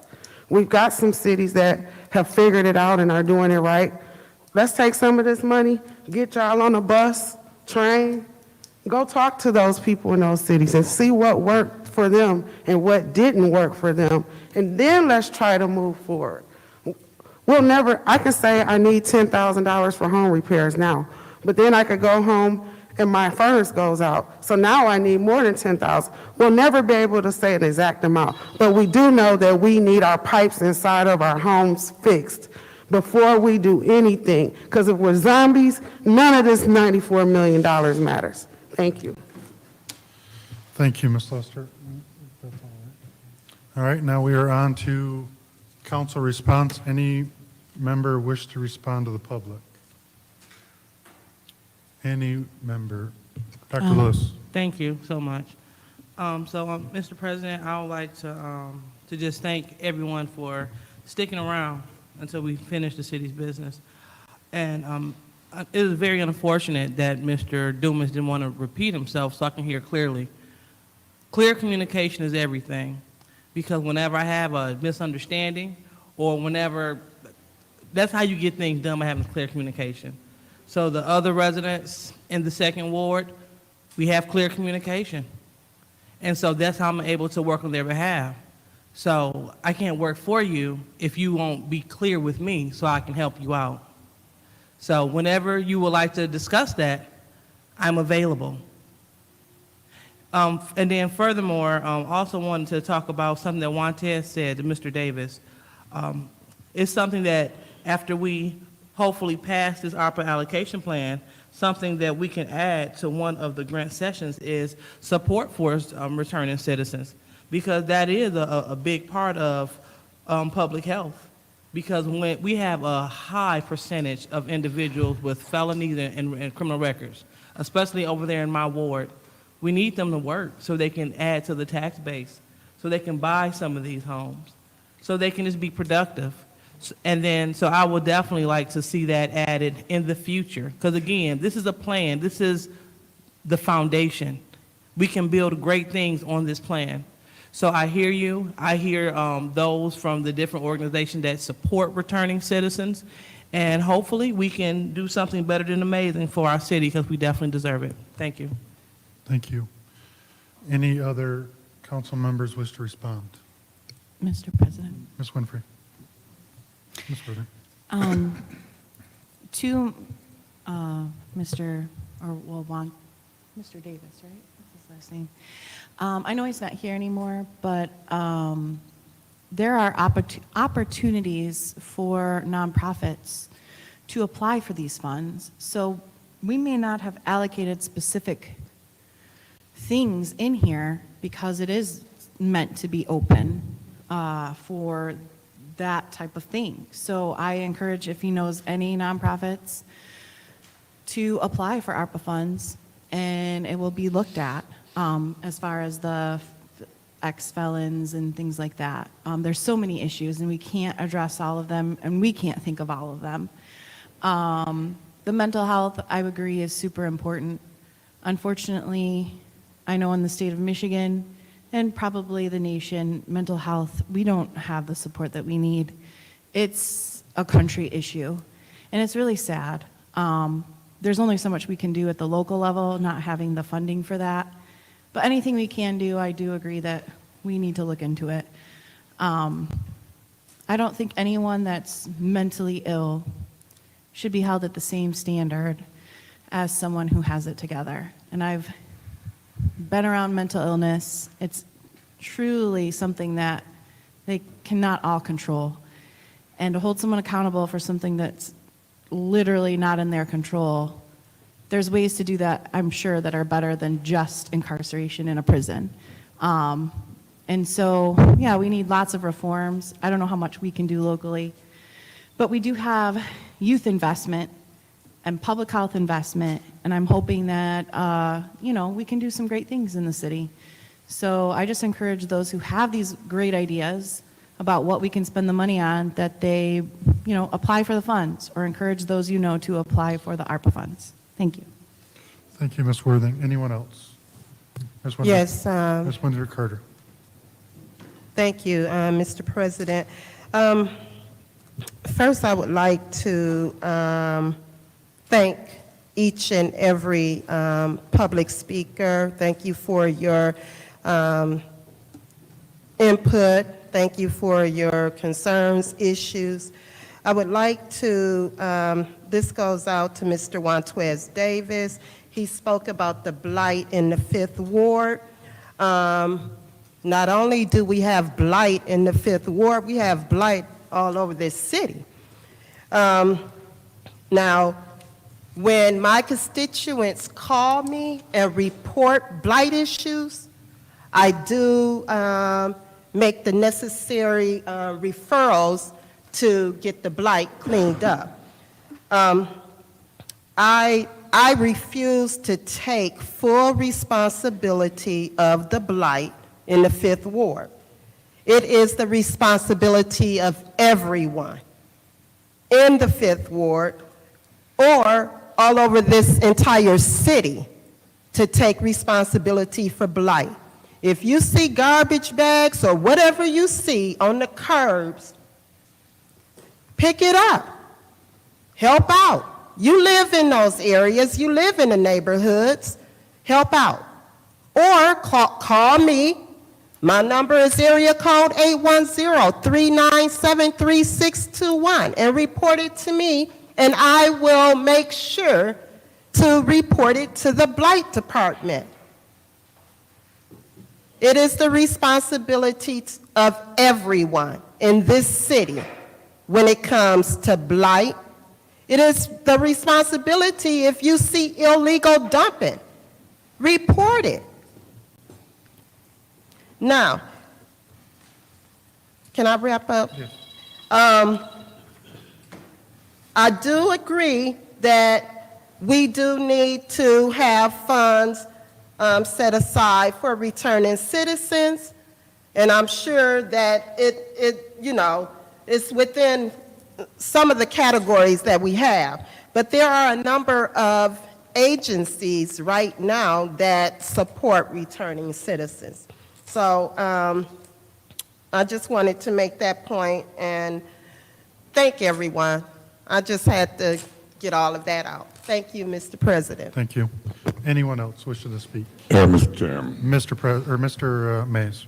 let me say this in 2 minutes. Not only is blight all across the city and politicians coming making statements, and believe me, you got to know these people to know who the politicians is, but you got lawlessness, Mr. Dumas, at the highest levels. You got lawlessness and blight. It's illegal to see all them yard signs sitting between the sidewalk and the street. Back in the old days, they would be picked up. The blight department, street maintenance, they pick them up. Every stop sign and stuff I'm pulling up to, I see Neely, Kildee, them. Now these is the leaders breaking the law. It's illegal. That's blight. It's illegal. But they out there. And it's lawlessness at the top, not only to end debate on millions of dollars, prior to a debate, lawlessness at the highest levels. If you got lawlessness from the mayor's office to the council chambers, you got lawlessness. You the first vice president of the NAACP. I come out of the NAACP. I can't stand discrimination and lawlessness and different treatment on anything. Lorraine Thompson, you're right. This body shouldn't be standing for folks not giving information. They got subpoena power. They don't care. Joe King, I thought more of the Ethics and Accountability Board to hold not only this council but the city attorney accountable to the charter. I'm very disappointed in the lawlessness that's going on in this city. The different treatment and the discrimination, even in policy and money. I'm going to stick with it. I'm going to say what I say. I'm going to point it out, and here it is. If you got lawlessness and disrespect at the highest levels of government and discrimination, what do you think you got? In the old days, preachers, civil rights activists, they would gather and it would shut down. It would shut down. People looking at this from YouTube. I'm getting calls from Arizona, New Mexico, Mississippi. If they can see it, you know Flint folk can see it. Lawlessness. I'm going to end by saying this. I done told the clerk, the election official, she sent out an email. All them signs should be picked up. The mayor ought to be ashamed of himself, cheating right in front of folk eyes. Thank you, Mr. Mays. Oh, can I wrap up? Cheating, and y'all should be feeling bad for the lawlessness and the discrimination you portraying on this council. Thank you, Mr. Mays. Anyone else wishing to speak? Anyone else? Yes. Mr. Murphy. Thank you so much. Thank you for the speakers for speaking. To Gina Luster, you spoke on doing a whole house replacement of the service lines. We was hoping that we got that done when the former mayor declared a state of emergency and we received the $167 million that she lobbied and was so successful brought to the city of Flint. That did not happen. And I guess we do need to look at funding, but the $94 million was for COVID, not, I'm not saying it it can't happen. I just would like to see that money come from some water crisis money that the city of Flint went through. That's why you guys were advocating for declaring a state of disaster and bringing the Army Corps of Engineers in to try to do some stuff. That wasn't successful. Had we done that, maybe we could have got that done. I am willing to work with you to look at some options to see what we can do. Really, we need to be working at appealing Public Act 436. That's what I would like to see us advocating for. And to the young lady who spoke about the 6 or 5 council that may not be getting things done, despite what you might think, we do get things done. It may not look like it, but 5 or 6 of us do vote to move the city forward. Whether we calling for the question or whatever, some of us is here to get the business done. Thank you. Thank you, Mr. Murphy. Anyone else? Anyone else? I will close council response. We are on to resolution 220448. I'll take take a motion. Microphone. Microphone. Thank you. I would like to move resolution 220448, the resolution to support the Buick City redevelopment project for approval.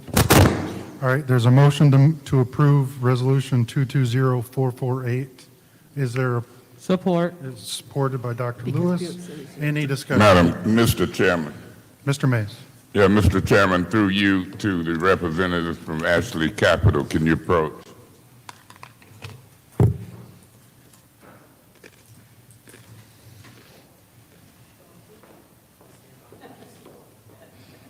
Yeah, I got a letter from Ashley Capital after the last meeting dated October 20th, 2022, signed by Susan Harvey. What's your name? Susan Harvey. Ms. Harvey, I appreciate it. You heard me. And I'm going to read it into the record. Okay. Dear Finance Committee and Council members, this is a memo re Buick City redevelopment follow-up. Thank you for approving Resolution 22048 at last night's meeting, approving it to move to council. This project would not be able to move forward without the support of City Council. Representatives from Ashley Capital will be present for the council meeting scheduled for October 24th. In the meantime, we want to respond to questions that was raised by Councilman Mays about the potential impact the redevelopment of Buick City will have on a job creation for Flint residents. We appreciate how important this is for all members of council and for the Flint community. The proposed redevelopment will create employment opportunities for construction-related trades and for long-term jobs working in the facilities for the business that occupies space at the new Flint Commerce Center. Oliver Hatcher Construction has been our construction manager for over 30 years, and we intend to use them on this project. But they do employ subcontractors for all the work. As Rowe Engineering in Flint has been awarded the civil engineering contract. As the project moves forward, many Flint-based contractors have already been identified and will be given an opportunity to bid on the work. The majority of these are union contractors, and we welcome suggestions of companies that should be given an opportunity to bid.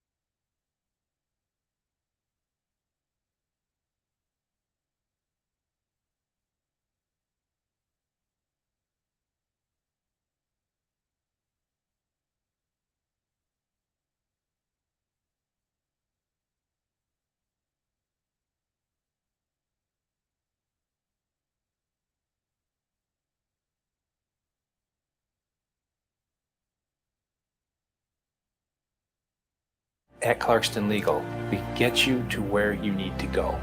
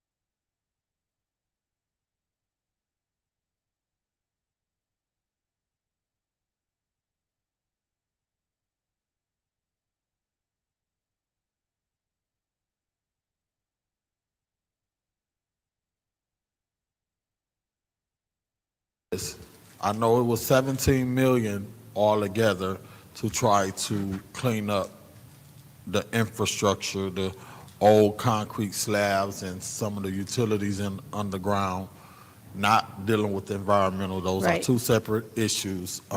Race or Trust will still be responsible for taking care of the environmental cleanup on the site that you guys are not developing on. The site that you guys are going to start in was previously, a portion of it was homes at one point in time by North and Hamilton Street. So we approved the rezoning of that probably 4 or 5 months ago. What's next? Once we approve this tonight, where do we go from here? What should the public be looking forward to seeing in the next coming months? Could you give me some projected long-term, intermediate, and short-term goals within the next 12 months that we should see when it comes down to moving parts on that site?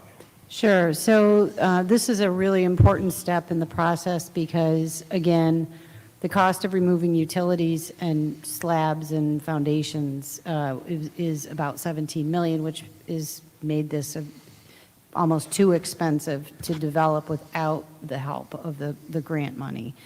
The property is still under contract, meaning we don't own it yet, because the Racer Trust is still working on finalizing the environmental plan with Eagle and the EPA. And that's something that we are paying attention to, we're being consulted about as the future owners of the property, but it's really in their court to finish. We are still optimistic that we're going to get agreements, that they are going to get agreements with those two agencies. Realistically now, I used to say December, it's probably January or February. As soon as that's done, then we will set a closing date, take title, and own the property. We are really optimistic that that's going to happen, which is why we hired already a civil engineering firm to begin site plan development and look at building our first building. So the first building is planned to be about 275,000 square feet. And we are really hoping to cut loose construction in that sort of first, well, when I say construction, it always means site work and all of that, and that the building doesn't start going up. But start working on that building within 60 days of closing. We're hoping to have all of that ready to go.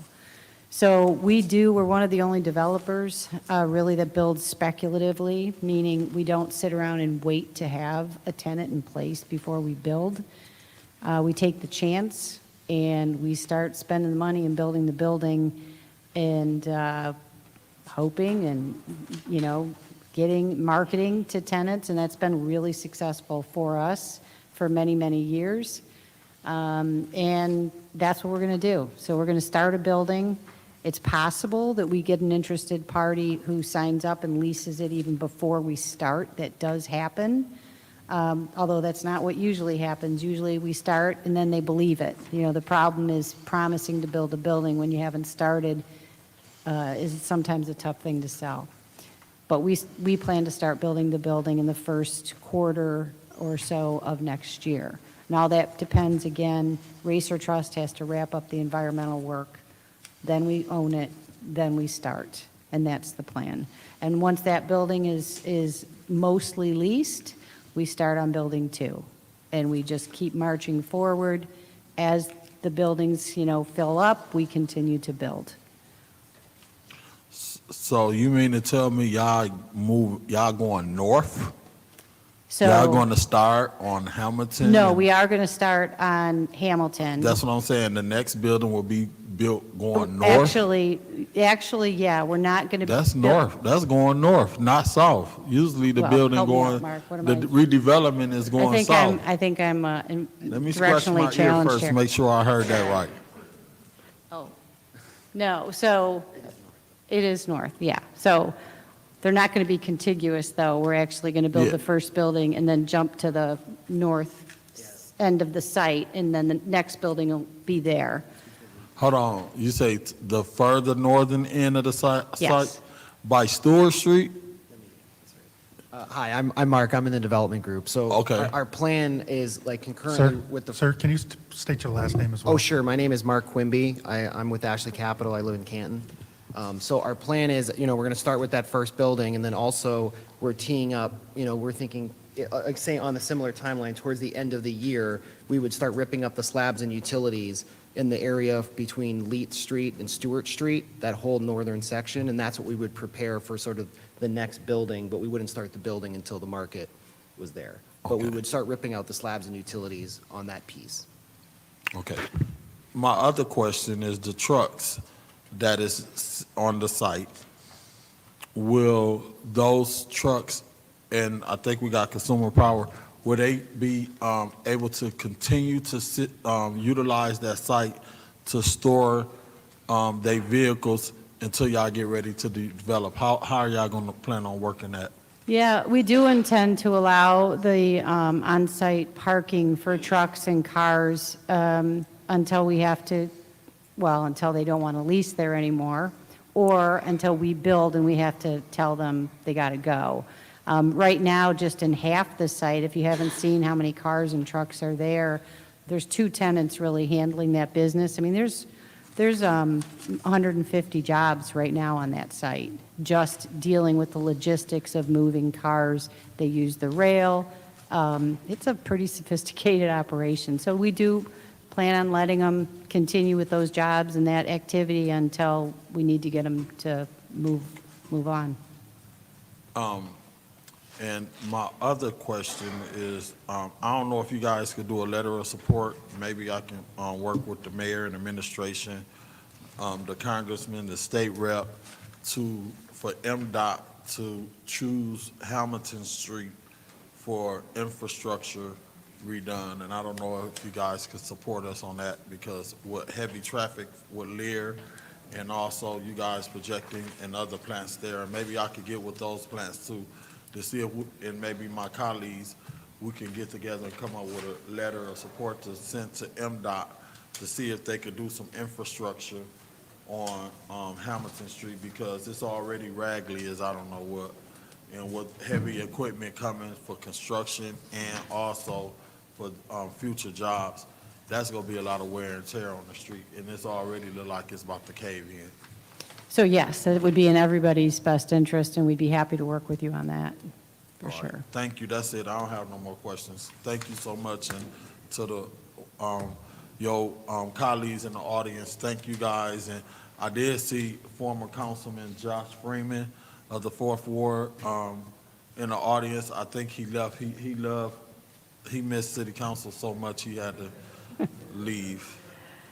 But I'm done. Thank you, Mr. Murphy. Anyone else wishing to speak in the first round? Anyone else wish? Councilwoman Burns. Thank you. Hello, and thank you for staying. I really appreciate what Ashley Capital is doing, and when we talk about economic development, I work in economic development with the city. So leveraging funds and bringing this type of project here, and as we talked about what you did at the old Hazel Park race track, you know, I think that's amazing. I know when me and Councilman Pfeiffer met with you, we had a lot of questions, and you answered them. I think, and I've always said, Flint is a plug-and-play city because we already have the infrastructure, the highways, the byways, we have the utilities. We have those things to make it happen. And I appreciate Ashley Capital making this investment in the city of Flint to move us forward and having a vision to actually do that. And you said you didn't have tenants, but it's kind of like Field of Dreams. Right.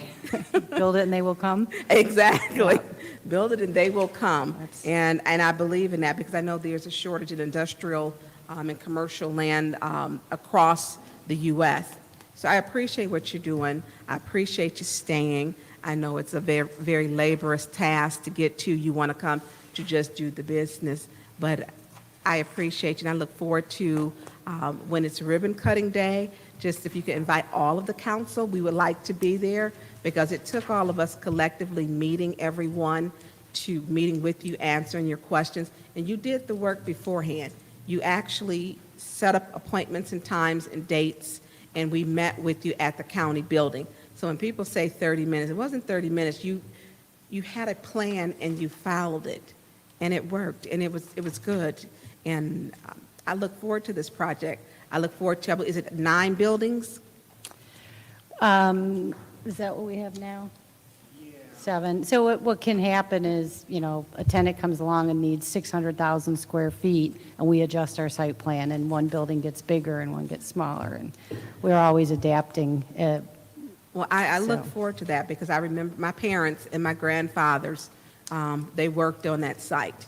They were actually worked in the foundry because black people could not work in any other part, and they worked at Buick. So Buick, when people come from the South, that's where they work. So to see it redevelop, and for my father to see it turn into something new, and he retired out of there, I think, was it 36? And then I think my grandfather maybe in Plant 80, to see something new there, I look forward to that because in my lifetime, I really didn't think we would see it, I'm going to be honest. But I'm glad that you see Ashley Capital has the vision to make this happen in the city of Flint. So thank you for your patience, and thank you for placing this project. And I look forward to see it continues to grow as you get those first buildings up and they become occupied. Thank you. Thank you, and I do look forward to seeing all of you at the ribbon cutting, whenever that is. So, Thank you, Councilwoman Burns. Point of Anyone information. else to- Through you to the speaker, are you gonna have food? I promise we'll have food Anyone else wishing to speak? that we buy in Flint. Anyone else wishing to speak in Madam the first Chair, round? Mr. President. Dr. Lewis. Go ahead. I just want to let you know that the only way to bribe him is with food. Fair enough, good to know. I just ask him what I brought him tonight to make him behave. Okay. Anyone else? Dr. Lewis? All right, thank you, Mr. President. I just wanted to point this out. Out of all 50 states and U.S. territories, Ashley Capital chose to bring their investment dollars to Flint, and we thank you. You are filling a big black hole, according to Google Earth. You're filling a void on the north side. We have churches that's starting a new neighborhood association in the area where Ashley is going to go. They are excited to work with you. So with all that being said, thank you for helping us move the city of Flint forward. Thank you. Anyone else on the first round? Mr. President, Ms. Winfrey Carter. I would be remiss if I did not also thank you guys for coming here to Flint, Michigan, and bringing your dollars here to provide our residents with jobs. That's what I'm excited about. I can't wait until the finishing product and the creation of the jobs, because I work tirelessly every day trying to get people armed with their GEDs so that they can become self-sufficient and have more options and go out there to get jobs. So I'm excited, and thank you for all that you're doing. And I look forward to the ribbon cutting. Thank you. Thank you. Thank you. Anyone else on the first round? Okay, moving to the second round. Anyone in the second round? Mr. Chairman. Mr. Mays. Ms. Harvey, let me say this. I can appreciate the written commitment, but a couple more questions, because I'm more not just congratulating and thanking, I'm talking a little business. The sale of the property have not closed, correct? That's right. And you anticipated a close. If we move $3 million your way and it don't close, We won't get it until we close. is that in the written agreement? That will be in the terms of the contract with the city. So we absolutely will not get that money. And that's until what we I own was the looking property. for in my packet. So I just had a little Yep. couple things of housekeeping. So you've seen the agreement. No, it hasn't been, it has not, no, I haven't seen it yet. I don't think they actually draft it until after this passes. But in the terms of the agreement, of course, we wouldn't be given the money if we don't even own the property. And, you know, in all the congratulations and the hoopla, I'm always going to look at the business. The details. And so that's why I sometimes wonder, do we put the cart before the horse? I would like to see the agreement. You've been honest with me so far. I've talked to folks. They know me at Ashley Capital that I don't deal with emails, and they call me. Now I'm going to give you my opinion. In my opinion, had we not got ARPA funds with that location, in my opinion, I could be wrong, Ashley Capital still would have looked at it. It fits what they want to do. And in my opinion, they still might have moved forward with that development. The $3 million that we're looking at is a good thing. It shows some partnership, but in my opinion, if Ashley Capital was going to put $300 million and they looked at that site, with or without ARPA funds, that project will move forward. Politically, I see people trying to take credit already. I believe that Ashley looked. Ashley made a decision and started talking to me and others as they were making the decision, and they'll continue to probably do that. So I wait to see that agreement that talks about if it don't go. But you believe optimistically everything gonna fall in line. Through you, Mr. Chairman, to the city attorney, do we have to approve that agreement or that contract at any time?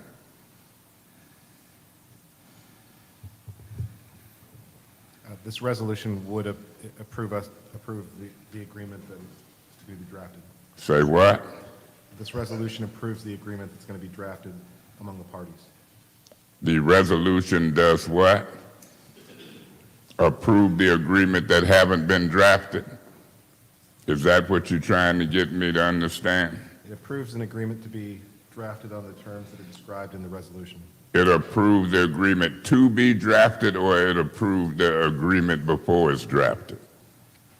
If I could add something, because we have gone Yeah, down. because I hardly listen to some of that, that comes from that Before, guy. when we started this process, the state is granting 50% of the money. And so the terms of the grant were outlined in an agreement we had with the state, and that's going to be not perfectly, repeated or copied, because the city has an opportunity to modify the terms we agreed to with the state, as does the county. But the bones of that agreement were agreed to with the state, and there are a few terms of the agreement. We have to, and I don't recall exactly the details. First of all, we have to own the property. In the case of the state, the funds are a little bit different, but we have to, commence planning and applying for site plan approval within so many days of closing. I mean, nobody's just going to be saying, here, we trust you. There are terms that we have to abide by, and they are very explicit.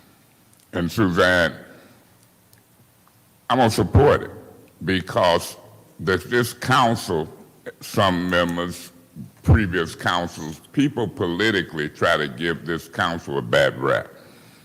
And I took up for certain council folks. Some of them need a bad rap. But it was a myth that folks don't come to do business in Flint and don't like coming before this council. I'm going to do it the old-fashioned way, with the handshake. And that's why I'm supporting it, because of the relationship and the communications. And I'm not an easy guy to go for stuff. But because of the project, because of the way that I've been approached, because I know the politics of this city, I'm going to support it somewhat on a handshake. Big multi-million-dollar deal to prove something. But I don't want to tie and he like some of the other folks without talking business. And so that business had to be talked about by me on the record if nobody else did. And those written commitments had to be requested by me on the record if nobody else did. So we're going to do a little old-fashioned thing. And I've talked and met with people. And so we'll see what fall into play. And again, I'll say, on behalf of certain folks in the city, God bless you. Don't let me down.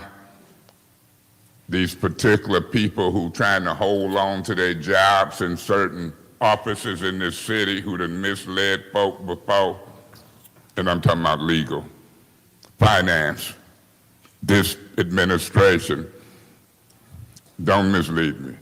God bless you. Yeah. Mr. Murphy. Thank you. Call for the question. Support. Call for the question has been moved and properly supported by Worthing. Madam Clerk, roll call.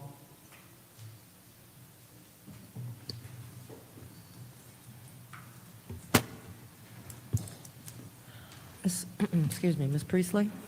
Yes. Ms. Winfrey Carter? Yes. Ms. Burns? Yes. Ms. Herkenroder? Yes. Mr. Pfeiffer? No. Ms. Worthing? Yes. Mr. Mays? And I'm going to abstain because it was rude for a colleague in the middle of a big deal, in my opinion, to call for the question and not be considerate to other colleagues. For that reason, on such a project, once again, I abstain and state my reason for the record. Ms. Lewis? Yes. Mr. Murphy? Yes. The vote is 7 yes, 1 no, 1 abstention. 7 yes, 1 no, 1 abstention. Madam Clerk, roll call on approval 220448. Ms. Winfrey Carter? Yes. Ms. Burns? Yes. Ms. Herkenroder? Yes. Mr. Pfeiffer? Yes. Ms. Worthing? Yes. Mr. Mays? Yes.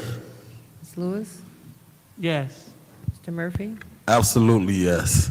Ms. Priestley? Yes. Vote is 9 yes. Point of order. This is the second time I done warned Mr. Murphy that when you understand it's a yay, nay, or abstention, but all of that rhetoric and foolishness is out of order. Thank you.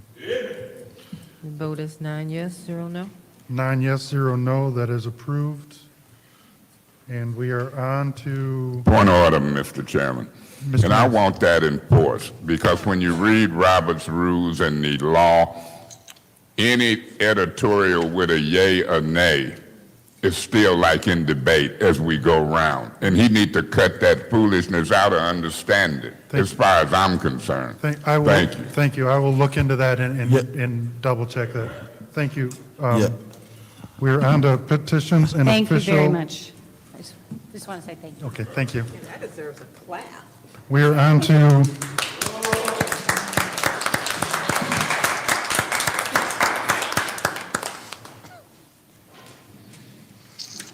on to petitions and official communications. Madam Clerk, are there any? No, there are not. Well, you said official. There aren't any unofficial. The official is what's on the agenda. Okay. So the only are on the agenda. Are there any additional communications? No, there are not. Are there any appointments? No, not at this time. Okay, we are on to resolutions. Yes. Master resolution. Motion, Mr. Murphy. Thank you. I would like to move Resolution 220447,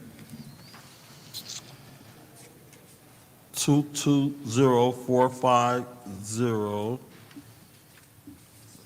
220430, 220, no, we dropped that one, 220451, right? We sent that back, so I'm gonna take that one out. 220452,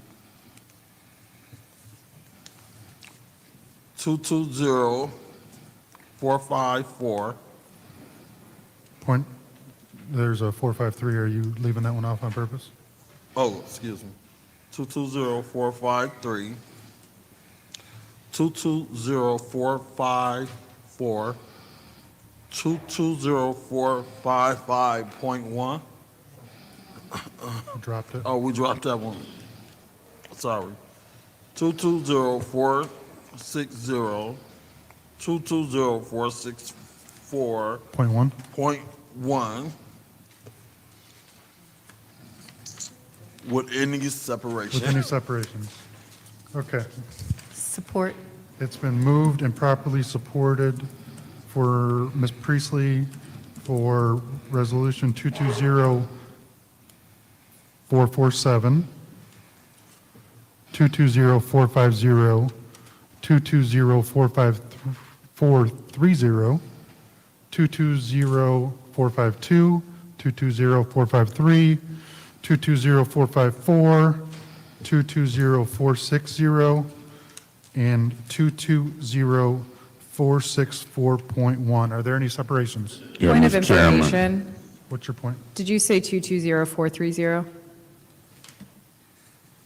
I see Davina's, yeah? Yes. Okay, all right, thank you. Any separations? Yeah, Mr. Chairman. Mr. Mays. I want to separate 220464.1. I don't see on my agenda 220457. My agenda stops at 455. What is 457? And I don't see a 430 on this agenda. We don't have a 457 that I have record of. Well, I've heard somebody say something about a 57. 447? What page is 447 on? No, I don't see a 447. On this agenda, it's got a 22460, a 22464, which is a .1, resolution postponed. Mr. from- Mays, I think you're looking at the special affairs agenda. Yeah, I'm on the city council agenda. And sometimes it'll say move from special affairs to council and be on here, but it's not on here. We can let her look at it. I see it on the special affairs. It's dealing with some tires or pumps. Oh, I'm on the special affairs. I got to look at council, so that's my part. Okay, now I see 447, 448. So I've separated the point one. The resolutions postponed from, thank you, Danielle. The resolutions postponed from City Council 1010 due to a lack of a quorum. That's the road engineering change order number 4. I want to separate that. I want to separate 220451. Mr. Mays, that one didn't make it out of special affairs. It didn't make it out of special affairs. I was wrongfully removed, so I didn't know that with the lawlessness, but I'm just going through and being thorough. So the budget amendment didn't make it out of special affairs. It came from Finance Committee meeting, Davina, so it should show back up in Finance Committee. Ms. Burns? Finance Committee.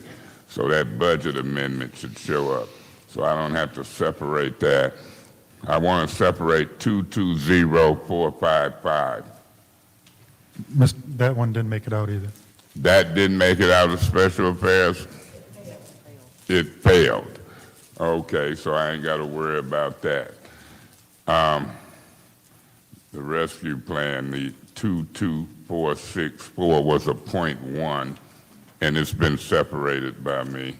So that means the change order. What about the budget amendment transfer for McKinley Center, the 220450? It's still available to be separated? Yes, sir. I want to separate that as well. And I think that'll do it. Janelle, thanks for pointing that agenda out for me as it relates to special affairs and city council. Thank you. Thank you. Are there any more separations? Any more separations?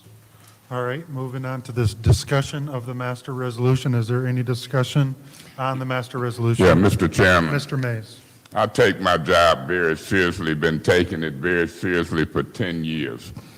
Mr. Dumas is exactly right, as some folks up here think this is a council kids game. I don't mind laughing and joking with folks.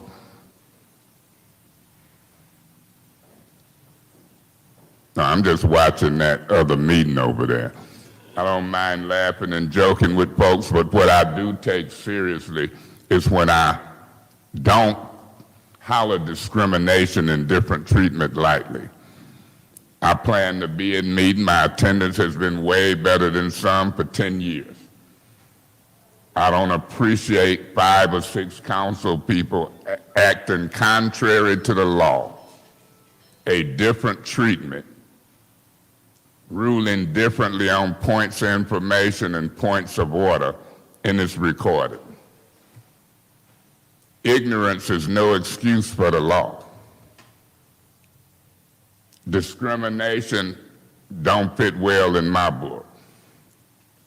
So I get wrongfully removed from a meeting, in my opinion. I got to figure out what done moved and what didn't move from council, from special affairs to council. And then you got folks who just don't get it. But I'm praying and hoping that the residents of the city of Flint, or the majority of them, get it. I've experienced this type of behavior on 2 previous councils. And if I got anything to do with it, when November hit, it will be fixed. When you got lawlessness on a council, people not taking the discrimination claims seriously, you can fix it. It's called recall. And I'm not biting my tongue about it. People can try to recall me, but I must be involved in fixing this council. And this ain't no threat, it ain't no warning, it's a fact. Point of order.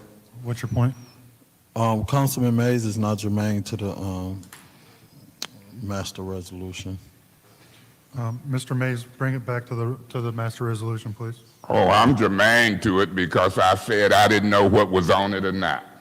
And I said because I had been wrongfully put out by some lawlessness, unlawful council persons. And I talked about my record of attendance. Point of order.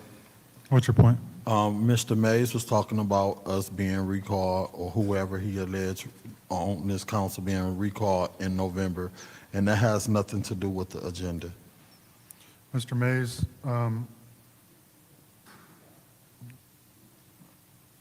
make it make sense and bring it back to the agenda, please. I'm making it make sense. And Mr. Murphy is one of the ones I'm talking about, him and Liddell.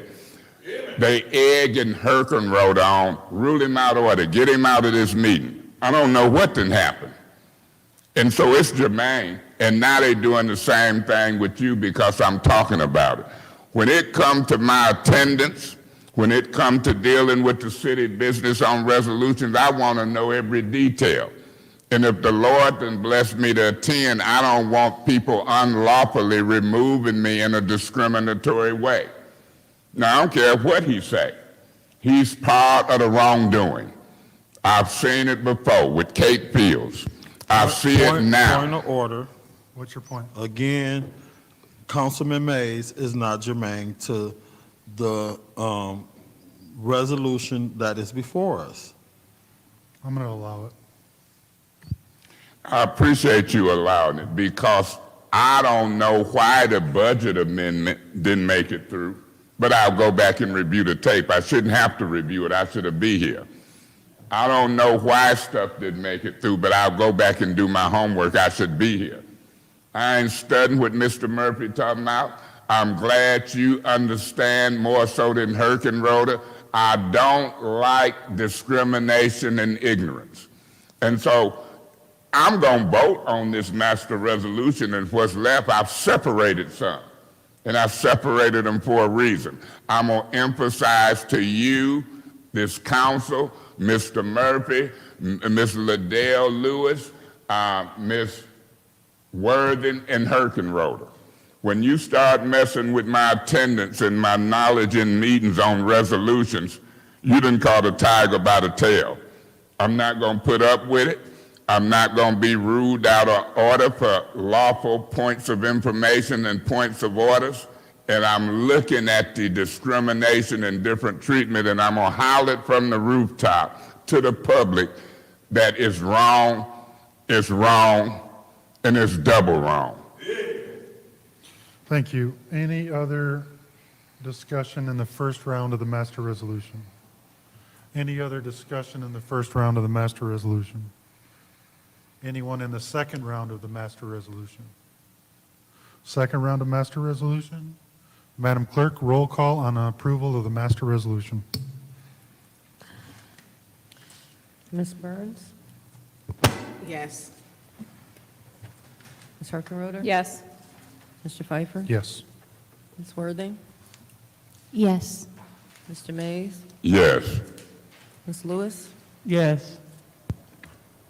Mr. Murphy? Yes. Ms. Priestley? Yes. Ms. Winfrey Carter? Yes. Vote is 9 yes, 0 no. 9 yes, 0 no on the approval for the master resolution. Our first separation is 220450. Mr. Mays, do you have a motion, or would you like somebody else to? What is the first separation? 22043. 450, the McKinley Center? The McKinley Center. Yeah, I'd make a motion to approve 220450. There's a motion to approve 220450. It's been moved and properly supported by Ms. Priestley. Is there any discussion in the first round? Yeah, Mr. Chairman. Mr. Mays. I separated this because as we discussed in committee for those who were here, and I don't know who was and who wasn't, but there was discussion that we didn't pay the $250,000 deductible, but we've dumped and getting ready to dump another 135,000 in it, through you to Suzanne.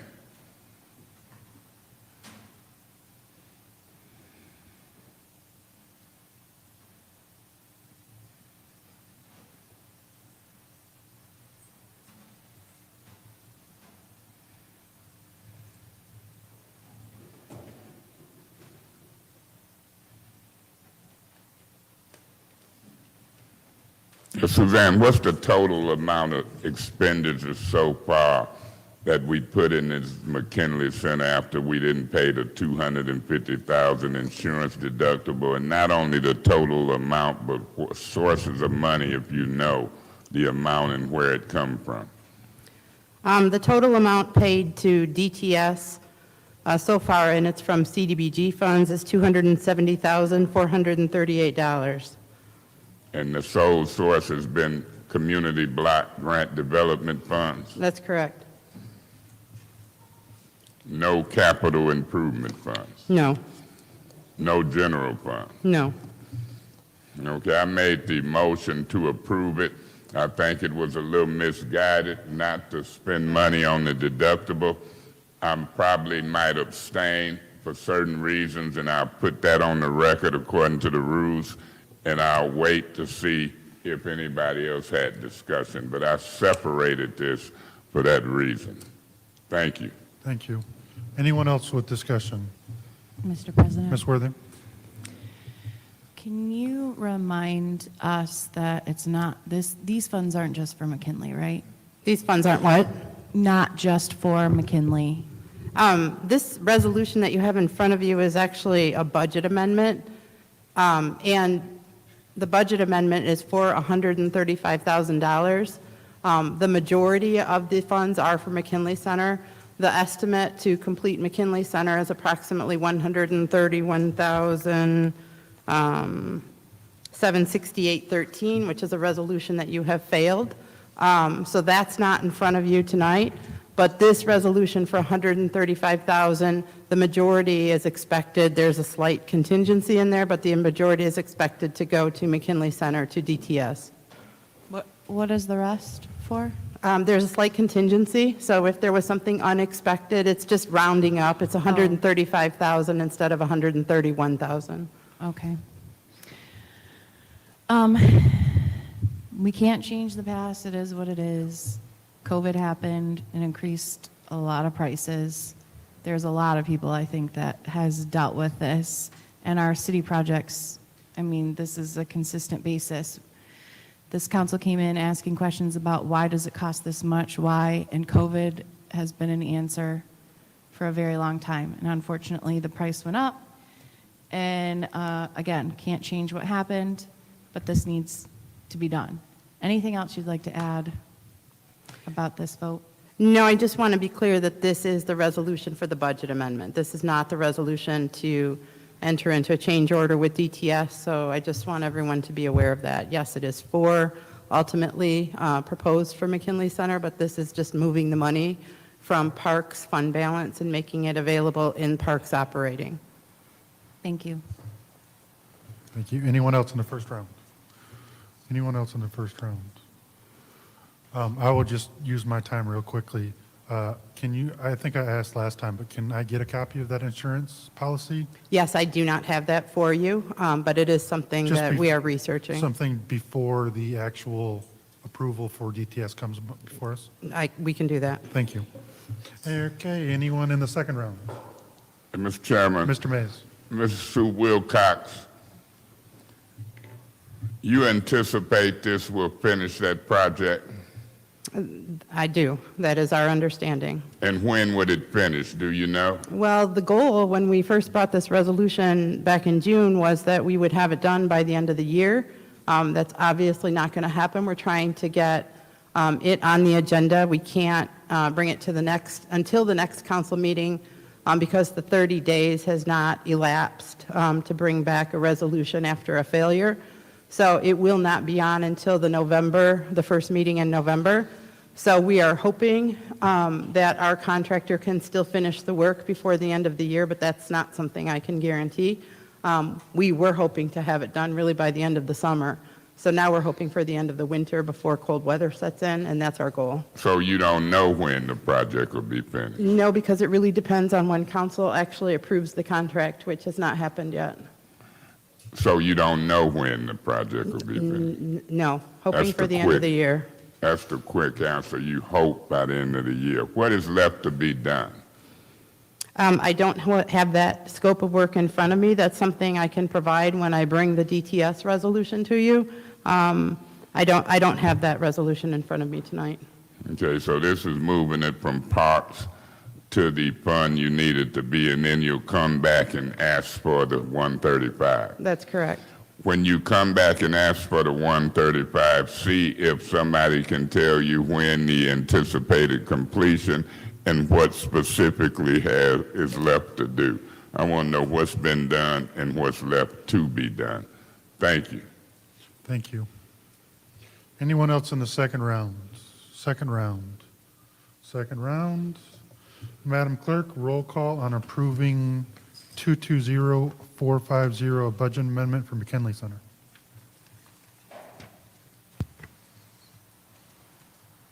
Ms. Herkenroder?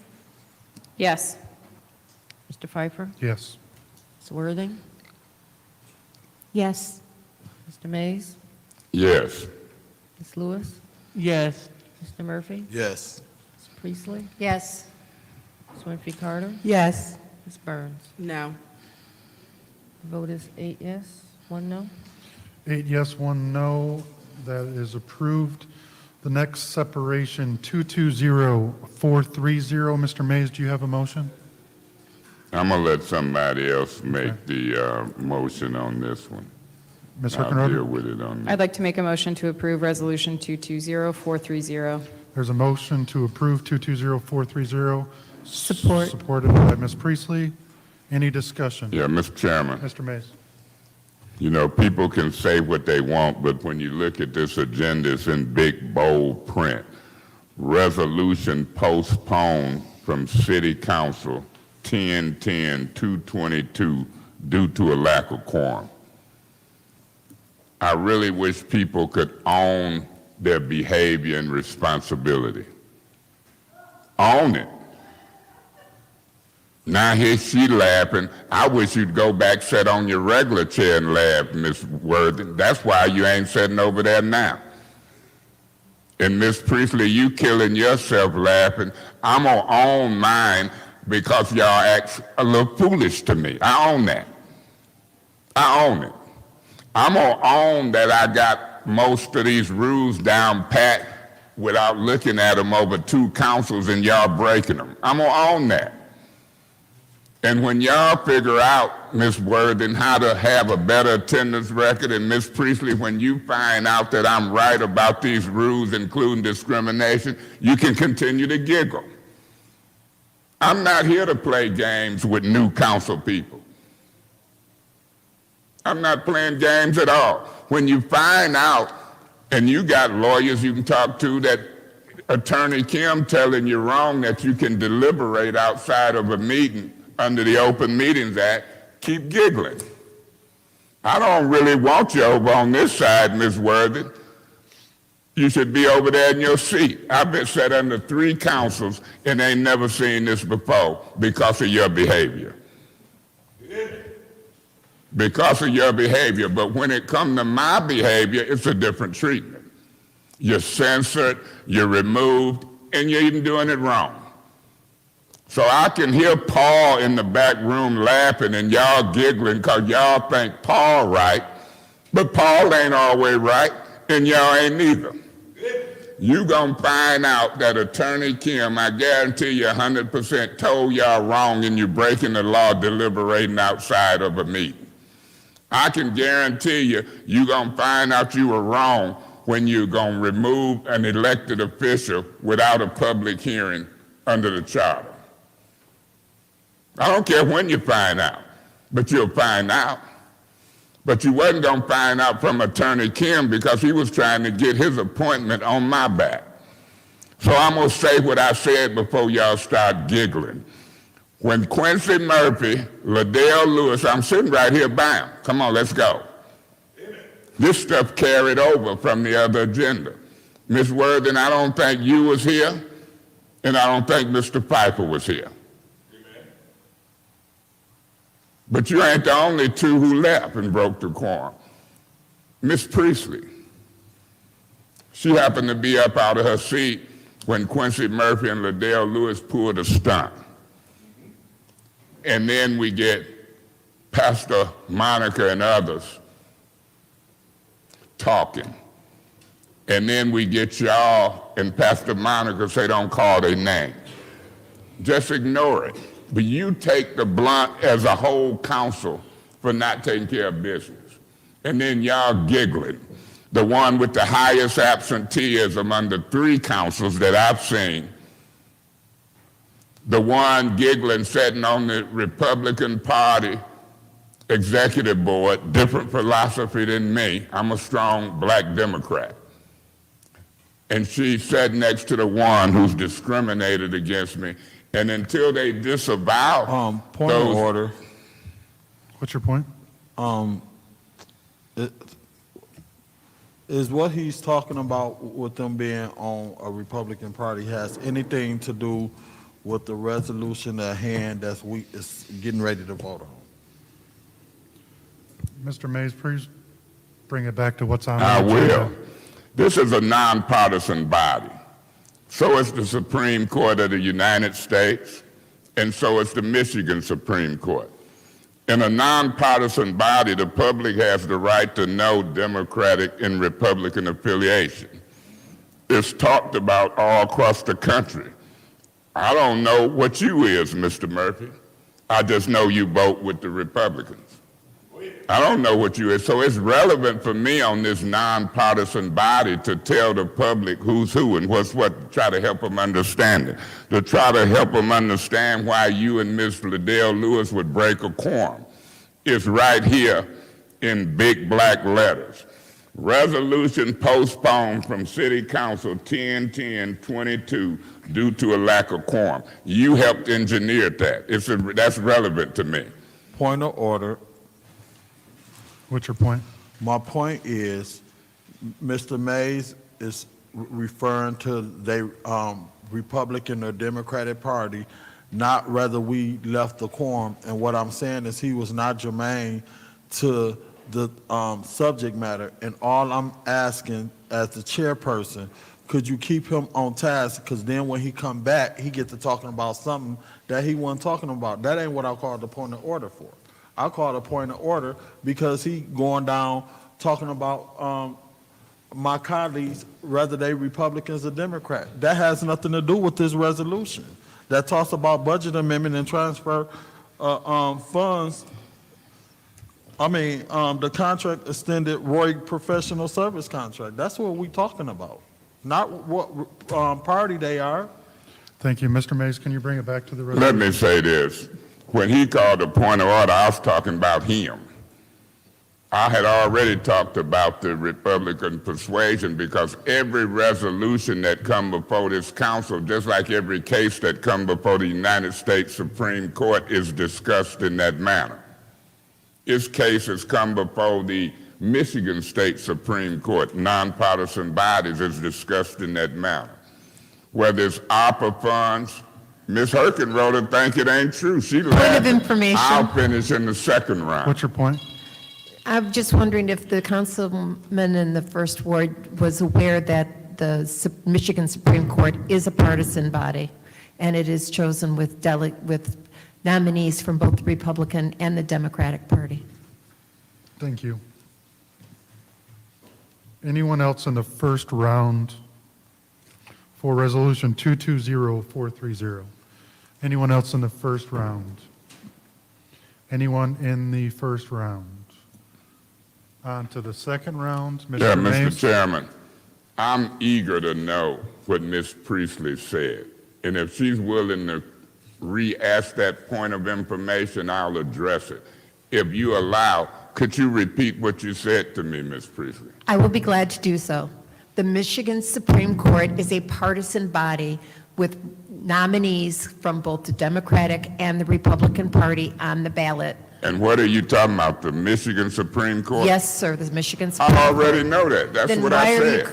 that's- It's Republicans and Democrats, and we vote accordingly, and it makes a difference. Democrats don't want to put Republicans on the Supreme Court because of whatever their issues are. Republicans don't want Democrats on it. Now, Mr. Murphy should have said, point of order, you explained, and that ain't got nothing to do with the resolution, but he didn't. He's discriminatory. Ms. Liddell Lewis should have said, point of order, throw her out because she did that point of information. But they ain't, because they're discriminatory. And you just made my point, whether you and Herkenrode understand it or not. I'll break it down, then I'm going to talk about change order number 4. Any party, they nominate who they want to the Supreme Court, and then people vote.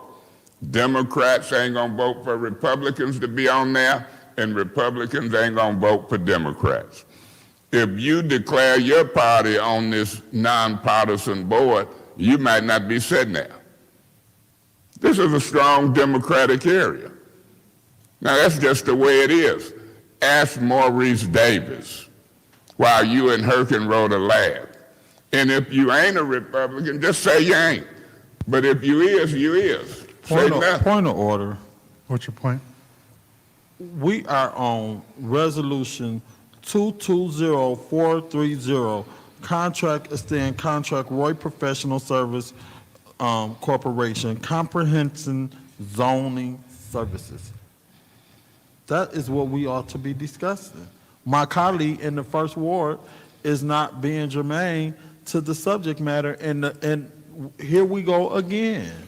Mr. Mays, can you please state your opinion? Yeah, on- Mr. Piper, I have the right to answer her point of information, and Mr. Murphy didn't say nothing about her being germane.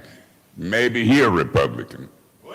I don't know, but I know he's discriminatory, Point of order. and I know that's illegal under the charter. My point again to you, Chairperson Pfeiffer, is here we are on a resolution to approve or deny or to discuss the contract for Roy Engineer Professional Service, and my colleague is making accusations of us being discriminatory and voting with Republic. He is not germane, and I don't want to use my platform to hold up this meeting any longer because we've been here long enough. But my point that I'm trying to make to you and also to the public and to those that's in the audience, the staff that's sitting here that's probably been here all day, we are trying to get the business of the city of Flint moving forward. When he wasn't here, we was able to get this business done, and now he using this platform to call us discriminatory and talk about our priorities, and that is not what's on the agenda. And I will plead to you as the chair to bring him back in and make him stay germane to the subject matter. Thank you. I think he was finishing his point, but Mr. Mays, please Yeah, get onto the I resolution. have the right to respond to a point of information. And I don't care who out there want to snap their fingers, but Mr. Murphy, before you sit here, we got emergency managers out, straighten out a budget, and since you've been here voting on budgets, we facing a $15 million deficit. You can whine and talk about the business that got done. You ain't been here but 6 months. You wasn't here under no emergency manager, so you done distracted me again with that falsehood and half-truth talking about getting the business done when somebody ain't here. If we didn't get the business done, you wouldn't be doing it because we'd be under emergency manager law. How dare you keep saying that, trying to fool these people, and I done heard you say it 3-4 times. We done did way more work than what you done did in 6-7 months.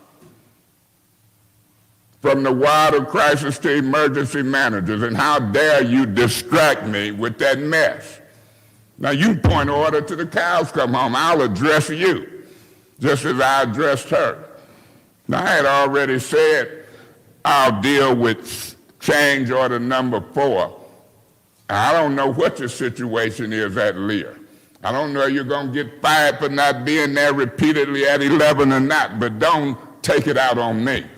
I'm retired. Point of order. What's your point? Again, my colleague is off base. He worried about my employment, and that's not his business. When Point of information. What's your point? You was worried about how much work I done got done over 10 years and saying I wasn't here. You distracted me with that lie and untruth. Didn't you? So, minute and a half. Mr. Mays, please wrap up. You have a minute. Yeah, I am wrapping up. But Pastor Monica, you can snap and do all you want, but I'm not going to let him distort my 10-year reputation. Somebody been here a handful of months and saying what work got done in this city. That's foolishness. It's a lie. So you get my attention every day of the week trying to fool the public, Mr. Murphy, and I'm going to address it. Because I don't like lies from you, the mayor, and nobody else sitting next to me. That's how I roll. Through you, Mr. Chairman, to Clyde Edwards. This change order for Roe, change order number 4. Now I'll wrap up and don't even get the question answered with all these lying distractions from a person sitting over from me talking about the work we done did, and he'd been here in the infant stages of his career of handful of months. And we done had knockdown drag-outs with emergency managers dealing with millions. That's a fool to me. That's my opinion for somebody to say that, and for you to egg your bone, Pastor Monica. And I'm waiting on Mr. Edwards. Hell, he's sitting a mile away. I called him up. You don't have to apologize. I'm wading through this foolishness. Somebody, don't worry about it, Mr. Edwards. The boats is there. There go the bail. I'm going to play by the game. But you let this foolishness come at me again, talking about what they done got done when I ain't here. And he been here 8 months, and I've been here 10 years. Thank you, Mr. Mays. That's a foolishness, in my opinion. I call the question. Just lying like the mayor. It's been called to Or trying question to fool people. Support. and supported by Ms. Worthing. She made the motion to call the question, supported by Ms. Priestley. Madam Clerk, call the question. Roll call.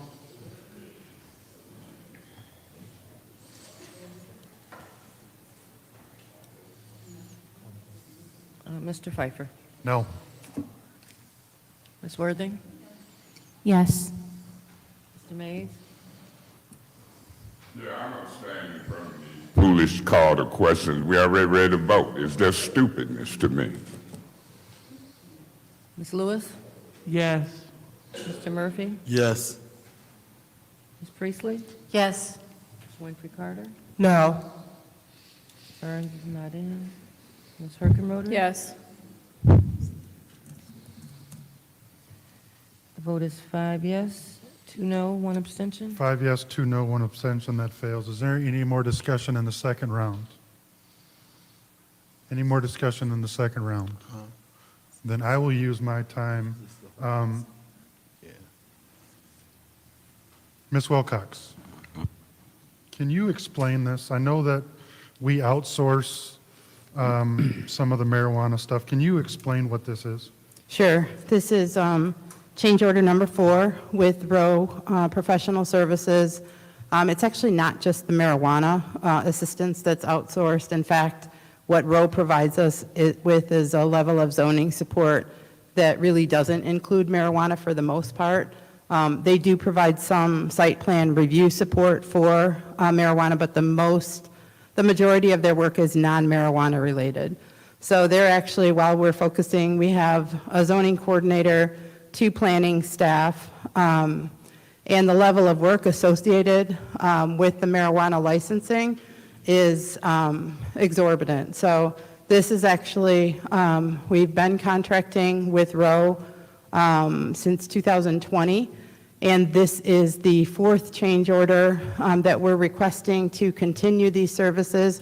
We actually are working on a job description right now for a marijuana licensing facilities coordinator to hopefully support some of our staff and lessen the burden so that our zoning coordinator can focus more on the site plan work that Roe is actually performing for us.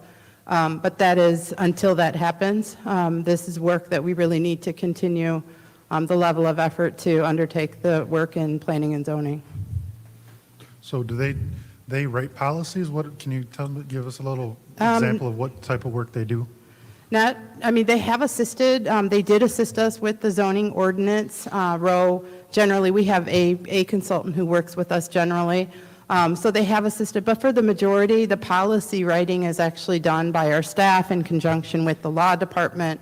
But they're experts in Planning and Zoning Enabling Act, and so they do provide support there. Initially, one of the reasons they were brought on board was we had a relatively new zoning coordinator, so part of their original function was actually training that zoning coordinator and our relatively new zoning staff on planning and zoning actions. We've come a long way since then, so a lot of their work is really just staff support. I would not say policy writing unless it's specifically needed, but they certainly do, for example, the reviews that are provided to the Planning Commission and the Zoning Board of Appeals. There's a staff report that's done for site plans in presentation to those boards, and oftentimes they either review the staff reports that are prepared by the zoning coordinator or they prepare them themselves. They also assisted us with the zoning codification, getting that work done. They're working right now on helping us with some of the forms and documents, which are primarily done. The new zoning code will obviously be in effect October 29th. So they've been working with us to get those done, and they really step in as kind of another staff arm. Thank you so much. That will conclude the second round. Madam Clerk, roll call on approval of 220430, the change order number 4 for Rowe Engineering for comprehensive zoning services. Ms. Worthing, Yes. Mr. Mays, No. Ms. Lewis, Yes. Mr. Murphy, Yes. Ms. Priestley, Yes. Winfrey Carter, No. Ms. Burns is not in, Ms. Herkenroder, Yes. Mr. Pfeiffer. Yes. The vote is 6 yes, 2 no. 6 yes, 2 no. That will be approved. On to the last separation and the last item on our agenda. 220464.1, separated by Mr. Mays. Do you have an Yeah, Mr. motion? Chairman, I would like to make a motion to amend 220464.1.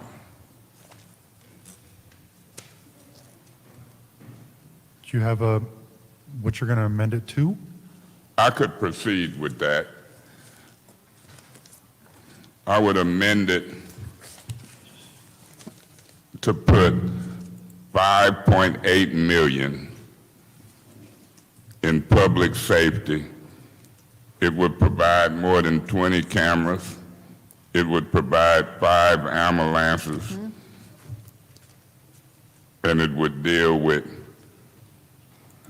the 2.8 million for lighting.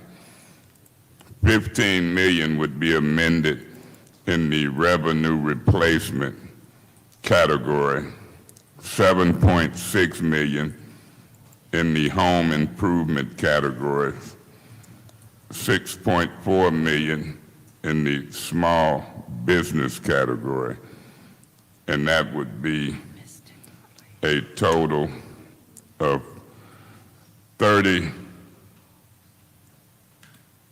It looked like it would be, because I took the Buick out, it would be $35,250,000, and I so move for that amendment.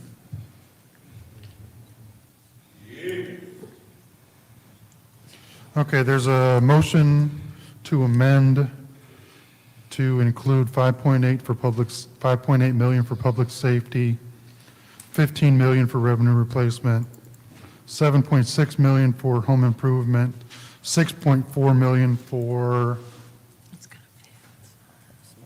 small business. Is there support? Yes, Mr. President, I'll It's been support. moved and properly supported Mr. President, by Ms. Winfrey Carter. Ms. Worthing? Ms. Worthing? I call the question. Been called the question. Is there support? Support. Supported by Ms. Herkenroder. Madam Clerk, call the question on the amendment.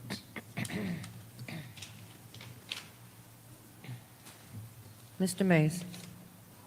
You say Mays? Yes. No. Ms. Lewis? Yes. Mr. Murphy? Yes. Ms. Priestley? Yes. Ms. Winfrey Carter? No. Burns is not in. Herkenroder? Yes. Mr. Pfeiffer? Yes. Ms. Worthing? Yes. Vote is 6 yes, 2 no. 6 yes, 2 no. Madam Clerk, roll call on the amendment. Ms. Lewis? Yes. Mr. Murphy? No. Ms. Priestley? No. Ms. Winfrey Carter? Yes. Burns is not in. Ms. Herkenroder? No. Mr. Pfeiffer? No. Ms. Worthing? No. Mr. Mays? I'll abstain for the reason that this is the second time I brought these amendments for public safety, including ambulances for home improvements. And both times the chair have given somebody the floor, and I'm the maker of the motion, in a discriminatory way to keep from discussing amendments. It's undemocratic, it's unlawful, and Point of Mr. order. Dumas was right. What's your point? It This, hap- this is not how you either say yes, no, or abstain. That's it. No There's, debate. I'll allow it. There's ambiguity in the rules. No, I'll appeal the ruling of the chair. There's appealing to the ruling of the chair. Is there support? Is there support? Died for lack of support. Mr. Mays, please continue your, Yeah, I'll pick up where I left off at. There have to first be discussion, really to call for the question to end debate. This is getting out of hand. It's getting a little ridiculous. Point of order. Mr. Mays, please stay to your abstention. What's your point? That's what I was steady picking up on. I could have started over, but let me see what her point is. What's your point? I retract that. You already addressed it. Thank you. Mr. Mays, this should be addressed fully to your abstention. I'm gonna ask the record keeper to read my reason back. These unlawful interruptions, you don't have to. I'll just start it over. Now, this veteran council person don't know that you can state a reason for your abstention. My point was about May. I abstain because I think it's unlawful to allow folks to call for the question and there ain't even been no debate. We went over that. And people ruling and doing it repeatedly. I've got the right as a city council person to try to make amendments and have discussions on them. And I'm highlighting that. So my reason for abstaining is because y'all are wrong. And you're doing it wrong. And I'll continue to abstain when y'all continue to try to limit debate. Thank you. Mr. Mays. I'm sorry, go ahead. You still have- I would like to change my vote. Is it time? Yeah. No. Change your vote to no.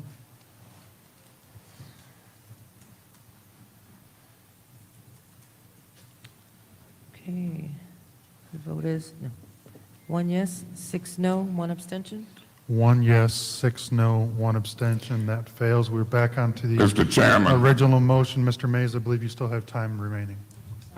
Point of order. What's your point? There's no motion on the floor right now. That was the only motion that was made on this. You are correct. I'll take a motion for 220462. Mr. President. Chairman, Ms. point of order. Ms. Herkenroder. I can guarantee you, you're being discriminatory. I said, Mr. Chairman, you She said said, it wait a first. minute, it wasn't no motion on the floor. Now you're going that way. Continue what you're doing. You got that discretion. I'm used to it. Okay. I'd like to make a motion to approve Resolution 220-464.1. There's a motion to approve 220-464.1, moved by Ms. Herkenhofer. Mr. Chairman. Supported by Ms. Priestley. Mr. Mays, you have the floor. I appreciate it. Let me say this. If we're going to play the rule game, when a motion is made, people can't just holler out support. You got to call on them. You got to give them the floor. And once they support it, then that's the game I'm playing. I don't appreciate her pointing at me giggling. I'm playing the game, and I'm going to see how you react. Before you can finish, I'm asking for the floor before they have to call the question. So we can play these games. All of it is illegal and improper. I'm just going to highlight it. Now I'm in discussion on approving this and might make a motion to table it back to finance. The worst thing folk can do sitting up here is try to stifle an elected official. Where do they do that at? The Senate? The House of Representatives? Oh, they do it right here in a 9-member body. Now, I'm going to research to call for the question. In our rules, in Robert's rules, that's getting out of hand. Motion made, probably second, call for the question. And y'all racing, playing tag. Mr. Piper, from what I'm seeing, and Quincy threatening you, if you don't rule his way, I won't vote for you in November. I've heard that up here. This is a mess. $70 million, and y'all stifling discussion, and people done put in hundreds of residents at this point for $7.6 million. People giving speeches talking about this is the framework and this is the beginning. Poppycock. Poppycock. This is a week before the election and people posturing to stand in press conferences tomorrow and the next day because they supporting a particular person for mayor and he fooling them. We'll be making statements. The mainstream media, it won't discuss these proposed amendments. I know this community. I know the mainstream media. We used to have to go protest in front of them just to get a proper story. That's why we say sometimes we use the Chitlin circuit. We create black newspapers. You're not going to get the coverage in the mainstream media. And you got folks on this council trying to ram something down our throat. 20 cameras to cover the whole city. The amendment I proposed was 2,200,000 cameras. I proposed quit standing with a mayor you supporting, in my opinion, Mr. Piper, giving out keys to the city, and people want keys to ambulances and keys to police cars. Mr. Edwards and them think it's funny back there. But when these people vote, they ain't voting for ceremonial keys to the city. They voting for public safety. Keys to ambulance and police cars. Keep standing with them, giving out keys to the city. Ceremonial. And Mr. Murphy got the nerve to say, what get done when I ain't here? When you wasn't here, we fixed a $12 million deficit, returned the city back to home rule, did budgets with Huey Newsom, and you've been here 8, 9 months talking about what get done when I ain't here. Don't nothing get done when you walk out in a quorum. You ought to be ashamed of yourself. You've been raised in hell, in my opinion, ever since you've been on the council. From the time we voted for me for president, you went to talking that rhetoric. Just lying, but don't want nobody to talk about you. And it's sickening. People talk to me about you all across the city and call me from across the nation. It's sickening to me. I'm getting tired of it. Now you're looking at revenue replacement. We facing a $15 million deficit a week or two before an election, and ain't nobody fixed the deficit. And I can sit here with a straight face and say y'all falling all over each other to do stuff and ain't did no budget amendment to fix a projected $15 million deficit that y'all passed a budget on for the first time in 30 years with no amendments. And then didn't show up for the Finance Committee meeting that was called by Ms. Burns prior to the budget. Yes. Any more discussion in the Yes. first round? Mr. Murphy. Call for the question. Support. Call for the question is made by Mr. Murphy, supported by Ms. Worthing. Madam Clerk, roll call and call for the question. Point of order. What's your point? I heard you call Mr. Murphy and give him the floor. I've never heard you call Ms. Worthing and give her the floor to make a second. It's not Is that how we doing it? It's not in the rules that you need to get the Okay. floor. It's not, it's point of order. I guarantee you, the chair have to give a member the floor. Or we can just holler out. That's what I'll start doing. Okay, you'll see. So, Mr. Mays, it's not, you have to get the floor to make a motion. Point of order. What's your second? You have to get the floor to speak or you're out of No, order. No, I'm replying to your point of order. So you have to get the floor to make a motion, but our rules don't say you have to get the floor to second, and Robert's rules doesn't say you have to get the floor either. So You think you're 100% right? if I'm wrong, correct me, but that's what Lot of I'm, correction. that's what I'm going by. Carry So- on. I'm just telling you, it's a lot of correction, and y'all are in the infant stages Thank of you. your career, and y'all killing this city. Thank you. Madam Clerk, roll call and call for the question.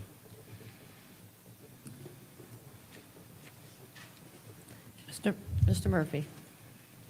Yes. Ms. Priestley? Yes. Ms. Winfrey Carter? No. Ms. Burns? Yes. Ms. Herkenroder? Yes. Mr. Pfeiffer? Yes. Ms. Worthing? Yes. Mr. Mays? Once again, I abstain on all these unlawful, wrong calling for the questions before people can discuss multi-million dollars worth of business policy or whatever. Call for the questions. If that's going to be the pattern of this city, y'all killing this city, and you're breaking, in my opinion, the law. Thank you. Ms. Lewis? Yes. The vote is 7 yes, 1 no, 1 abstention. 7 yes, 1 no, 1 abstention. Madam Clerk, roll call on approving 220464.1, the adoption of the American Rescue Plan Act allocation plan. Ms. Priestley? Yes. Ms. Winfrey Carter? I abstain because amendments should have been made to this ARPA plan. Therefore, I will be abstaining. Ms. Burns? I abstain because I definitely feel there should be amendments. There are things that have not been addressed to this ARPA plan that are crucial to residents' everyday life. Ms. Herkenroder? Yes. Mr. Pfeiffer? Yes. Ms. Worthing? Yes. Mr. Mays? I abstain because there's hundreds of residents that reached out to this council for help. And this council and this mayor's administration have overlooked them in the budget. They've listened to 12 people come lobbying with signs. In my opinion, they're trying to pass something to do a sound bite for a political campaign, and I'm abstaining, praying and hoping to the God I serve that the residents look at it, those who have reached out to us and been left out, and then take the appropriate recourse on these politicians who are playing a game with their money and with the opportunity to help them. For those reasons and those calls for the questions, I abstain and make it clear on the record why I abstain, because I don't appreciate games being played on that many residents. Thank you. Ms. Lewis? Yes. Mr. Murphy? Yes. Vote is 6 yes, 0 no, 3 abstentions. 6 yes, 0 no, 3 abstentions. Mr. That- Chairman. That passes. We are on to Mr. Chairman, Madam Clerk. Mr. Chairman, Hold on. Madam Clerk, are there any first reading of ordinances? No, there are not. Are there any second reading? No, there are not. Additional discussion items, Madam Clerk? Not at this time. Are there any final council comments? Are there any final council comments? yeah, Mr. Chairman. Mr. Mays. Let me say this before they break the quorum. Those signs in the election need to be got up. It's illegal. And then as far as We're adjourned for lack of a quorum. It is 11:25. and I want to